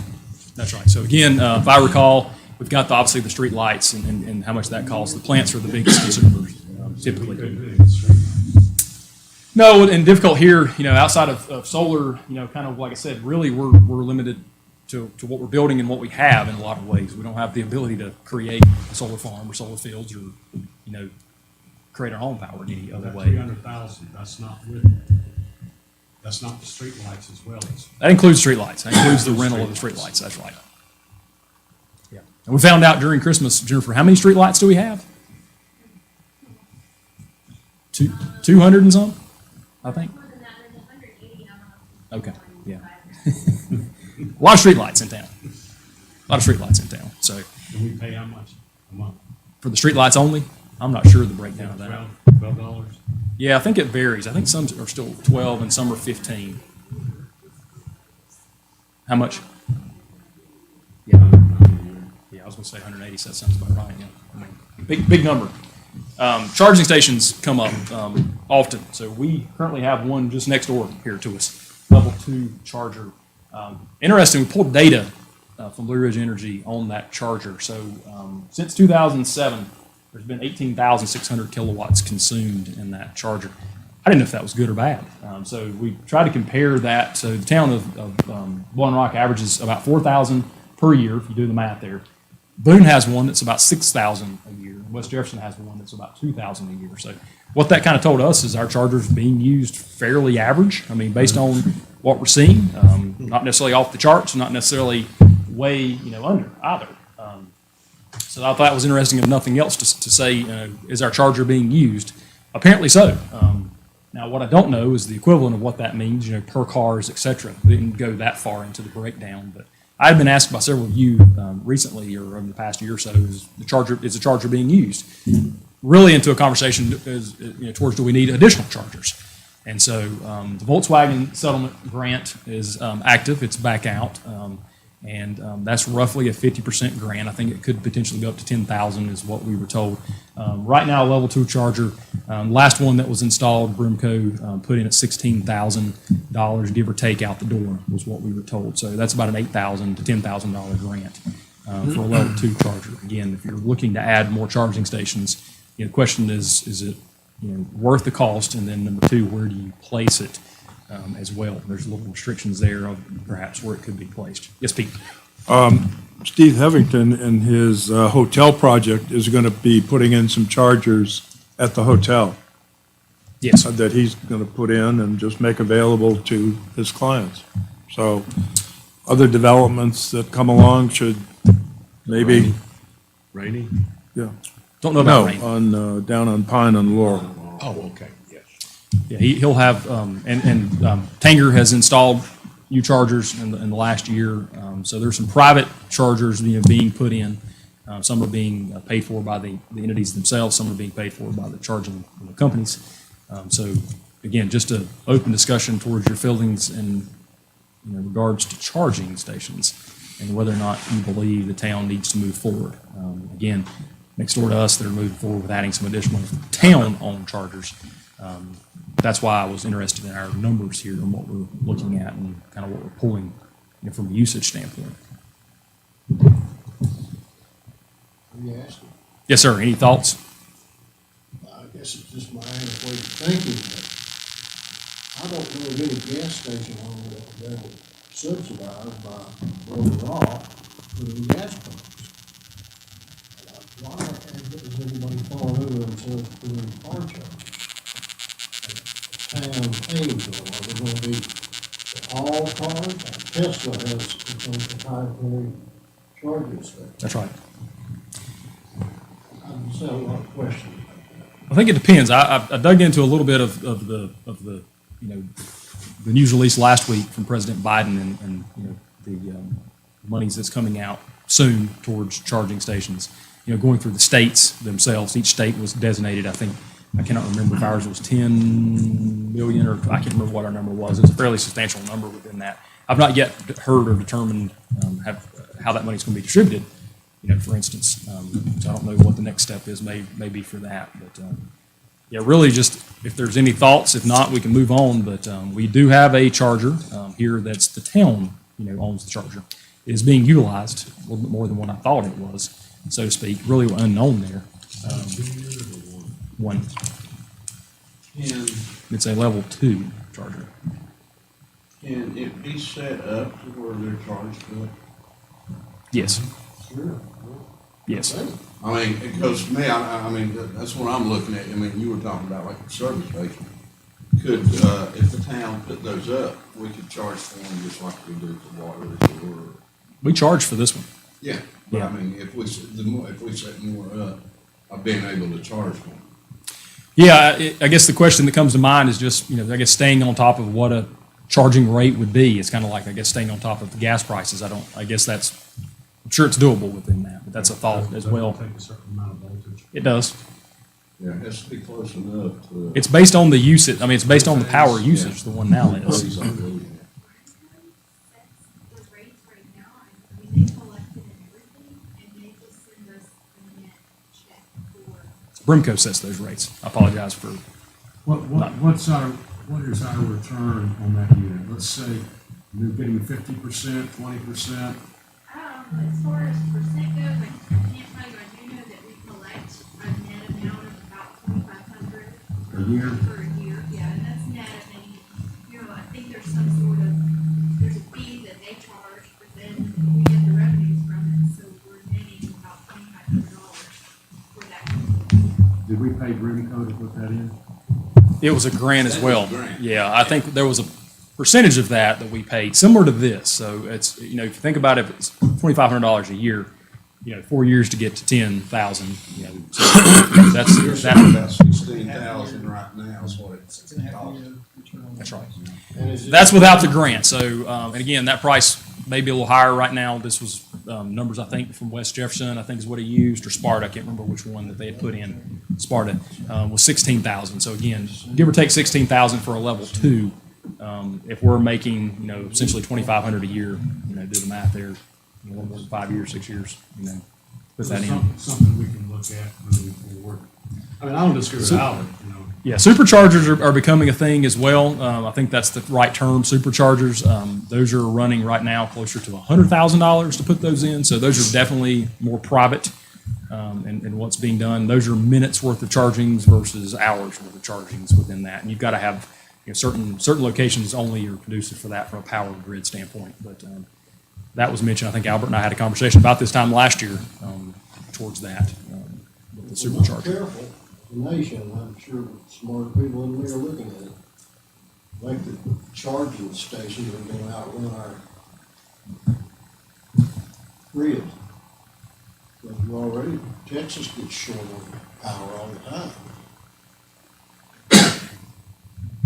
So the chamber has interest in this. They've got a group that's been working on this as well. So I know that's something that we kind of periodically are in touch with each other on. So we'll just kind of play this one by ear as we move forward, unless I hear otherwise from you all. Again, location would be my first thought is the difficulty of putting this thing. It is taking up parking. This is something that we have made great strides in, and Chief's in the back. Correct me if I'm wrong on these numbers, but we have 5 vehicles currently as of last week, 5 current hybrids. So we did receive one in last week. One should go on the road next week. So we have a total fleet road vehicles of 9 or 10. 10 patrol vehicles on call takers.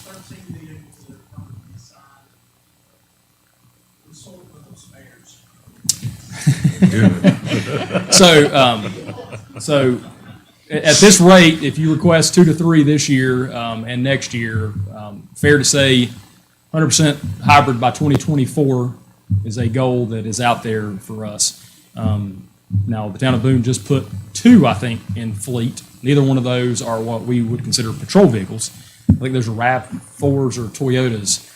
We have the Ford hybrids that we've been using, the true interceptors that are built for road usage, which is what we use them for. So all 5 of ours are road vehicles. They're patrolling. So those are call takers that are out and about on that. So a lot of people don't know that. We've got to do a little better job of getting that word out there. I know they see them, but again, for 7 on the road within the next month or so, we have 1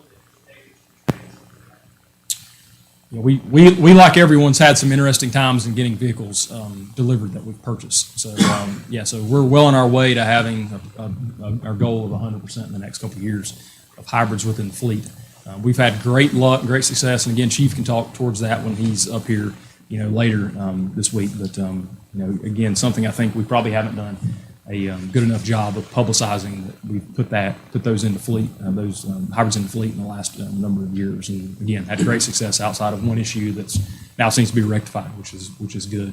No other vehicles in town are either hybrid or electric in nature, so we don't have any current pure electric vehicles. We have the hybrids at the police station, and then everything else is just your typical gas combustion. So.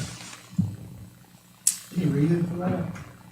No, so we really, outside of public works vehicles, we have the truck fleets that go through what we would call, our streets department. So these are normally our 45 and 5500s and above. And then we do have a couple regular pickup trucks in the fleet that I think have been purchased in the last number of years. And that's really, kind of our fleet within the town. We don't have. Planning and zoning, would be probably the next one that you would see a request for at some point. The old Tahoe, I think, has been around for a little while now, but that may be a great, yeah, that would be I think it went through the police department before it went to planning and zoning, so there's been a, yeah, so we're not saying that on air, but it's been through the ringer, so to speak. So, yeah, great example. Is for Kevin and John and Tammy and Brian's department to be the next one to go the hybrid route or potentially electric route. That's right. Yeah, that's local. Very little needed there from an off-roading four-wheel drive standpoint. But yeah, we as a whole do a pretty good job of keeping a pretty small fleet outside of what's being utilized, which is good. But I think as we go forward, we need to look into that as being options. Absolutely. We've seen a rate of return and Chief, correct me if I'm wrong on that. We're saving about 30 to 40% a year in gas. Yeah, I think we'll compare some years so ago, but also with some parts,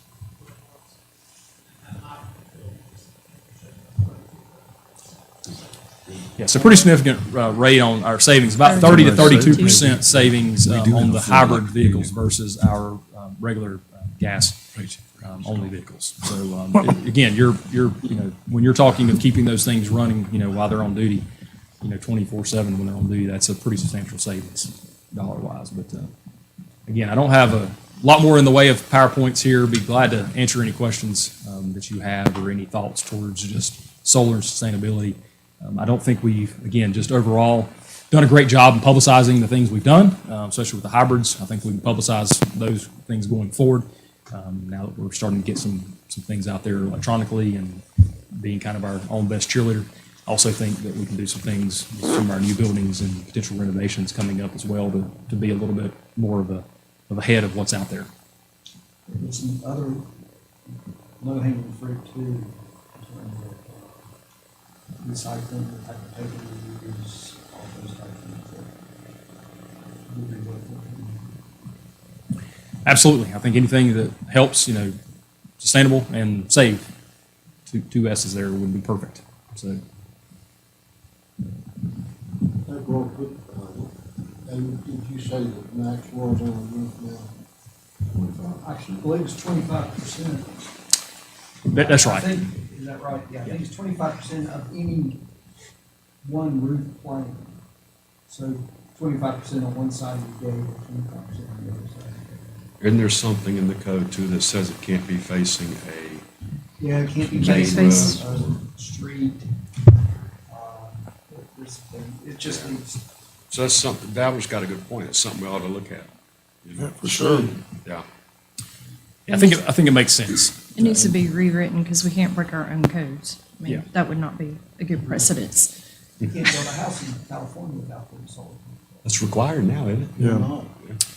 Yeah, we restrict it. So, yeah, I definitely think written at different times for different reasons, different looks, different things of that nature now. So, yeah, I'll pass it along to Kevin to go ahead and put that on the list of things to take up from the planning board as they. That's only that I don't have, two different things look mine. You pointed the wrong direction. Yeah, so, You just think that's appropriate. well, I guess the other side faces the street, I do that. Barbara, she's all right. So with no other questions, let's say take about a 5 or 10 minute break. Chief Graham's here. We talk all things EMS.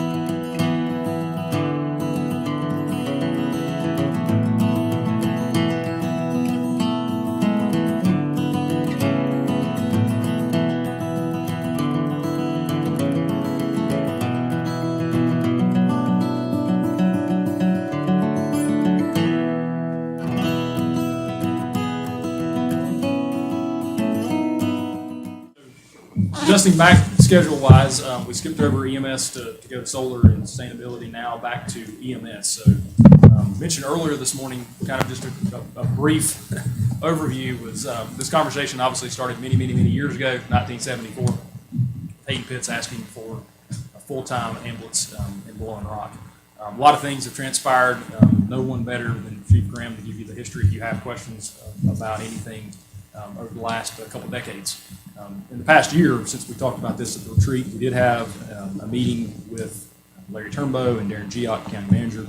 An offer was presented to the town, similar to the one I think presented to Beach Mountain, to pay above and beyond what's being collected now from a property tax standpoint for the cost of an ambulance service 24/7. Again, that number was roughly $500,000, and that pays for the capital and operating above and beyond in what's already been collected, in the property tax rate standpoint. So we come today after that meeting, special meeting was held. No action was taken by the council at that time.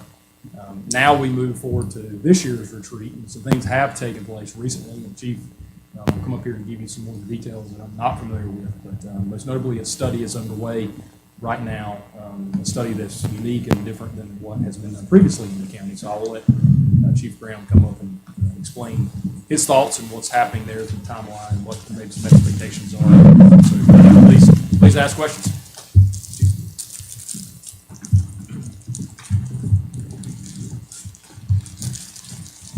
I think most everybody in here is pretty familiar with the history of it, some back further than I am.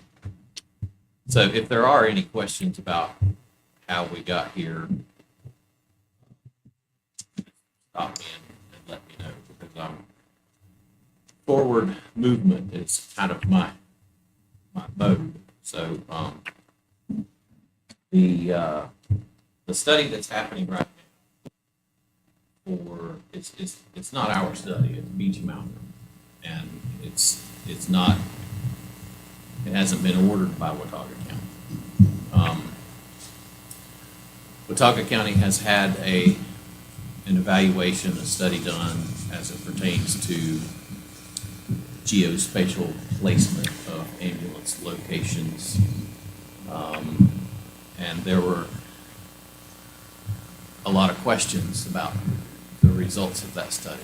There were a lot of questions about the methodology that study used in order to arrive at the outcome that they did. The biggest problem, I think, in managing this system in Watauga County has been a lack of consideration outside of Watauga County. We tend to do things with the resources that we have, and we plan according to the resources that we have had, rather than being a little more progressive and looking outward. I don't have any of the insight or creativity or intellect that it would take to do everything that Blowing Rock has done with all of emergency services, with any of that. I don't have any of the things that it has taken to do what we've done in-house. Haven't made anything up, haven't invented anything. We haven't done anything differently than has already been done somewhere and proven somewhere. I think that the study that was done, that Watauga County is apparently basing their planning on the outcome of that study, Um, it was done in a vacuum. It was done with predetermined outcomes. And the only thing that was really studied was the methodology to put that plan together in order to get the results that they were looking for.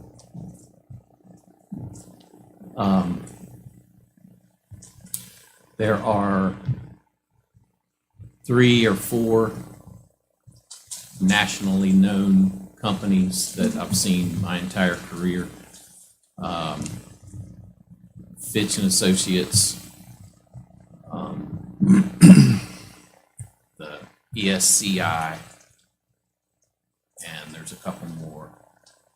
ESCI is the company that Beech Mountain and that group has hired, has funded. Currently, the Beech Mountain town manager, is he still interim or is he? He's full-time. He's full-time. So that's the fire chief, Bob Pudney, was the Beech Mountain fire chief, and he was interim town manager and now is both, serving as both. And so he had some industry knowledge coming into the situation that they have there in Beech Mountain. He also is not originally from this area, so he had knowledge from outside of North Carolina, and outside of Western North Carolina, and outside of Avery County. So he hired these people, and they're in their gathering phase, and they've thrown a pretty broad cast net. I had a very long conversation with the lead on the project about 3 weeks ago. Gave him all of the historical inside information of how we got where we are. Gave him the study that was done by Dr. Hoffman, Marvin Hoffman, which is the first EMS study that he had ever done. I've also talked with, this guy's name is David Lewis. He's very sharp. He's one of the best in the country. It's a real company. And I provided him with some information that Doug and I had put together from 2014, I think. And most of you have probably seen it. It was basically a heat map representation of what we have now and how you would get to a national standard. And all of when we started talking about this and we started studying it, this was on the other side of like J.B. Lawrence and Angie Gregg running the ambulance calls in Blowing Rock for about 10 years on a volunteer basis. And Chief Miller and his family running all of the rescue and EMS calls for how long?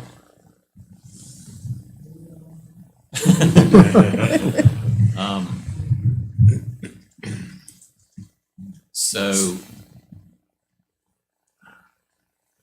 after that, when it was increasingly difficult to man an ambulance, to even from a first response and backup on a volunteer basis, we started asking some questions. And the answers were like they are now: unreasonable, pretty much without consideration. And so based on the response to the questions that we were asking, we went outside. We went to all 100 counties in North Carolina, and we asked them about 6 questions, same questions. We gathered all of that data. And this was when I was a little bit silly. I wasn't young, I was younger, but I was operating with the assumption that data, logic, reason, proven models from system professionals, thought that all of that stuff made a difference, thought that all of those things were going to come into play. And it hasn't here for a very long time. So we gathered all of that and presented it, same responses, and kept doing it, kept adjusting it, kept updating the data so that maybe there was a governing body that would cycle through there that would pay attention and that data and logic and reason would come into play. Not so far. So the information that I gave this guy the other day that we had put together and presented to several commissioners, all the commissioners, to several sets of commissioners through the election cycles. It was received very well by this top professional in the country, because we had taken that data and reduced it to the answer, the reference that would change our system for the good for all of Watauga County taxpayers, not just for Blowing Rock. And it came down to a standard, which is, we've all heard it, some of us understand it, which is the time standard for a fractal calculation of your calls. So that from an NFPA reference, which is actually the fire protection, but it's for EMS response within the NFPA guidelines, that is 90 and 9, 90% of your calls in 9 minutes or less. Now, all of the periphery arguments will come in that that's not a rural target. You can't do that with the resources and the funding that are available to rural areas, which is partially true. But the method of calculating the standard does not change. You can change the standard. You don't even have to have it contractually obligated. You can just say it's a goal. And if you said, this is what we're trying to do with our system, we want to work toward that. And then you said, let's say 75% of our calls in 10 minutes or less. Change the actual numbers in, but don't change the calculation. Don't change the way you get there. You change the way that you do the math, you've got a lot of latitude in there that will still require more ambulance locations throughout the county. in order to achieve a level of service that is equitable amongst all of the taxpayers who are contributing to the EMS supplement that goes into this, in this case, a private contract. So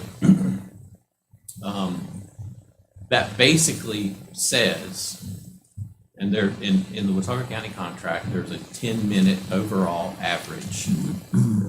If the contractor meets that average, which is a mean number, then they've met the obligations of their contract. The trouble with doing the math that way is it doesn't help to improve a system.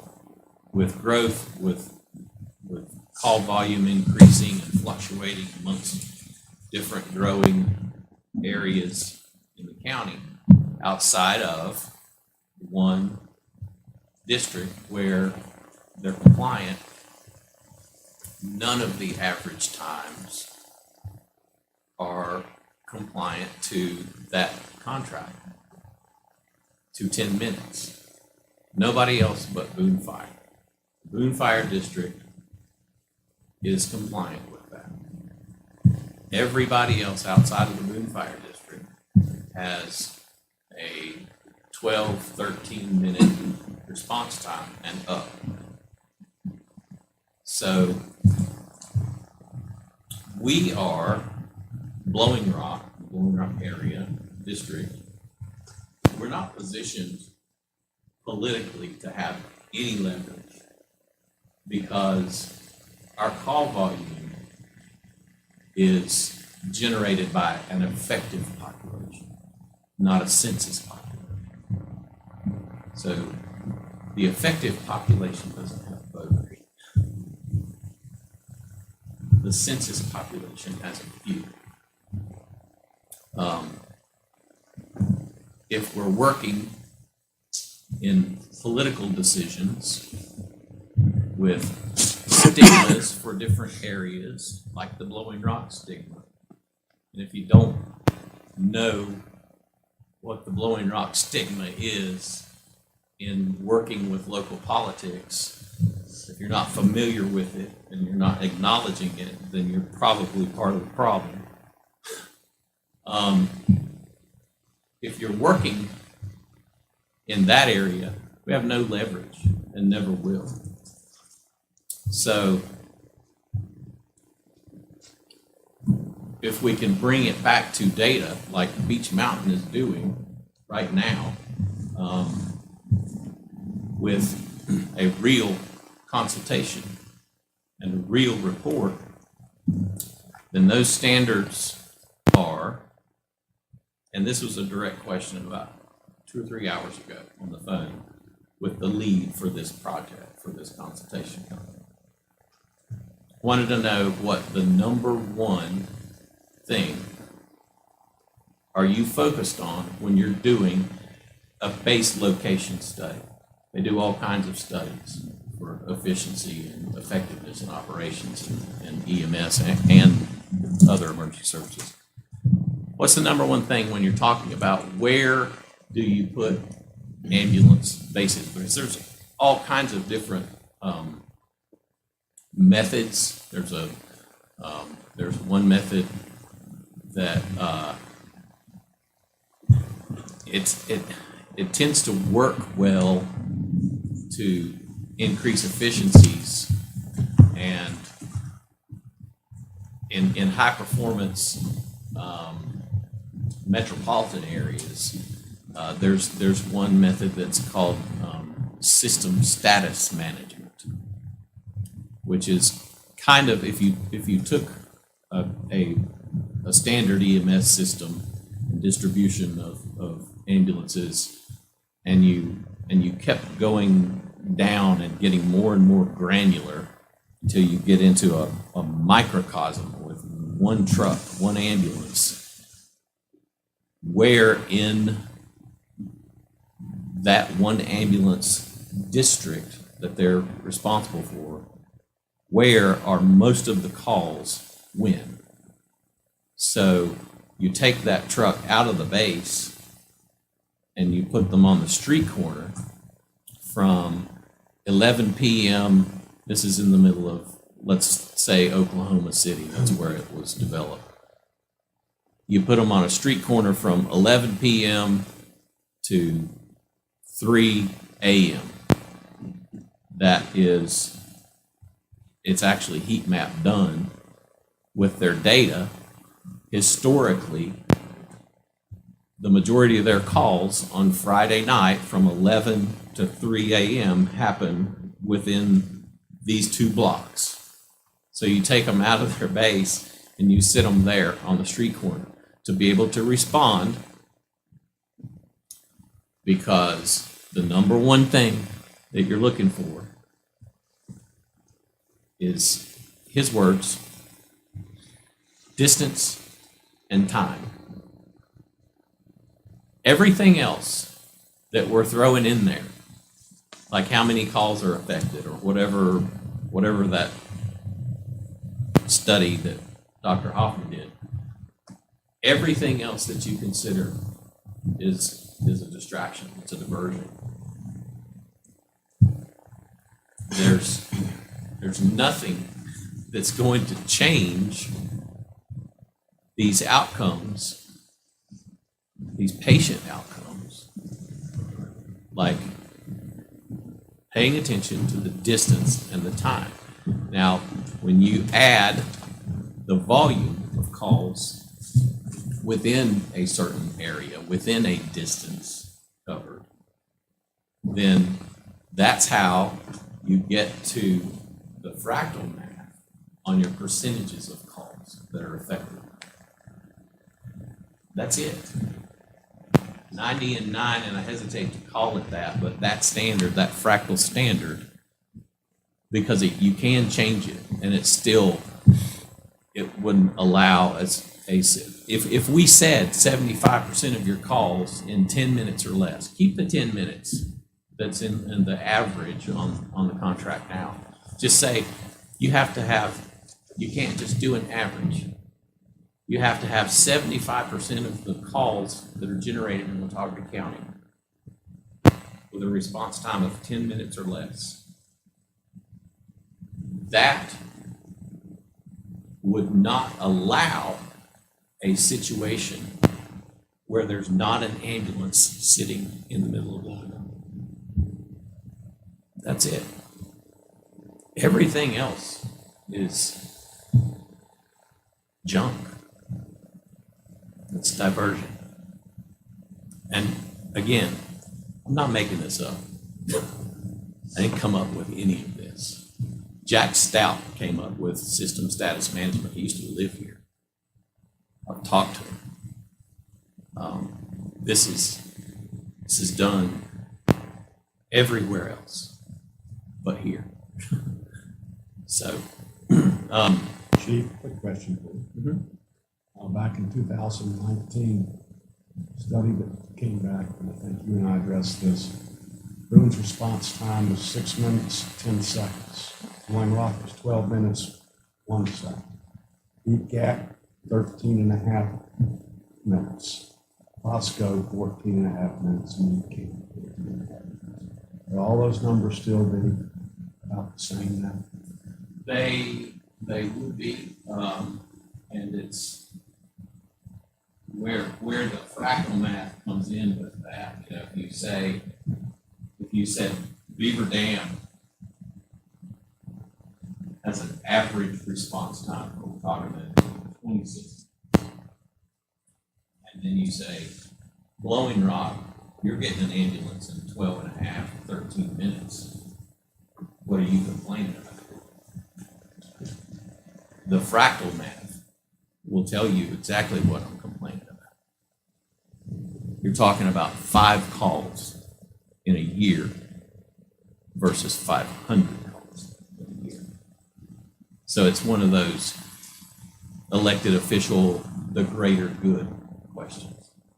So those are probably pretty close. The addition of phase 3 in the Oak Creek area putting together 3 different fire districts: Zionville Fire District, Cove Creek Fire District, and the Beaver Dam Fire District. Collectively, at the time, they had almost as many calls as Blowing Rock. Those 3 fire districts. Those 3 together, and so that was the reasoning for putting it there, and as well as those main. It's a main intersection. There's, if you look at a map of Watauga County on how to get somewhere quickly, that was for the west end of the county. So that was a decent position, but it's because of what we did. I mean, we presented all that information.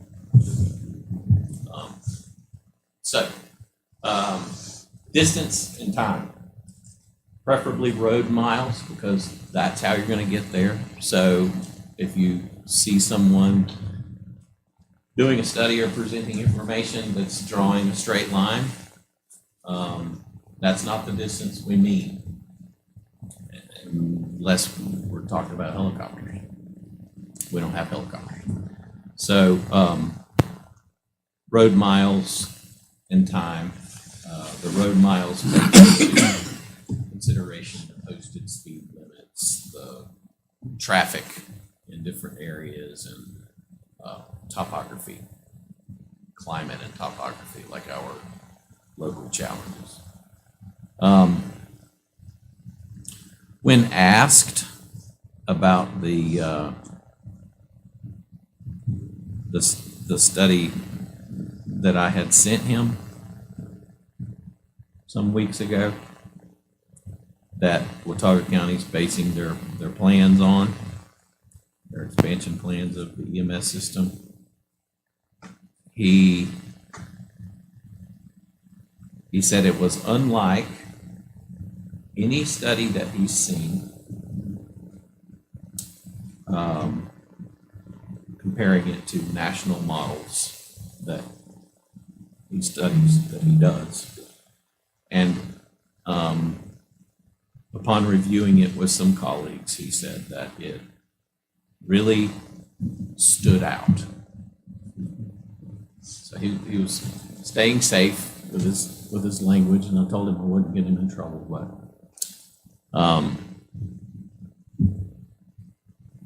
I don't know what else to say about that. Chief, could you elaborate for the new council members what the status is on, okay, our firehouse was built, and it was built to have a transport group, number one. And number two, we have a transport there that was donated or given to us for use for Caldwell County. No, No? it was purchased. Purchased, okay. An ambulance?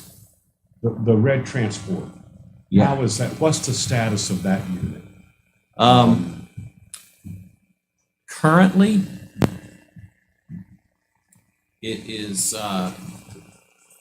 it's in place as a primary transport unit for the Caldwell County portions of our fire district. And we are contractually obligated to provide that service with Caldwell. And we are, our EMS education, and we're under the Caldwell County EMS system, and their medical director. On that ambulance in Caldwell County, we operate under the Caldwell County protocols, medical protocols, which are a little bit more advanced than the other counties. There's a few things that we can do that we can't do in Watauga County under their system, under their protocol system. It is currently, we are reviewing our involvement and arrangement with Caldwell County on how we're going to move forward and transition some of this responsibility off of Blowing Rock Fire and Rescue. And that will probably end up being, at least in the transition part, some kind of collaborative effort with Caldwell Emergency Services. Their approach with other fire service agencies in Caldwell has been that they provide an ambulance and a paramedic in remote areas. I guess we would be a remote area to Caldwell County, and then the fire service will provide a basic EMT or another paramedic, driver, that they work together so that they're not funding, 6.5 employees right off the bat to work into the schedule, or into the budget, rather. So, and this is fairly new, so Caldwell has recently gone through a major transition, new county manager, county leadership. There's a meeting coming up soon you can definitely talk about, but we just recently discussed. Yeah. They're taking, I guess, more of a proactive look at things and how they provide fire service and EMS service. That's impressive. Yeah, well, I mean, you go anywhere in Caldwell County and you're not gonna wait on an ambulance for much more than 6 minutes.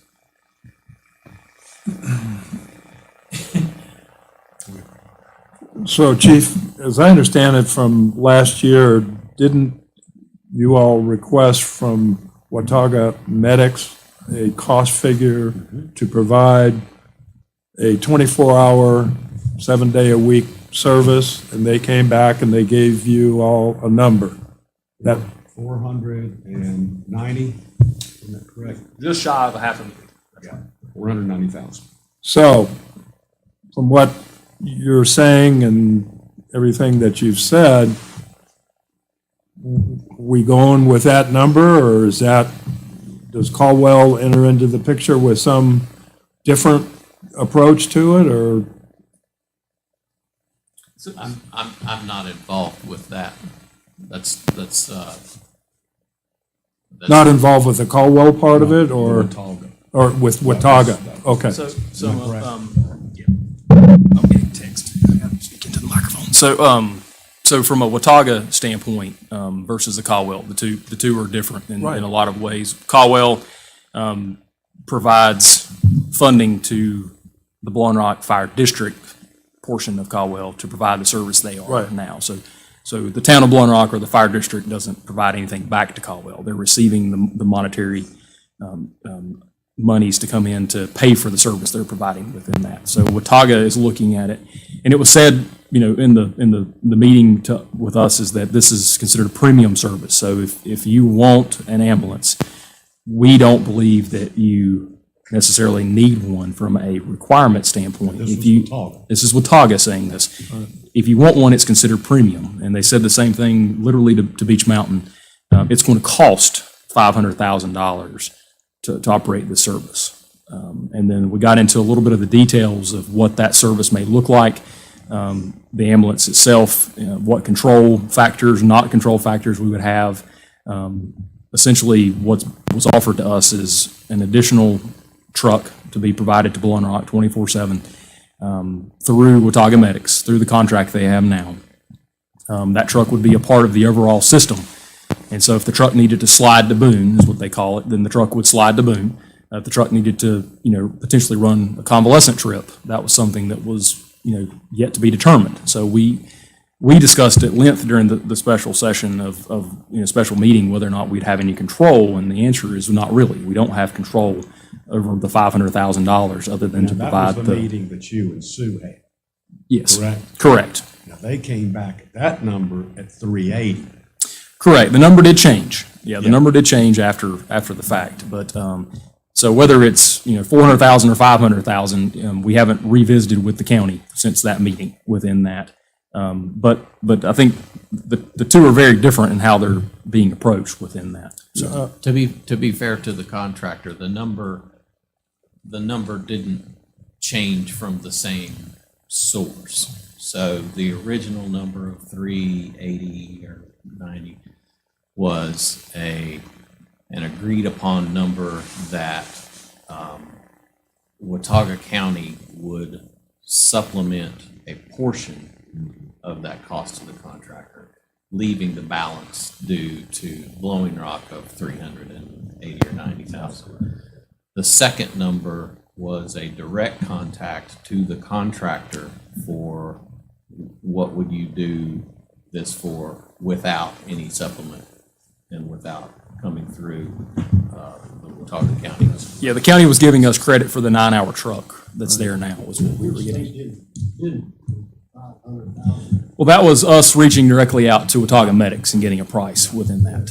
So Pete, sorry. When you say us, wouldn't it be like this? No. No, I mean, so us as in us, us, Let me yeah, clarify this. yes. I contacted the and asked, this was last year, what would you charge the town of Blowing Rock for 24/7 service? They came back and they said, our fee would be very similar to Watauga County Station or whatever. It would be approximately $480,000. So that's where that number came from. Okay. What the 380? That came from the meeting with the county manager and Mr. Turnbow and Ms. Sweeting and I discussed essentially the same number, less what they were already paying now for the 9-hour truck. So we were getting a credit for the 9-hour truck. I think that's gone. I think that was presented with heat. I think that was presented with old school sales heat and said, today, you want to take this today, otherwise it's off the table. We have not revisited the conversation with the county. So since then, it was originally put on the county manager and I to meet and discuss this topic. We did meet, we did discuss it once. We have not done so since, so it is not. If I may say, I sent an email to the county commissioners and the county manager this last year, in November, December, requesting their assistance once again for a transport for the town of Blowing Rock. Not one response. So, I mean, I'm new to this game, so I'm going to ask my fellow commissioners here that have been around, how do we get this off dead center? I mean, we can be sitting here, summer retreat, fall retreat next year. We have been for the last few. Well, thank you, I know, but so I'm looking for how do we get it off dead center? So without assistance from the county commissioners, in some way, shape, or form. So I say assistance. The assistance could be, they allow us to be a franchise agreement, or put a franchise agreement into place. If they pay for a truck 24/7. They offer a truck 12 hours. Without something from the county commissioners, we have no ability to provide a service here. By law, we don't. By state statute, it's at the county commissioners level. So the county commissioners are the only elected body that's charged with providing EMS services. A town, no matter what we choose, if we sat here today and said we will go and put $1 million worth of money into the best service ever, we're not allowed to. The county commissioners would have to vote to allow us to do that. There is no avenue that doesn't go through Watauga County commissioners at this point. There's not, whether that's, again, them putting a truck here free and clear, us paying for a truck, everything else has to go through their approval process. Same with Caldwell, same with all 100 counties. General statute requires that. Each county is charged without really any true guidelines to what that may or may not look like. It's just they have to provide service. Doesn't say adequate service, doesn't say they have to provide X amount of trucks per, just they've got to provide service in that. So each county commission is then charged with what that looks like. And it can vary. I mean, and it does vary. I mean, obviously based on different things, population, location, et cetera. So from our standpoint, the most current thing on the table would be that offer that was presented last year that may or may not exist right now. We don't know. We haven't revisited that. Since then, status quo, nothing's changed. That's a sad commentary for the residents of Blowing Rock to be in that position. I mean, there are going to be times when people really need to avail themselves of the chief and his people, and, if they're being handcuffed, that's a sad state of affairs. Back to the study at Beach Mountain. What is the anticipated end game for that? So we're really not involved. We're in the periphery of it. Do you have any knowledge? They are, I think it's a comprehensive, it's titled as such, I think, a comprehensive mountain area plan for the future of EMS and bases. And their situation has arisen partially because of the same sort of, resort area, fluctuating effective population, call volumes, remote-ish, and they also have a dual county district that has its own challenges and complications. In their situation, I'm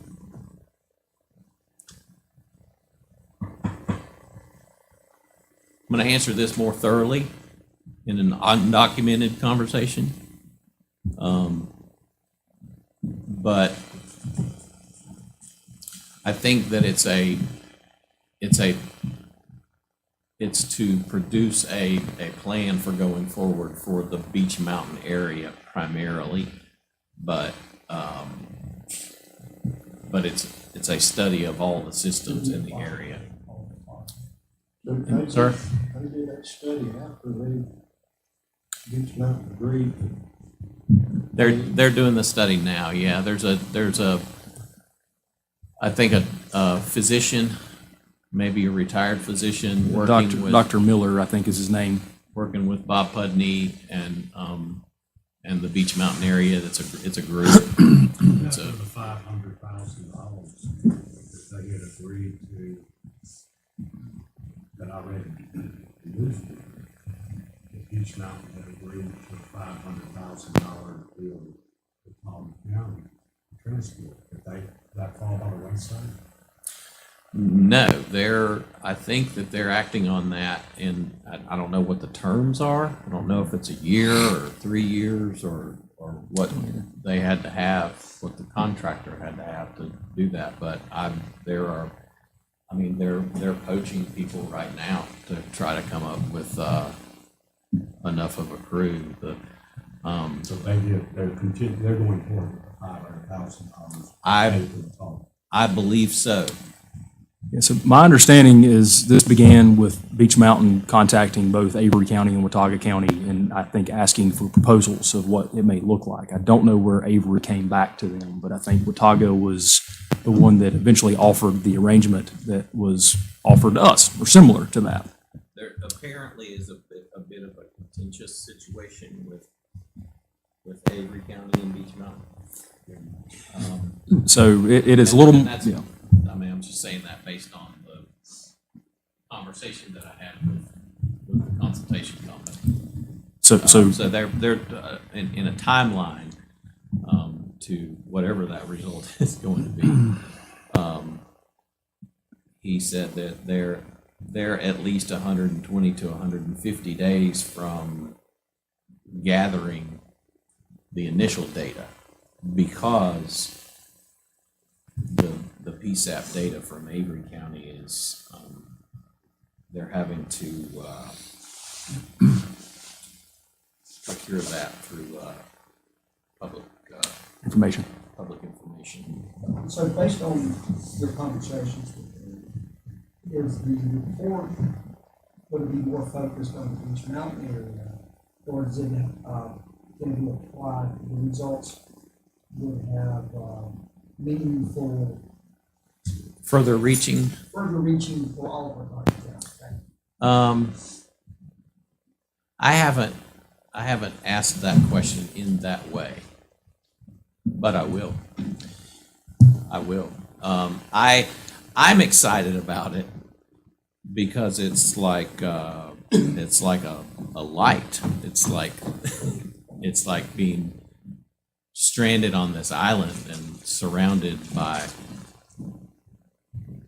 I'm excited because it's right next door. You know, maybe it's not ours, but it's right next door, and it's what we know is out there, and so it's coming close to home, a real one. So you mentioned Caldwell in 6 minutes. You mentioned Otago's response times. I think we did 12. have different. So does Avery kind of mirror Otago, or is it more like Caldwell, or do you know?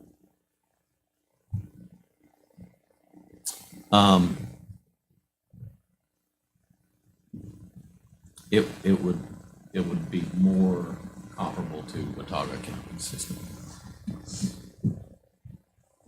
So I would say I had a conversation with the town manager when this first came about, and I believe all of the conversation around providing a full-time ambulance at Beach Mountain is what spurred this study on, and it is being paid for, funded fully, my understanding, by Dr. Miller and his group he's created. So I don't know how much of this goes into support or against what's being done there, but the conversation about putting up to $500,000, and I do believe they did make that decision, and have started working towards, fulfilling or starting that contract, started this study. So I don't know, again, how that played one off the other, if it's in support of it, or if it's in opposition of it, or if it's just inquisitive. But it is supposed to be Watauga and Avery County. They were going to look at both counties, which is why they're talking to Blowing Rock, and I would Studying assume. the entire system, the EMS So system. this is a physician,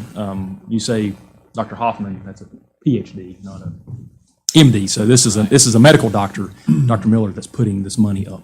So I think he's looking for a true mountain area, look at this for the people here. I think that's where he's coming from with his group that he's put together. Thus, the hiring of a nationally recognized, very highly ranked, real consultation company. But they're going to end up in the long run not saying much more than what we described. Right, the findings. The same thing The that we findings. described to the county 10 years ago. I don't think Yeah. it's going to be much more Right. than what he's going to come out with his report. Right. We probably have stopped short, where this company will,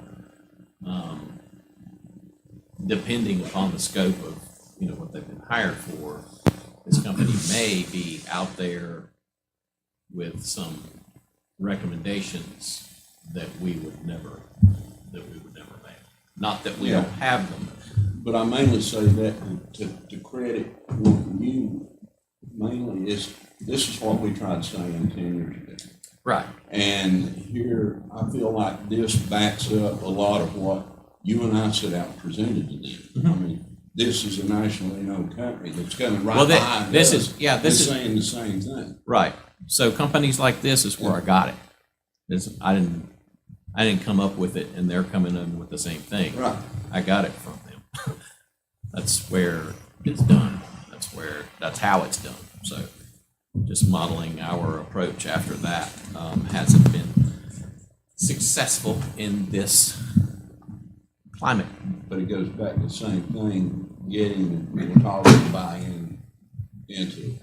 like Oh, yeah. what we tried. Yeah. Yeah, absolutely. Can we talk nuts and bolts? Maybe. You have, I'll talk publicly. You and your group have blessed us with top-notch first responders. Top guys, right? Yes, they have. And if we pay $380,000, $500,000 for an ambulance that we can't control the quality person. We can't control their, oh, well, let's go to Boone to Cracker Barrel. Or let's go to Boone to go to the call center. Yeah, but All these fine, trained people that you have now, that when they're over there at your our fire station, with their ambulance, the private contractor, they're supposed to be taking place of that. And it's made by some to look like the second coming of Christ child. So I'm gonna answer this. I'm not going to answer this thoroughly. I'm going to redirect my answer. Okay. Do you understand We my would. question? I do. What happens to your people? If I cut my We will finger off? continue. We will continue as a first response system, as a tiered response system, no matter what the eventual outcome, which is more of the standard in this state. You don't see a lot of fire-based EMS at the paramedic level and transport level. The only reason that we've done that is to supplement an inadequate system. So, as we go forward, as call volumes increase, as the system does change eventually, whether it's an agreement between Caldwell County and Watauga County or Watauga Medics, or if it's a whole new private contractor or whatever it is, whatever it changes to, we will continue to maintain a standard level of care that is expected within a more traditional approach. Every other fire department in this area, I mean, I don't know where you go to find paramedic level fire-based EMS in North Carolina. I mean, I don't know where. Maybe at the coast.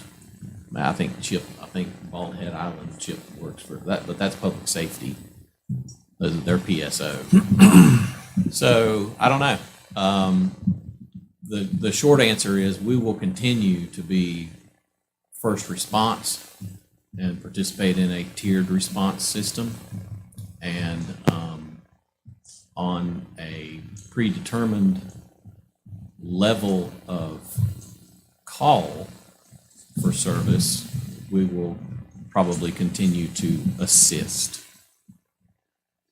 And the second question is,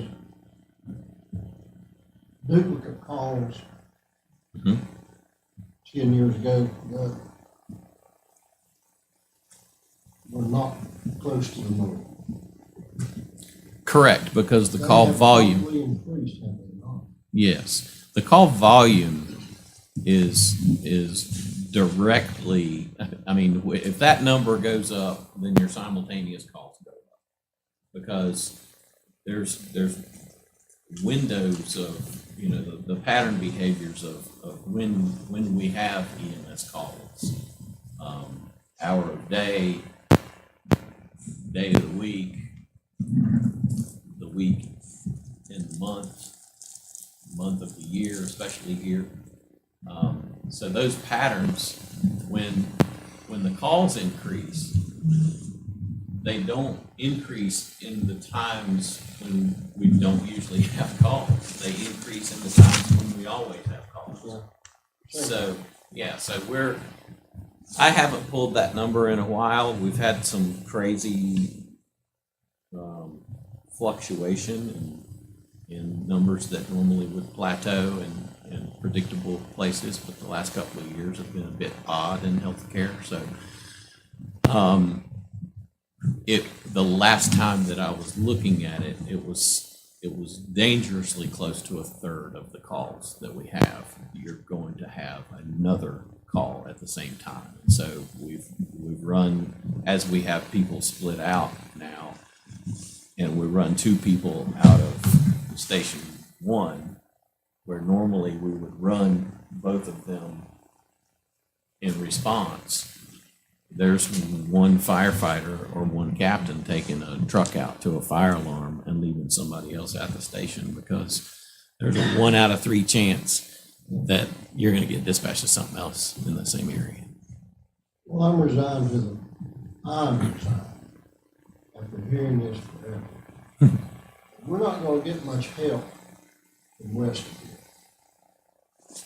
So, do we need to think about boosting your first responder corps?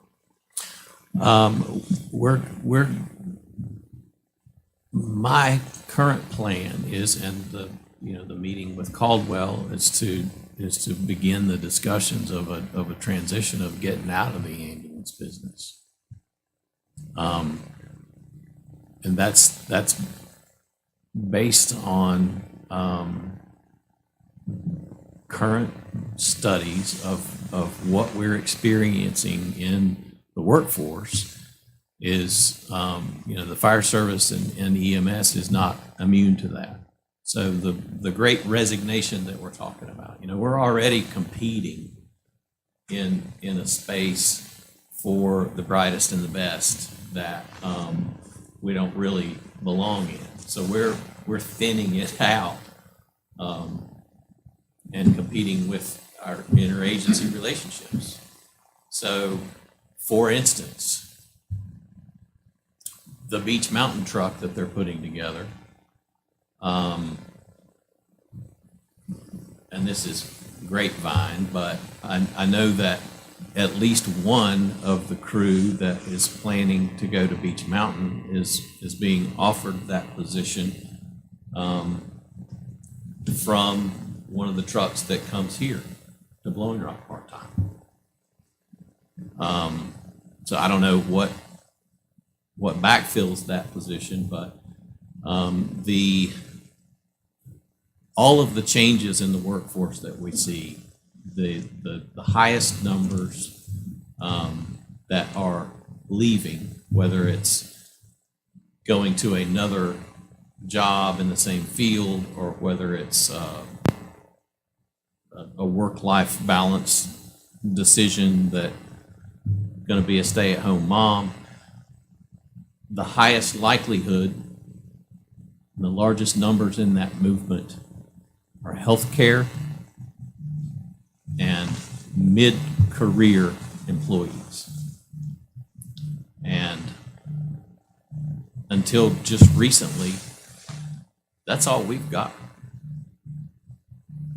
35 to 40 years old, top-notch, educated, trained in the industry, and pretty valuable if they decide to go somewhere else because everybody's looking for them. And rather than try to position ourselves to compete with that, then we need to reevaluate what we're doing and why, and how could we make changes that are going to work and not compete with in terms of recruitment and retention. And not affect, or if we do affect it in a positive way, the level of care that our systems provide. So it's complicated to begin with, what we've done, what we're doing here. And this just makes it a little more complicated. Chief, I have a question. Go ahead. No, Joe? Sure. Yeah. Shane, with what the chief has just said, is there any possibility the town could withhold money that gets paid to the county to stir their interest in getting some action, or is that maybe we just go start looking at, different alternatives? Because again, I don't want to be sitting here 6 months and, not that you guys didn't do the work and haven't done all the stuff that you need to do, but how do we bring this to a head? The short answer, truthful answer is, I don't know. I mean, I don't know what's going to, if anything, is going to cause. You can say withholding sales tax, et cetera, has been brought up before. May do it. It may not. I mean, the cards are being held by the same group, Right. and if I think that would have potentially already been suggested and done in some ways if we knew it was going to work, but everything's a risk. I mean, everything's an unknown with anything. They do hold the cards completely.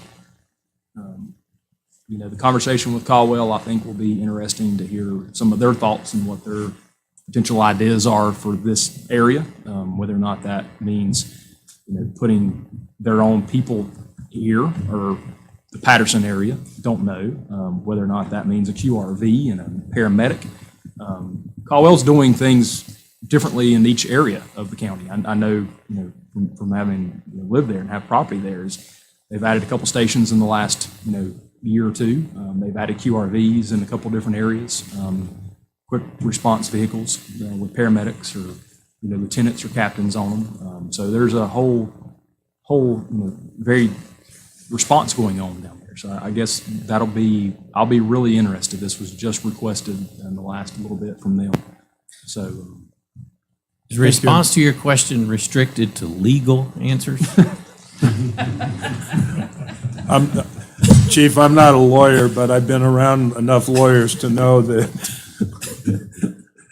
we could burn up some hours legally. The summary, and we definitely keep talking about it, is I've heard from the county manager, no secret, this public conversation. I've heard from at least one commissioner, part of that meeting, and he did state, he spoke on behalf of the county commissioners, is that they do not believe that the town of Blowing Rock shows, with the call volume that it has, enough of a need for a 24/7 response. And that is a very short, accurate answer from them. The word premium is used, so if a service is requested by us, it will be paid for by us, was the response that I got, less than a year ago from them. That their study did not show that call volumes were sufficient enough to provide a 24/7 ambulance here. That was the answer.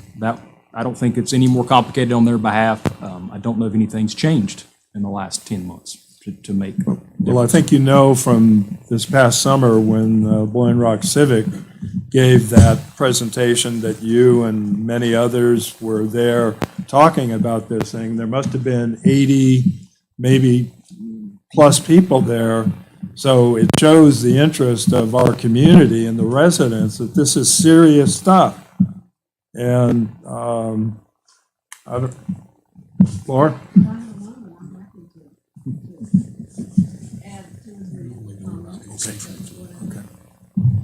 And no matter, I know this is a frustrating topic for everybody in town, but to go up against a group that holds all the cards and your person sending this to threaten them, to me is the worst idea. I didn't say sue them. Well, No, I said threaten them with Oh. any kind of leverage, because, I mean, I know me personally, if you back me in a corner, the first thing I'm gonna do is come out fighting. I well, mean, if you hold back sales tax, that's fine and good. but then you Okay. can go and vote They to still change it. have to approve it. Yes. So we can hold back sales tax, but they have to approve us having transport. Am I not correct? Yes. Well, and they can also choose to flip how they dispense sales tax, which we would lose out on too. Yeah, so Well, it, let's not push it faster.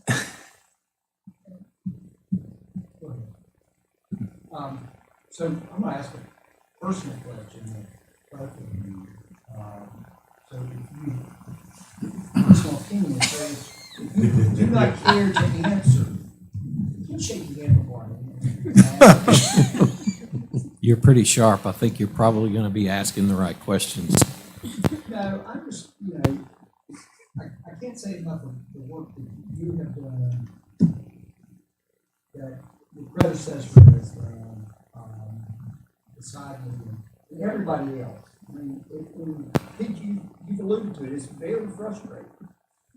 But what I can't grasp is, the reason for the county's reluctance to look at this in favor of something that works better, not just for Blowing Rock, but for the whole county. For Beaverton, for Vilas, for Bethel, Meat camp, Meat Camp, Stuart Simmons. Stewart Simmons, keep them coming. So that's what that's, for years now, that's what I can't wrap my head around. And if you can enlighten me in any way on that, because I have zero, so anything you say will be enlightening. Because I fail to understand that logic. so That's your mistake.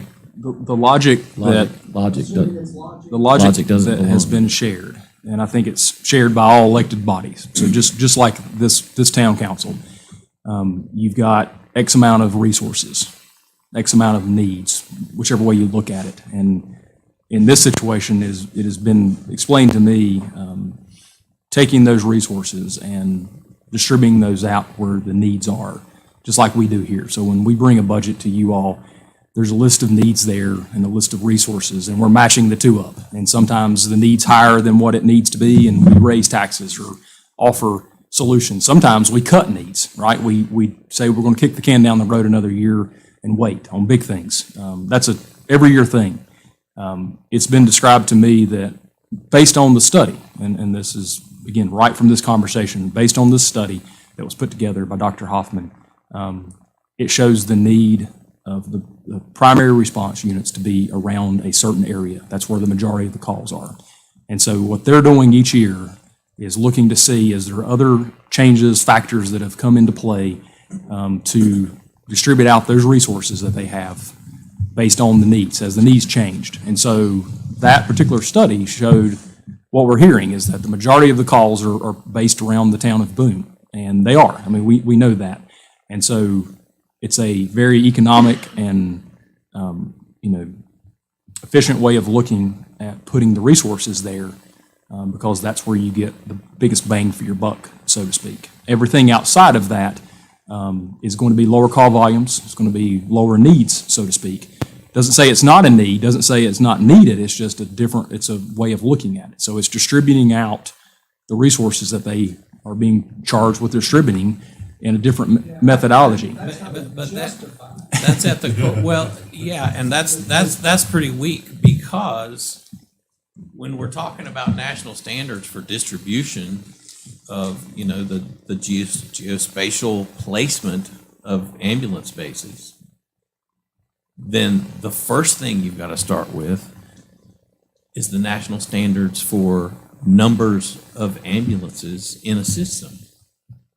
So there's a national number that is recognized as a standard of about 10,000 in population per truck. I understand hub and spoke justification. So if you've got an inadequate number of ambulances to begin with, you gotta fix that first before you can talk about where you're gonna put them. If they would do just that, I would be thrilled to see that kind of progress. Chief, question. The Caldwell County thing, which I was just alluding to the truck itself, and you went ahead and expanded on it. Thank you. The truck is, That's just, yeah. the truck's $150,000. Right, that's, The 6.5 medics, 24/7, that number grows every year if you can keep it. yeah. If you're replacing them, it's gonna grow even more because that retention, that loss costs you. My question now comes to, if you're able to work on some type of plan with Caldwell County, it sounds like they're very forward thinking and proactive. I would assume, which I shouldn't, but they're gonna be stationed firehouse. Would they be able to respond to a call in Watauga County from someone in dire need? No. Not unless Watauga County Not works out an agreement with them. Not without an agreement, either with Watauga County or, which would actually have to be signed off on, even if it was, or the contractor. Watauga Medical. It's no different than our current situation. If you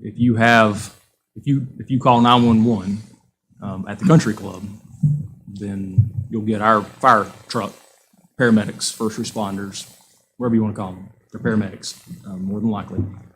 And a Watauga Medics ambulance will come either from our station if it's a certain time of day in the week, or it's coming from over by the hospital. That is my question. Yeah, so it would be no different than that. Even if they're stationed here with, 6 paramedics, it would be the same response unless the counties work out some type of deal. Similar to what Avery and Watauga's working on, I think now with the Beach Mountain deal. So the Beach Mountain ambulance that's supposedly being put into place has to go through Avery County. I mean, it's got to respond to Avery County as well. So that happens. It very well happens where remote areas are being covered by other entities.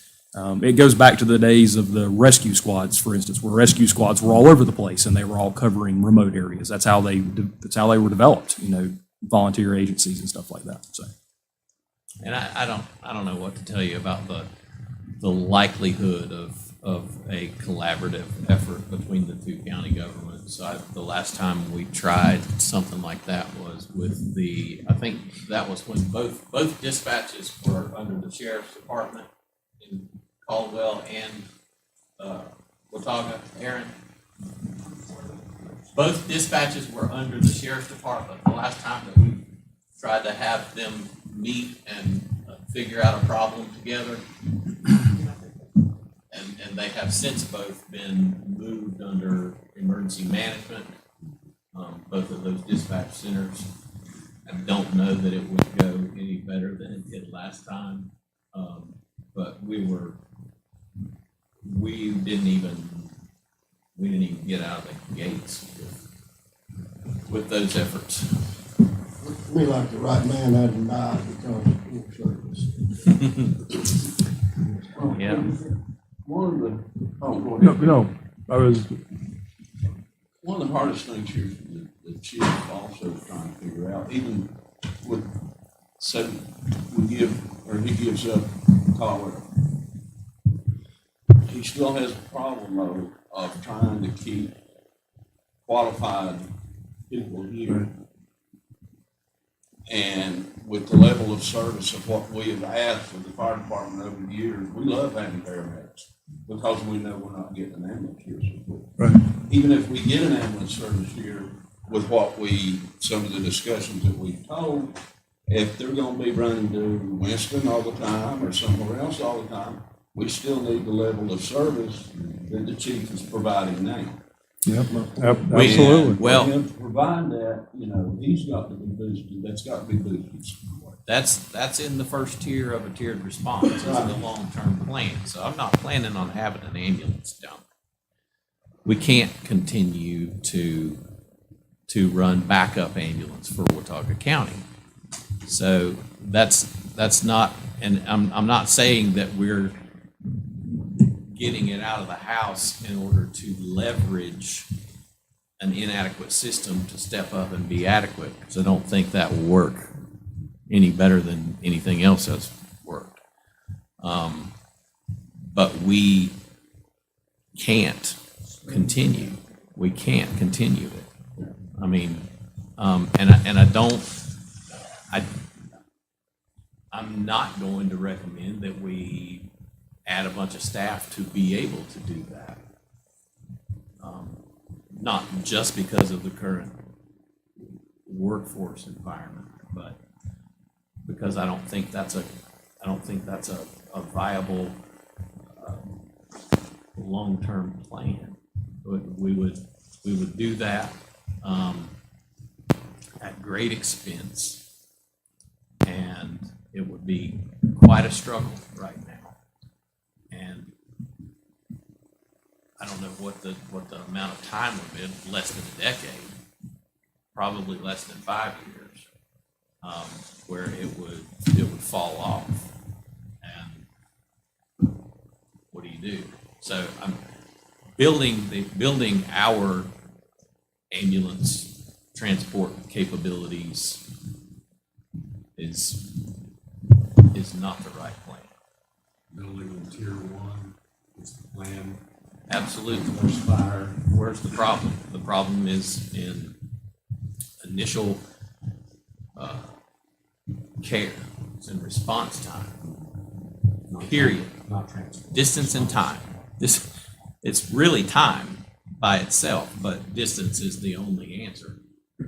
Reducing the distance is the only answer to the time question. So, yes. Good, guys.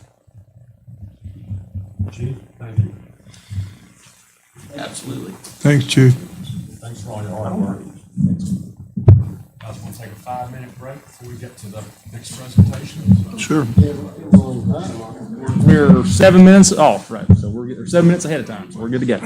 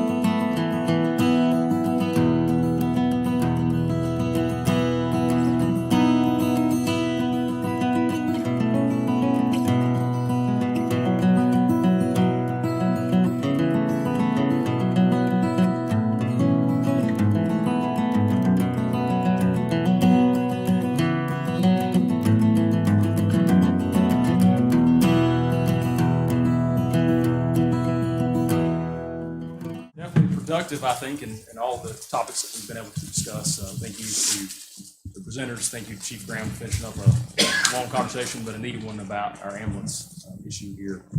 So our last topic of the day is underground utilities. As you see here below, behind me, the Chamber of Commerce, as mentioned earlier today, kind of setting the stage for the agenda, put together a subcommittee.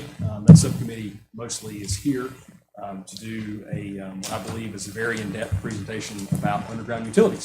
So with that, I'll turn it over, I believe, to Chelsea Garrett, who is going to start the presentation. Quicker works, so there you go. Good afternoon, council members. Thank you, guys. I know it's been a long day, so thanks for adding us to your agenda. We appreciate it very much. I am the non-technical, non-know-how speaker of this afternoon. I'm going to be turning it over to William here shortly, who has William Brinker, who has all the know-how, and Charles, who has all the institutional knowledge.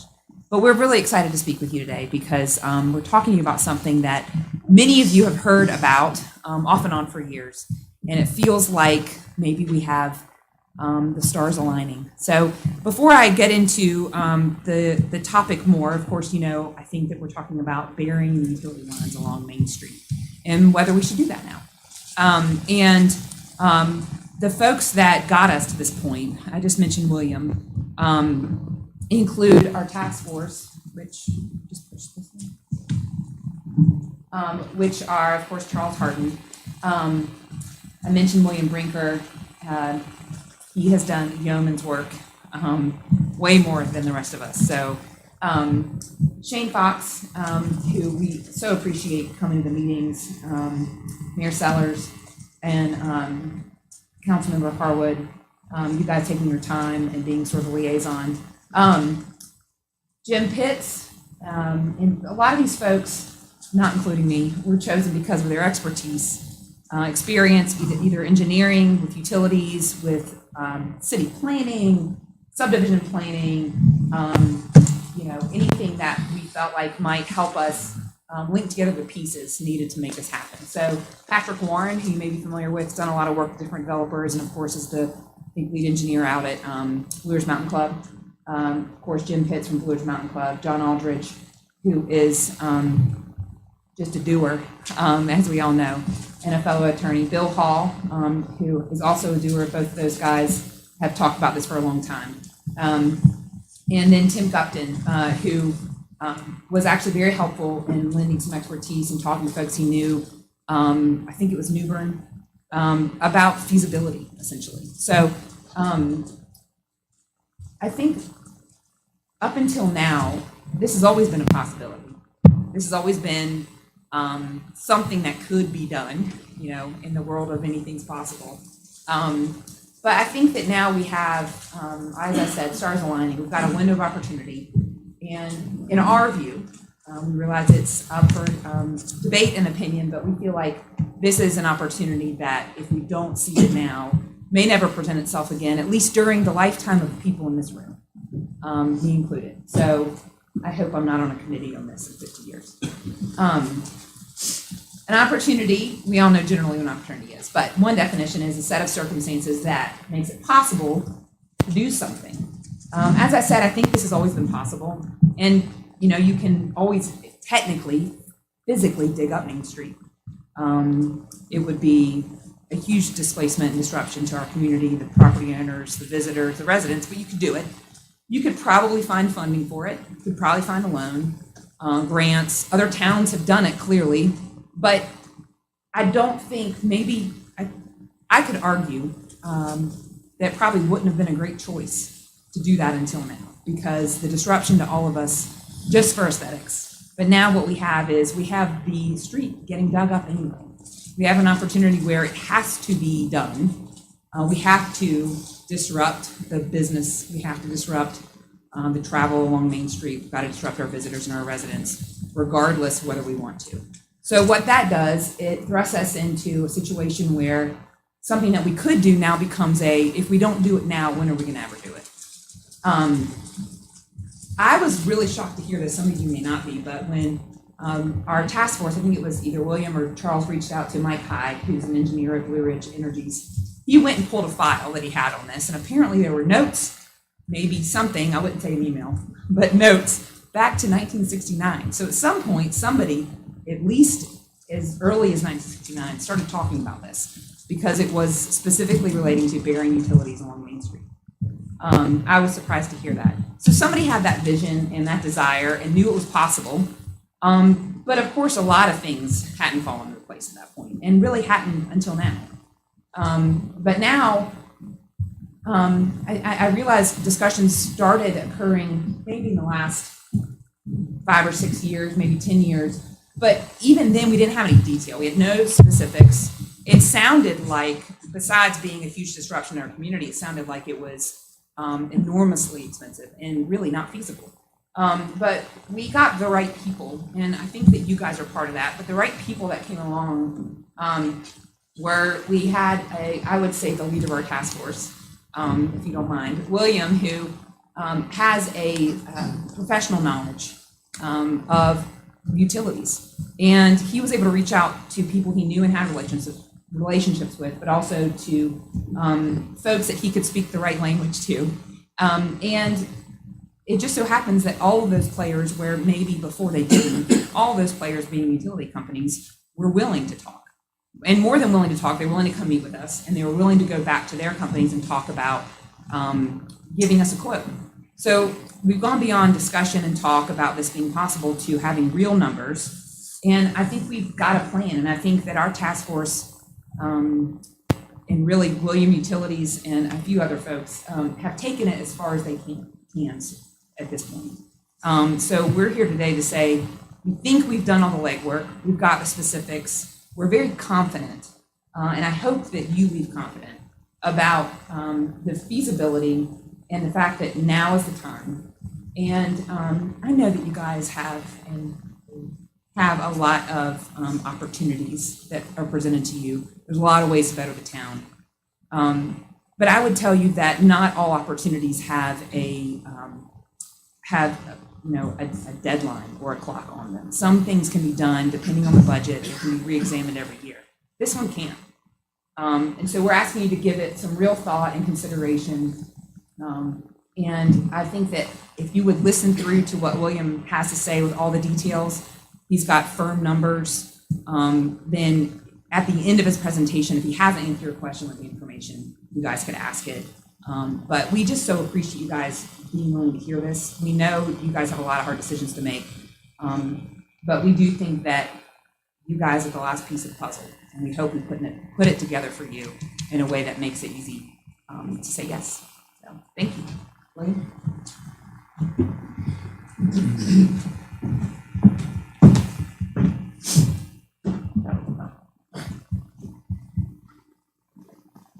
Figure this out. Thank you for the introduction. William Brinker. I'm maybe not the proclaimed expert that they are making me out to be. I was voluntold by my wife after a conversation with Charles to help with this task force. And I do have some energy background, but at the end of the day, I really just love to hunt. And I got sent after a rabbit, and here I am, right? So running project management. Frankly, I never even paid attention to the power lines, in Bowling Rock, until I was part of this task force. At the same time, if my wife were to get the 6 inches taken off of her hair, I probably wouldn't have noticed if she didn't tell me either, right? But now that I do notice, it really is, there's a lot going on Main Street from a utility perspective. So I'm going to cover kind of just the technical aspect, high level, giving you guys some background of what are we looking at, what do we see, what's that going to look like potentially in the future, the timeline that this is going to need to take, and then the budget that we've come up with. So we'll start with the scope. Let's get this slide right. So Hill Street, which is the new hotel Gateway, right there at Gateway is kind of where this project is going to start, and it's going to terminate at the Episcopal Church, last pole right before you get to Globe Road, kind of across from Braun. So that's the scope. Something to point out on that as we go through this and prior scopes that have been looked at is that I believe the prior scope encompassed the entire 321 bypass and Sunset. So, the alarming, I think, $17 million number that people might be familiar with from a few years ago, was a more expansive scope. And we'll get into why all this makes sense and why we're saving money today.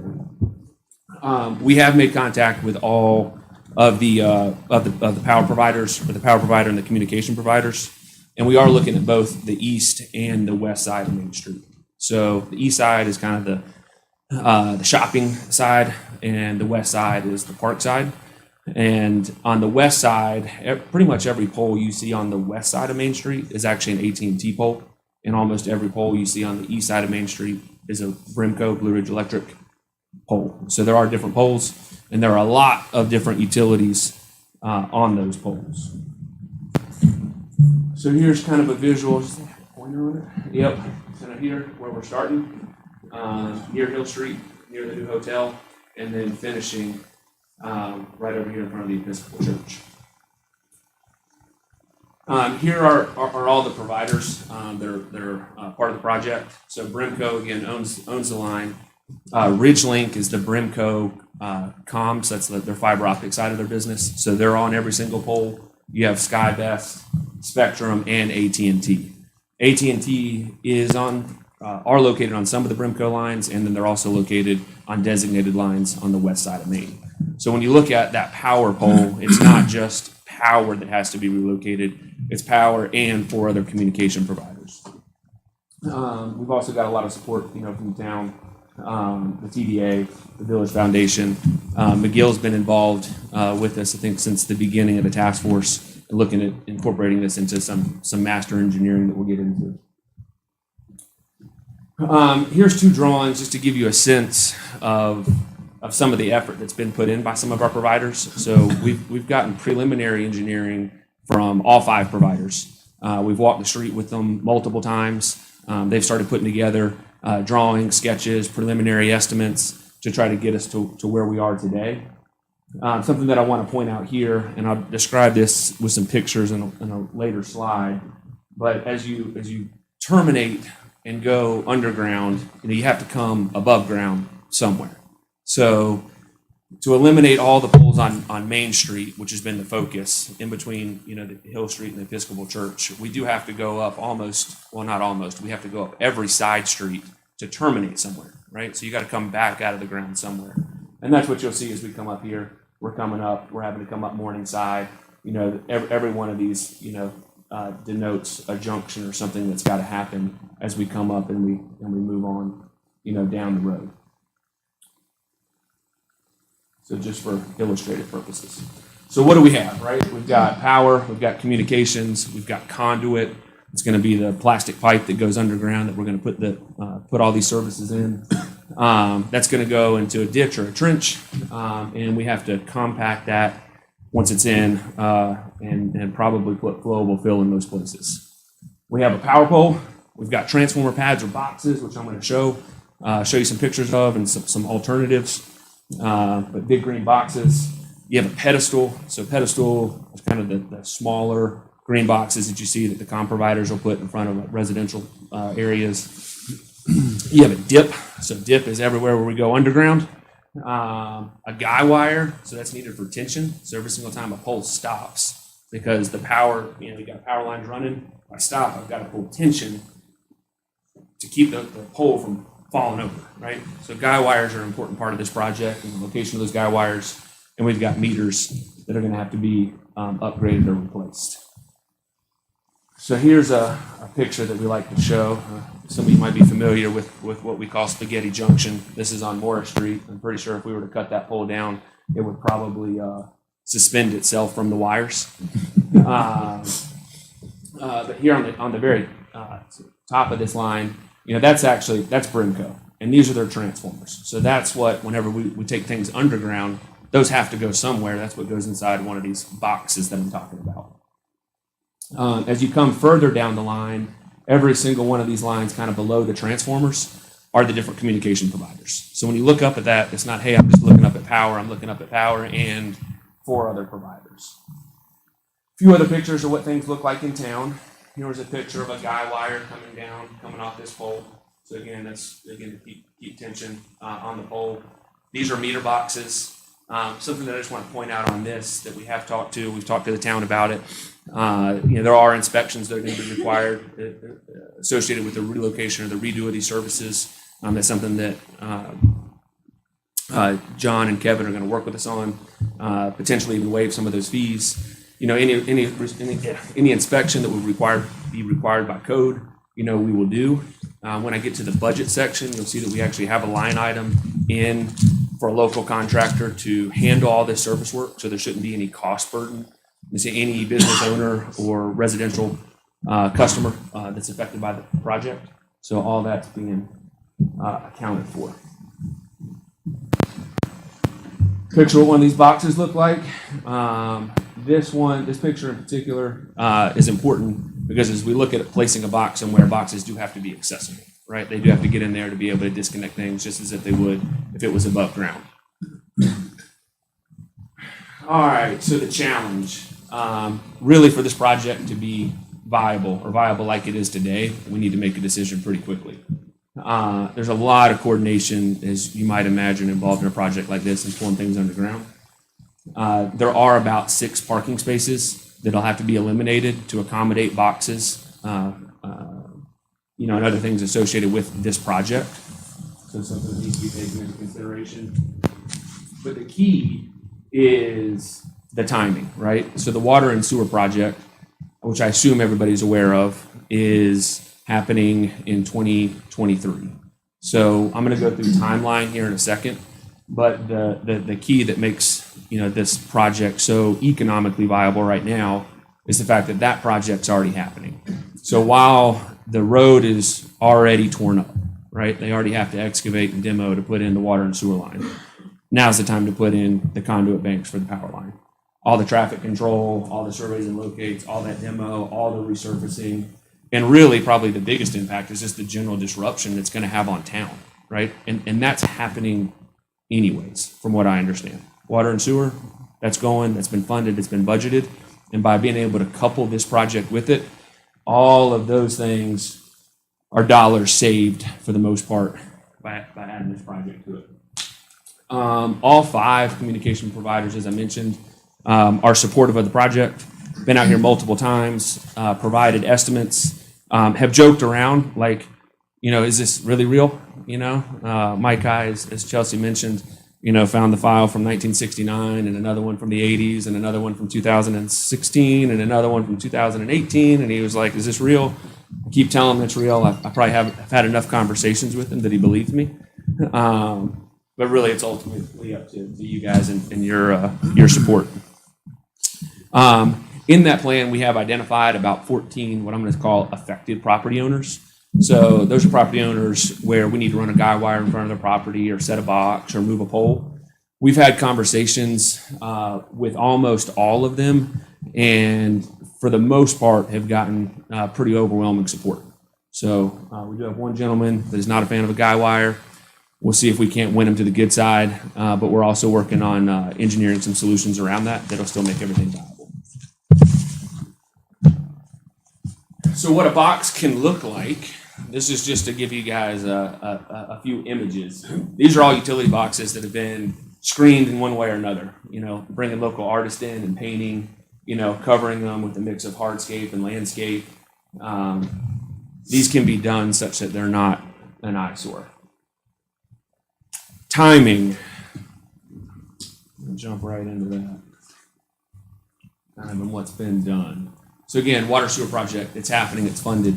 Preliminary engineering from all 5 providers complete.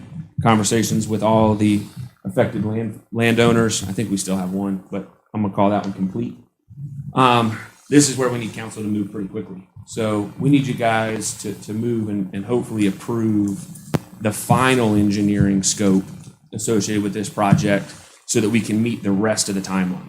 And so I believe you guys have a meeting coming up next month, and ultimately our ask is for you guys to release some preliminary engineering dollars for that, so the rest of the timeline can add up. So we're looking at about 90 to 120 days to complete all of the detailed engineering. That's from all 5 providers. We then want to get all of those drawings over to McGill so that they can incorporate those drawings into their water and sewer line project. so that all of that can go out for bid in fourth quarter of this year. So the way that high level we see that looking, this isn't in great detail, but you've got water, you've got sewer, and then there'd be a line item for the utility conduit project. As part of the scope that we've included in our budget, when I get to the budget section, is the town, i.e. their contractor, providing the excavation, the placement of the conduit, some of the conduit materials, and the flowable fill. So we've got some providers that are going to provide conduit and boxes and some equipment, and then we've got some providers that have asked us to provide those things. The folks at Brimco have been kind enough to offer to procure all of those materials kind of on our behalf at their pricing because they can get better pricing. But that's really the scope of what would be included in the bid that goes out in conjunction with the water and sewer project. Ideally, that all gets awarded by the end of the year, and we're starting construction, I'll say first quarter, right, as soon as the weather actually breaks. And realistically, this is a year-long project. We don't anticipate having to put, adding, should I say, to the scope, the conduit is going to significantly increase the scope of the water and sewer project, because all that can happen kind of in tandem. But realistically, and that's why we're saying kind of timing is everything. While town is down, if you will, partially down for the water and sewer project, that's the biggest disruption we're going to have. Now's the time to put in the conduit to try to get our overhead underground. Just to be clear, are you suggesting that it be a single fund for the water sewer project and this? I believe that's what we think will happen, right? So I'll say a utility contractor, not meaning a power utility contractor, but the utility contractor that will, or the likely utility contractors that are going to bid on putting in the water and sewer project can put in the conduit at the same time. So it's just, it's actually a simpler scope from a material placement standpoint. And they'd be best suited to do it, and they can do it in conjunction with that project. It'd be a lot more expensive to bring in a power utility contractor to lay that conduit. Brimco, in their budget, which is the next section that I'm going to get into, and I'm glad you brought that up because I probably would have forgot to talk about it, but they have, in their scope, have included, I'll say, a project manager to be there on site, helping coordinate the placement of all that conduit and how that detail bank will look. Because you're going to have, 5 folks in a common ditch and lots of junctions. And so they want to make sure that that's done in accordance with their standards. So they're putting boots on the ground to help facilitate that. And they did tell me that it's not just a surveyor, right? It's not going to be somebody that's just sitting there watching, that they'll actually help, glue and put pipe together. No offense to any surveyors in the room. Are you gonna bore underneath the sidewalks? Is that? In some places. So, if a bore makes sense, then we'll bore. I envision most of this is going to be open cut trench. And so when I get into the budget, you'll see I've broken out the scope too, kind of roughly as an 80-20. And we've increased everything, to add for I'll say a margin of error as it relates to the total lengths. So as I mentioned, we've got to go up some side streets that are not part of the water and sewer project. So there are some aspects of the project that are going to require the demo, the excavation, the resurfacing that was not otherwise required, but that's put into the budget that you're going to see associated with this project as added scope. Make sense? Budget, so the fun part. How are we going to pay for it? Shane told me he's got this one covered. I'm just going to let you guys know how much it costs. So again, I've got pretty good cost estimates on everything. 2 things to note. We are estimating it's going to save about $3 million by doing this in conjunction with the water and sewer main project. But really, the biggest savings is the disruption of downtown. So coming in, we'll start with the biggest number first. Brimco, this is a hard number from Brimco. When I say hard, it is a budget based on all of our preliminary engineering. They want to do their final engineering. Their final engineering is predicated on a 5% deposit on that amount. So it's about $75,000 plus or minus. This is part of the preliminary budget that we're asking from council to approve. That number does include them, again, providing a person that does have their detailed engineering in it, that does have them providing all of their conduit boxes and materials that are going to be placed by our contractor, but they're providing all their own materials. And that includes their cost for removing all of the overhead lines whenever that time comes and reconnecting all of the service. So RidgeLink, again, that's their fiber optic or communication provider side. That's the tack on for putting all that underground. Again, includes everything that I just described. AT&T, again, just under 400,000. Actually, when I get there, I'll see if I've got their materials.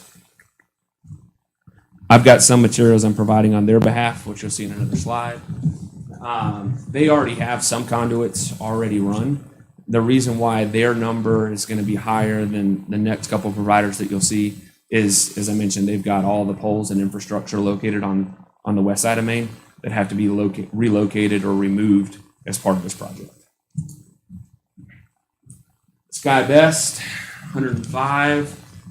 They did not include materials, but I did get a takeoff from them, and we've included that in the overall project scope, which we'll get to. Same thing with Charter. So these SkyBest and Charter numbers do include them providing all the cable, redoing all their connections, restoring service to each of their providers. Reconnections.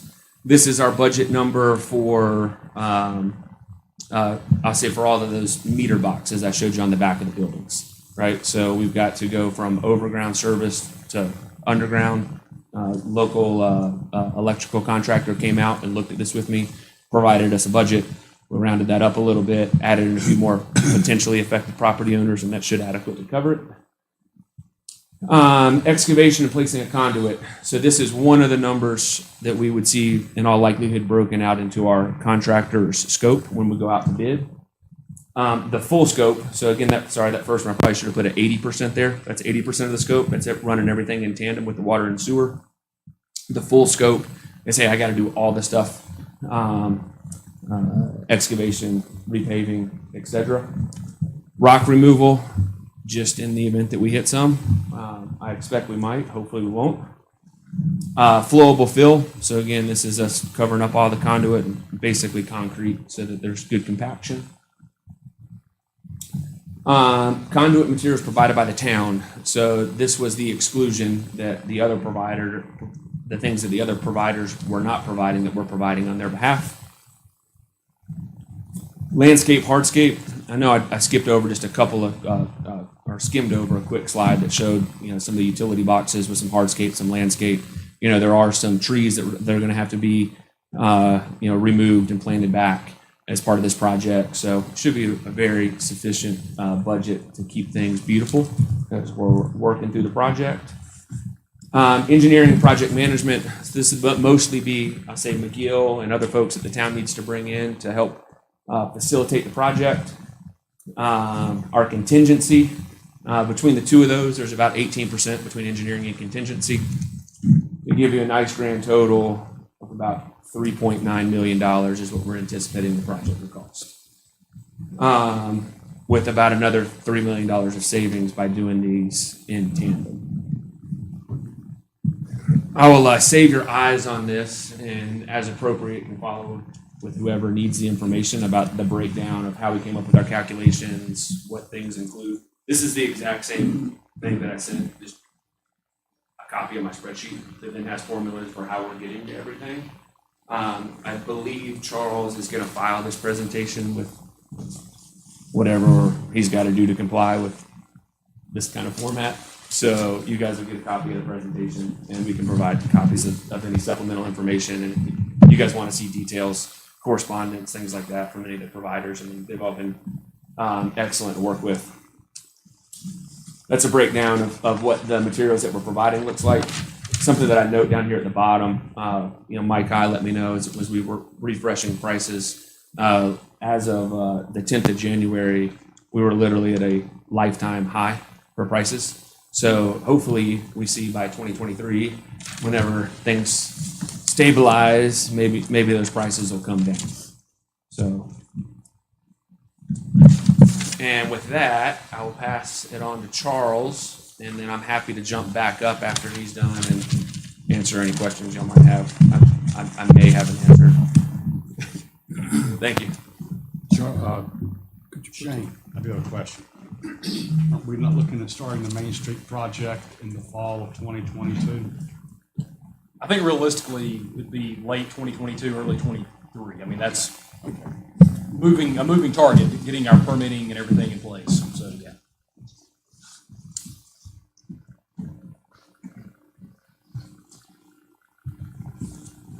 So, get used to this. So I wanted to tell you that this has been on our minds for a good while. Back in I think it was 2013, the Chamber took a trip across western North Carolina and looked at a lot of towns that had already done this. But even before that, we had done a lot of research on this to find out how they did it. You'll see several towns here that we either visited, most of these places, that have got their utilities underground. Highlands, Waynesville, Sparta, Lenore, Silva, Conover. That's actually the city of Newton. Is that Newton? I've mislabeled that? Yes. Okay. And West Jefferson. I don't know about that, but I know that's Newton. Yeah, so each one of these has different circumstances. They're all very different, in fact. Sparta is the most recent one to have done this. They just did it last year, and they got a grant to do this somehow. I'm not quite sure how it was done, but it was after we did our research. West Jefferson, in their case, and in several of these, like Waynesville as well, and Silva, were all able to move their utilities back a block off of their main streets. So that was done for less money. One of the things that this particular study did was to determine whether that could be done here. And so I wanted to make that real clear that Blue Ridge Energy, Mike High, the engineer from there, came over. He had met with Charlie a few years ago, discussed that. They have since done a good bit of research on that and found out that's not possible here. There are reasons that we can't do that option. So I wanted to point that out.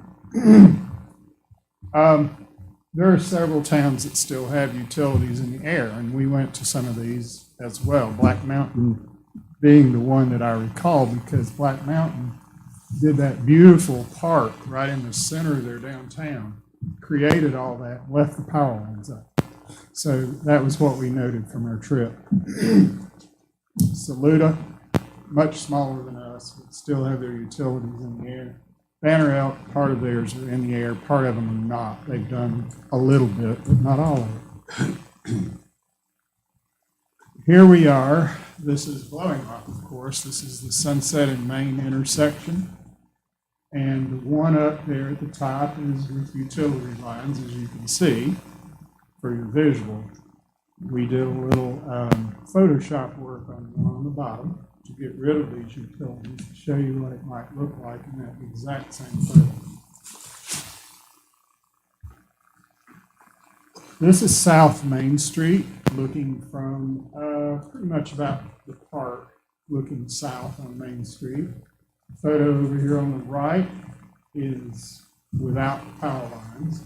The two on the left are not the exact same photo, but they're pretty much close to the same place where the photo was made. So you can see the power lines pretty clearly in both of those. Of course, the traffic lights are on wires as well, and those are coming down with another project. The very worst of the wires that we have on Main Street are at the intersection of 221 and 321 Main Street, right there. Footsloggers is there, the speckled trout, the melon mushroom is on the other corner. This photo, those wires were so bad there that we couldn't even get Photoshop to get rid of them. So that was That's why we didn't even try. This one also has so many wires in it, it's almost impossible to erase them. This is at Morris Street and Main Street. This is where that bad pole is that William talked about. So it's this one right here that is like Grand Central for wires and blowing rock. Here are some other photos of blowing rock without power lines. These were photoshopped out. That's Morris Street. That's where that ugly pole is, right here beside. Let's see, does this have a pointer? Very top. Top. So that pole is right there. And so we were able to get rid of that. This is Sunset over here behind, well, that's Moody Furniture Building down here. And so all those wires would also be gone because we have to take this down a pole or two on each of these side streets.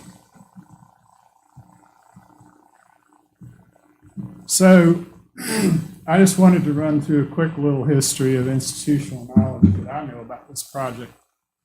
I didn't know that 53 years ago, the town approached Blue Ridge Energy. 53 years ago, approached Blue Ridge Energy to ask them to look into how this could be done in blowing rock. Somebody, I don't know who it was, had some real vision in 1969. The first conversation I had about this was with Jerry Burns in 2006. Jerry came in my office and brought this picture. I'm going to pass this around. I took this out of my archive. This is a photo he took over 4th of July parade.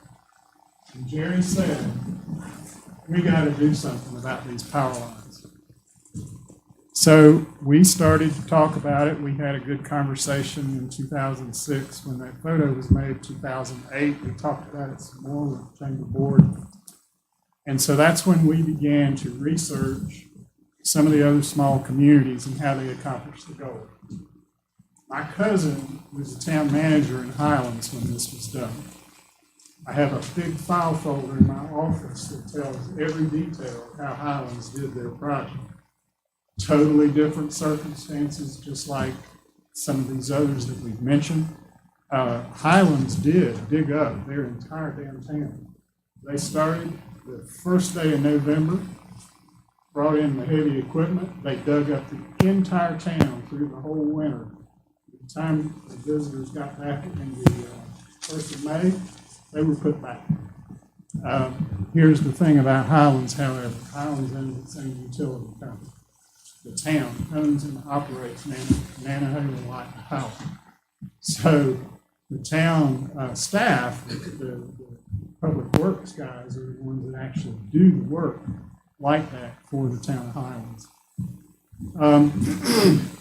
In 2013, as I mentioned, we took the Chamber Board and several of our town officials all across western North Carolina to all these towns, looked at them, talked about it with their town leadership to get some idea of how it was done.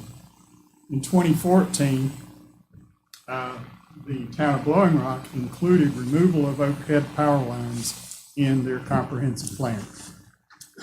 In 2015, the chamber adopted this initiative into its first 5-year strategic plan. That's the first one the chamber had done. And we said that was an important component of it. In 2016, the town council requested an estimate of cost from McGill, which turned out to be $17 million. But as William mentioned, that was Main Street, 321, all the way from 321 bypass all the way back out to 321 bypass, plus Sunset, Morris, and several others. So the scope of that project was something that everybody, I'm sure, desired to do, but the cost of it was certainly something that was totally unreachable. And not only unreachable, but it became demoralizing to the town to think that this project would cost $17 million. So in 2018, Mayor Sellers had conversations with Blue Ridge Energy regarding a relocation option versus the burial option due to this extreme expense. In 2019, the town hires Shane Fox as its town manager, which has stabilized leadership and continuity necessary for a project of this scope. In 2021, the town council lists removing overhead utilities as a top priority. Also in 2021, town council voted to replace all the water and sewer lines on Main Street because they're over 50 years old. And they also were planning to have a $5 million low-interest USDA loan, which would be the financing mechanism to do that. But in 2021, also, Representative Pickett and Senator Ballard worked with the state legislature to approve a budget line item for a grant of $5 million to complete the water and sewer upgrades, which no longer necessitated a loan of $5 million. There were other visionaries along the way. Several attempts were made by various council members over the years, as I recall meeting with them in my office and talking about it. I do remember Dan Phillips, for instance, met with AT&T and Blue Ridge Energy and others to try to see if he could help get this effort moving when he was on council. Last little story I'll tell you is that back in 2011, Virginia Stacks, who many of you may remember, she was a longtime community leader. She was the chairman of the Board of Adjustments for years and a realtor here on Main Street. She used to talk about these power lines all the time. And back in 2011, I went over to see her at Deerfield. She's in assisted living. And I sat down and talked to her, and she said, "Charles, you got to get those power lines underground." And so I'll never forget that. She died 2 months later. And so there were a lot of folks along the way that have had this thought. Jerry Burns, Virginia Stacks, and many others. Here we are, 2022. So what we enjoy today is largely the vision and the courage of leaders from 50 to 100 years ago. Much of the past 40 to 50 years has been spent maintaining and managing the day-to-day business of the town. But alas, the stars have aligned. Today, we've presented to you a plan that is complete with actual pricing and realistic goals. This plan covers the majority of the removal of the overhead utility lines. We have put together partners and we have worked with private property owners to expedite this process. The price will never be better, as it can be done in tandem with this water and sewer replacement project, thus costing almost half of what it would cost otherwise. This can be your legacy at this point. It's going to be 2072, 2082 before this opportunity will present itself again. And that opportunity being to rip up the entirety of Main Street to replace water and sewer lines again. Hate to say it, but probably none of us will be here then to get that done. We can't afford to kick this down the road any further. Thank you for your time. And we have plenty of time for questions. Thanks for all the hard work that you all have done and the effort. Thank you very much. Thank you. I do have a question. Okay, if you're going to take down the poles of 221 and 321, is there any funding in there to replicate or emulate the traffic signals that we're getting ready to install at Main Street and Sunset? Our budget did not include any traffic controls.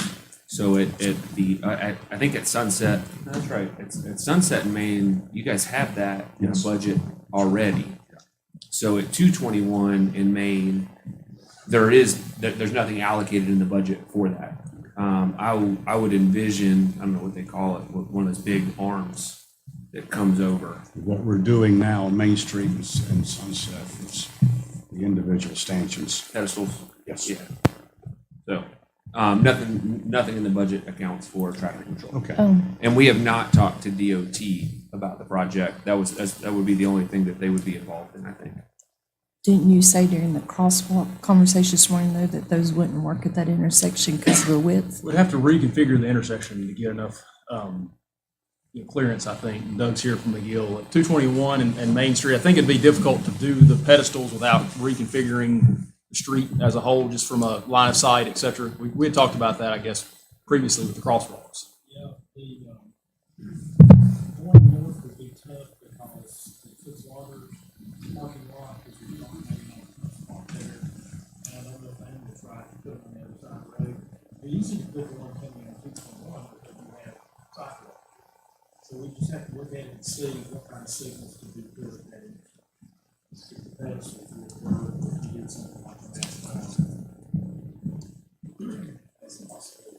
Any of these 6 parking spaces that you mentioned, are we already taking that could be utilized with the work we're doing at Sunset and Main? Do you know?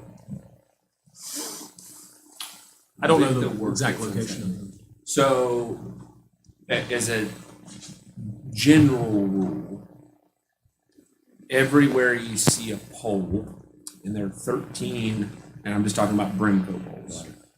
On the east side of Maine, there's 13 Brimco poles. You need a box, okay? We figured out how to eliminate a couple of those boxes already through just other engineering solutions. Some of the boxes can be located in some existing hardscapes or landscapes that are there, or in a portion of the sidewalk. So we've got, there are 6 places that we didn't have real estate for. That we said, hey, we've got to take a parking spot. And I know that's something that a seed was planted. And if you look at the location, and I didn't mark this out on the maps, but is trying to eliminate parking spaces at any intersection. So that the visibility is you're turning off of a road or off of Morris, for example, you don't have a parking space there so that you can actually see into traffic. So the location of the poles happen to be at almost every single one of those intersections. So I think a lot of those boxes would be located in spaces that we want to take away anyways from a traffic safety control perspective.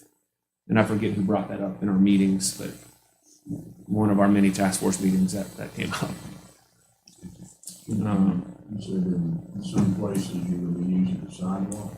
When I say sidewalk, I like an extended portion of it. So no, one of those locations we've got to jump across. It's at the intersection of Mayview. What's the flower store? It's like the little yellow house. Funky Tulip. The Funky Tulip. Yep, that's what I'm looking for. So it's going to go like in the hardscape in the corner there between, Mayview and the Funky Tulip. Laurel Lane. Yeah, Laurel Lane, I guess, yeah. So that's just one that I can think of. It's like, hey, we didn't need a spot there. I know one of them is one of the parking spots in Brom. It's the very first parking spot in Brom. You'll see that there's a pole there. And again, we're eliminating everything. So I've got a guy back into that location. Anyway,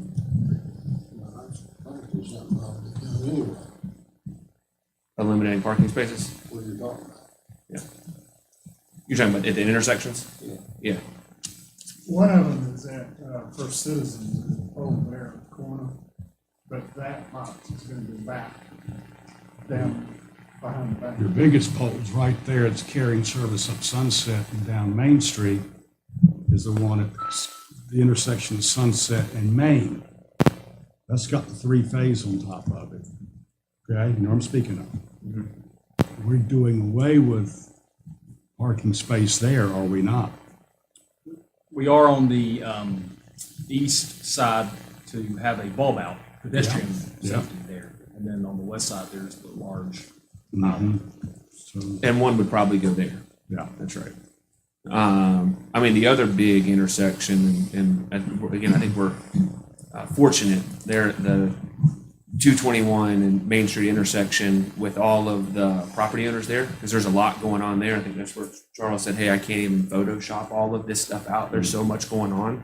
We've got a good relationship with the folks that own the properties all around that intersection, and all have been cooperative to say yes, you know, to eliminate these poles. Yes, that means we got to put a big box in, for example, the Blake on Main's front yard, and we've got to run around their property to get to the poles in the back, and, you know, they're willing to cooperate. That's the thing that doesn't worry me, I'm just concerned, the back, is at the back, we're talking about behind these properties, to get service. Well, yeah, so you've got to get service anywhere a property or building, you know, any building has service, has got to continue to have service. Service won't always come into the back. Sometimes it's on the side, but you've got to go underground and come up somewhere. So, let's go down to Morris. The brass exchanges before. Yep. And there are what, 4 or 5 businesses south in that block. Yep. How are you gonna get back there? You need easements, you want more, or what? All that will be open cut back into them, yeah. So each one of those, so as you go back in that specific section, so that's between Gang Kiker's building, that back alley, there's 4 businesses that are served there.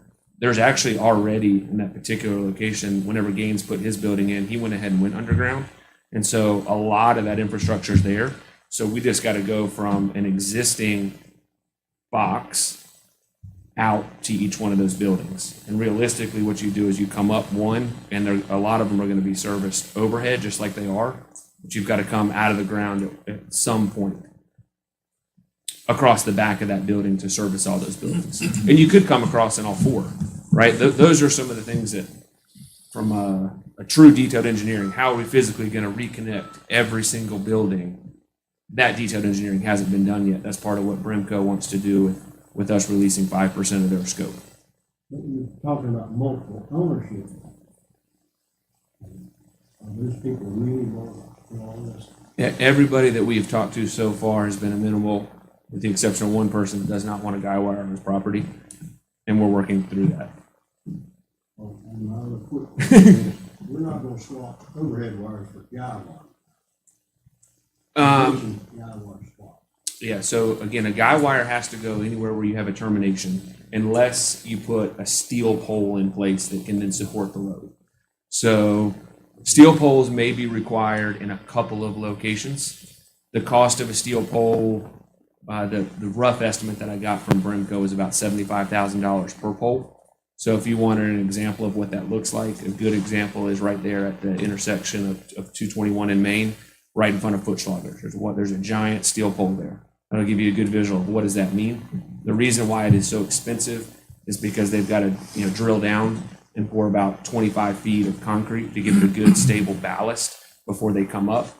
But those are the options, you know, that we're having to look at if, you know, if a property owner doesn't want a guy or we need to terminate in a particular location versus going further. Because again, you got to stop somewhere. And that's the thing is, you know, you look at it, you might say, hey, it's cheaper for me to put a steel pole here than it is for me to run another 400 feet. Because you come to these intersections. Morris is a good example. So you turn on Morris. I guess you've got the Bull and Bears where Spaghetti Junction is, that, you know, the pole that's got so much going on it. You know, if we can't stop there, we go down to the next property. There's a little French shop. If we can't stop there, the next intersection is the side alley that goes to the back side of Blowing Rock School. You can't guy over a road because of overhead clearance. You could potentially set another pole on the other side and then guy a bunch of wires to that pole. And there's ways to get there. But if you don't stop there because you can't go over that road with a guy wire, then the next pole down is the first pole in front of the school. So again, you can't do that going over the parking lot, which means now you're running all the way to the clear into Morris, right? So from a cost standpoint, we're probably going to try to figure out a solution to put a steel pole in if we can't put a guy wire in, or try to put a guy wire in to eliminate having to run that full stretch. And unfortunately, that's like, we've looked at all of those little details.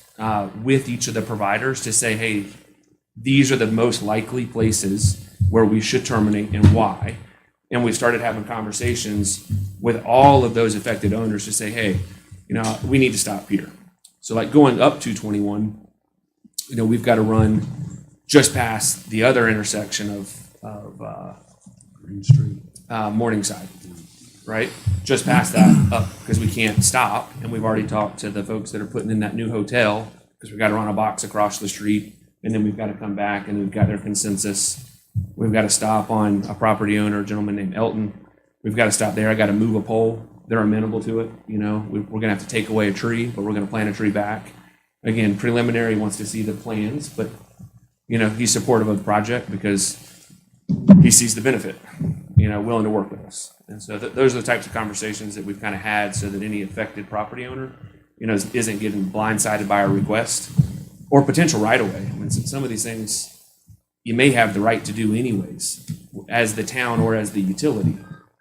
But we've been trying to play nice and educate people on what we're trying to do and why. And again, I've gotten, overwhelming support from folks. You don't have 100%, you have overwhelming percent. Do you have those steel poles figured in that, or is that in your contingency? I'd say it's in the contingency and kind of mixed in some places. So I've got one particular junction, we're back to that Morris junction, where I've got to put 4 boxes, which is actually an issue. To put so many boxes in a consolidated area, and a steel pole might be the best solution. So, and the cost is included for the 4 boxes and kind of running in and running back out. So you got to like home run in and out. And we may be able to eliminate that. There might actually even be net savings in some cases to put in a steel pole versus some of the preliminary stuff that we've done to date. William, is it possible to do this project in phases? So like while we have the road tore up, of course, we don't want to miss opportunity for the conduit. Is it possible to get that in while the opportunity's there and do other parts of it later down the road? Yeah, the true, I'll say, push today is to get the conduit in the ground. Even if you didn't take down the poles today, or you took down the poles in phases, right? As long as you've got the infrastructure underground, I mean, I guess technically you could put that in at any time or phase it in. We have not gotten into project management and a phasing plan to say, hey, this is where we're going to start, and this is where we're going to finish, or we're going to do this section and that section and the crossover. I would suspect that visually, look like a bomb went off in town. All this stuff's going to go underground. You're still going to see all the overhead stuff for a duration of time until the switchover happens, and then at the end, the poles and stuff will get removed. Because they've got to keep everybody, I'll say, alive with power and service. But we don't have a full execution plan ironed out. Any idea how much of the full budget would go into just that part of the project?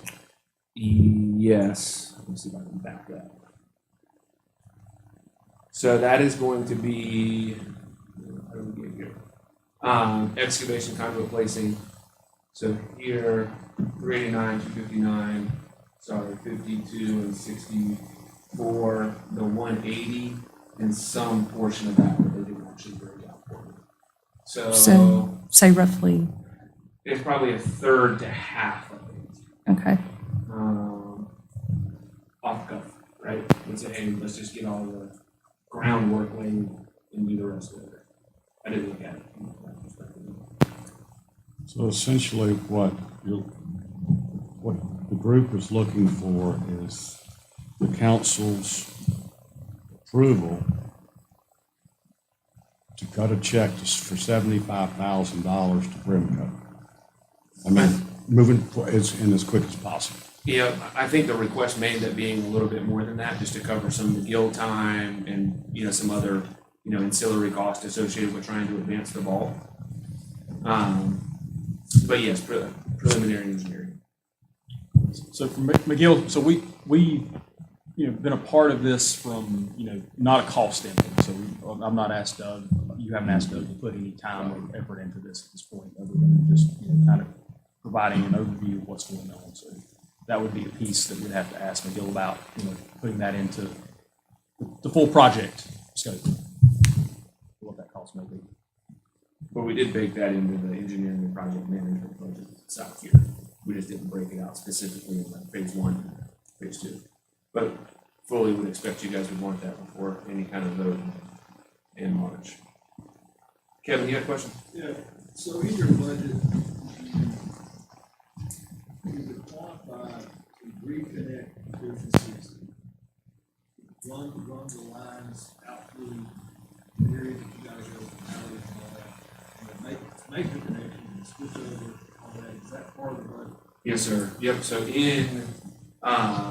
in the excavation, all the runs, all the conduit runs, that accounts for all the extra to come off of Main and hit each of the respective buildings. And then the reconnection budget is like specifically the third party piece, so to have that electrical contractor come in, change out the metering base if needed, et cetera, on the building. And then as it relates to the physical pulling of wires, all of that's included from the utility wires. So they'll switch over. Hey, you want to Trees, you can't make any decisions. Yeah. $50,000 total. So again, the actual wire, right, included by, in one of these top 5 items, right? So the actual wire, the conduit, et cetera. So now we're talking $50,000 is including, that termination at that point, the setting of a new panel where needed. Some of these are gonna be gamed together, where you've got multiple, meters on the back of one set. So it's that piece. Contractors assume that the wire's already pulled to that stub up point. They're now making the connection. Last question is how many block from Sunset to Morris, how many buildings are dead? The line runs from, how many are dead? I don't have that number offhand. It's a small It is fairly small. We've accounted for 50 connections. I don't even think we're gonna have 50 connections. That connection is just basically swap out. I think that's about it.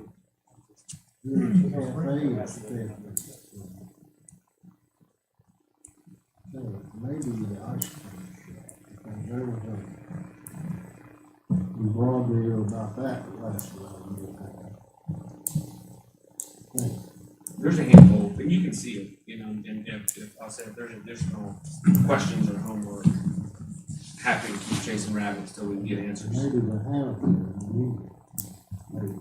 Hannah Building's fed from the back. I've got to go down their alleyway. There's a pole. If you look down that alleyway, it's a shared alleyway. There's a pole in the back. That's one of the lines that we've got to run under and connect back there. All those buildings are fed from the back. You can see it, it comes down from Main Street, goes under the sidewalk, it goes rock sidewalk, and then goes down to Ice Cream Building. That's a question for Charles. Obviously, there's an aesthetic quality to all of this. In looking at these other towns, did you have any discussions or get any information in terms of economic benefit?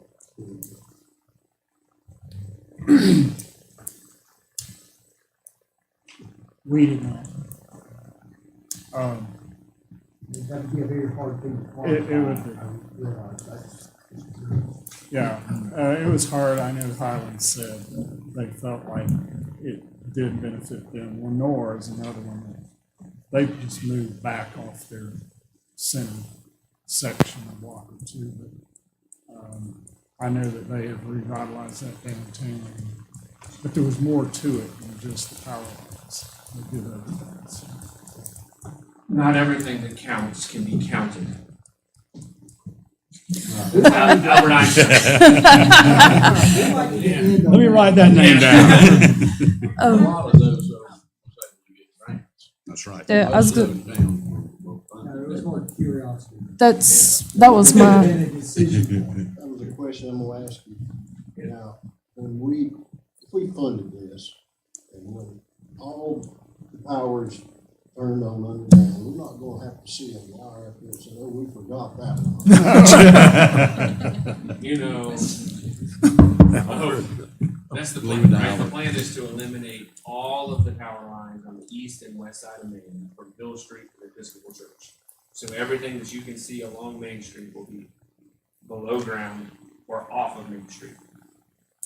Don't construe this as how you raise attention.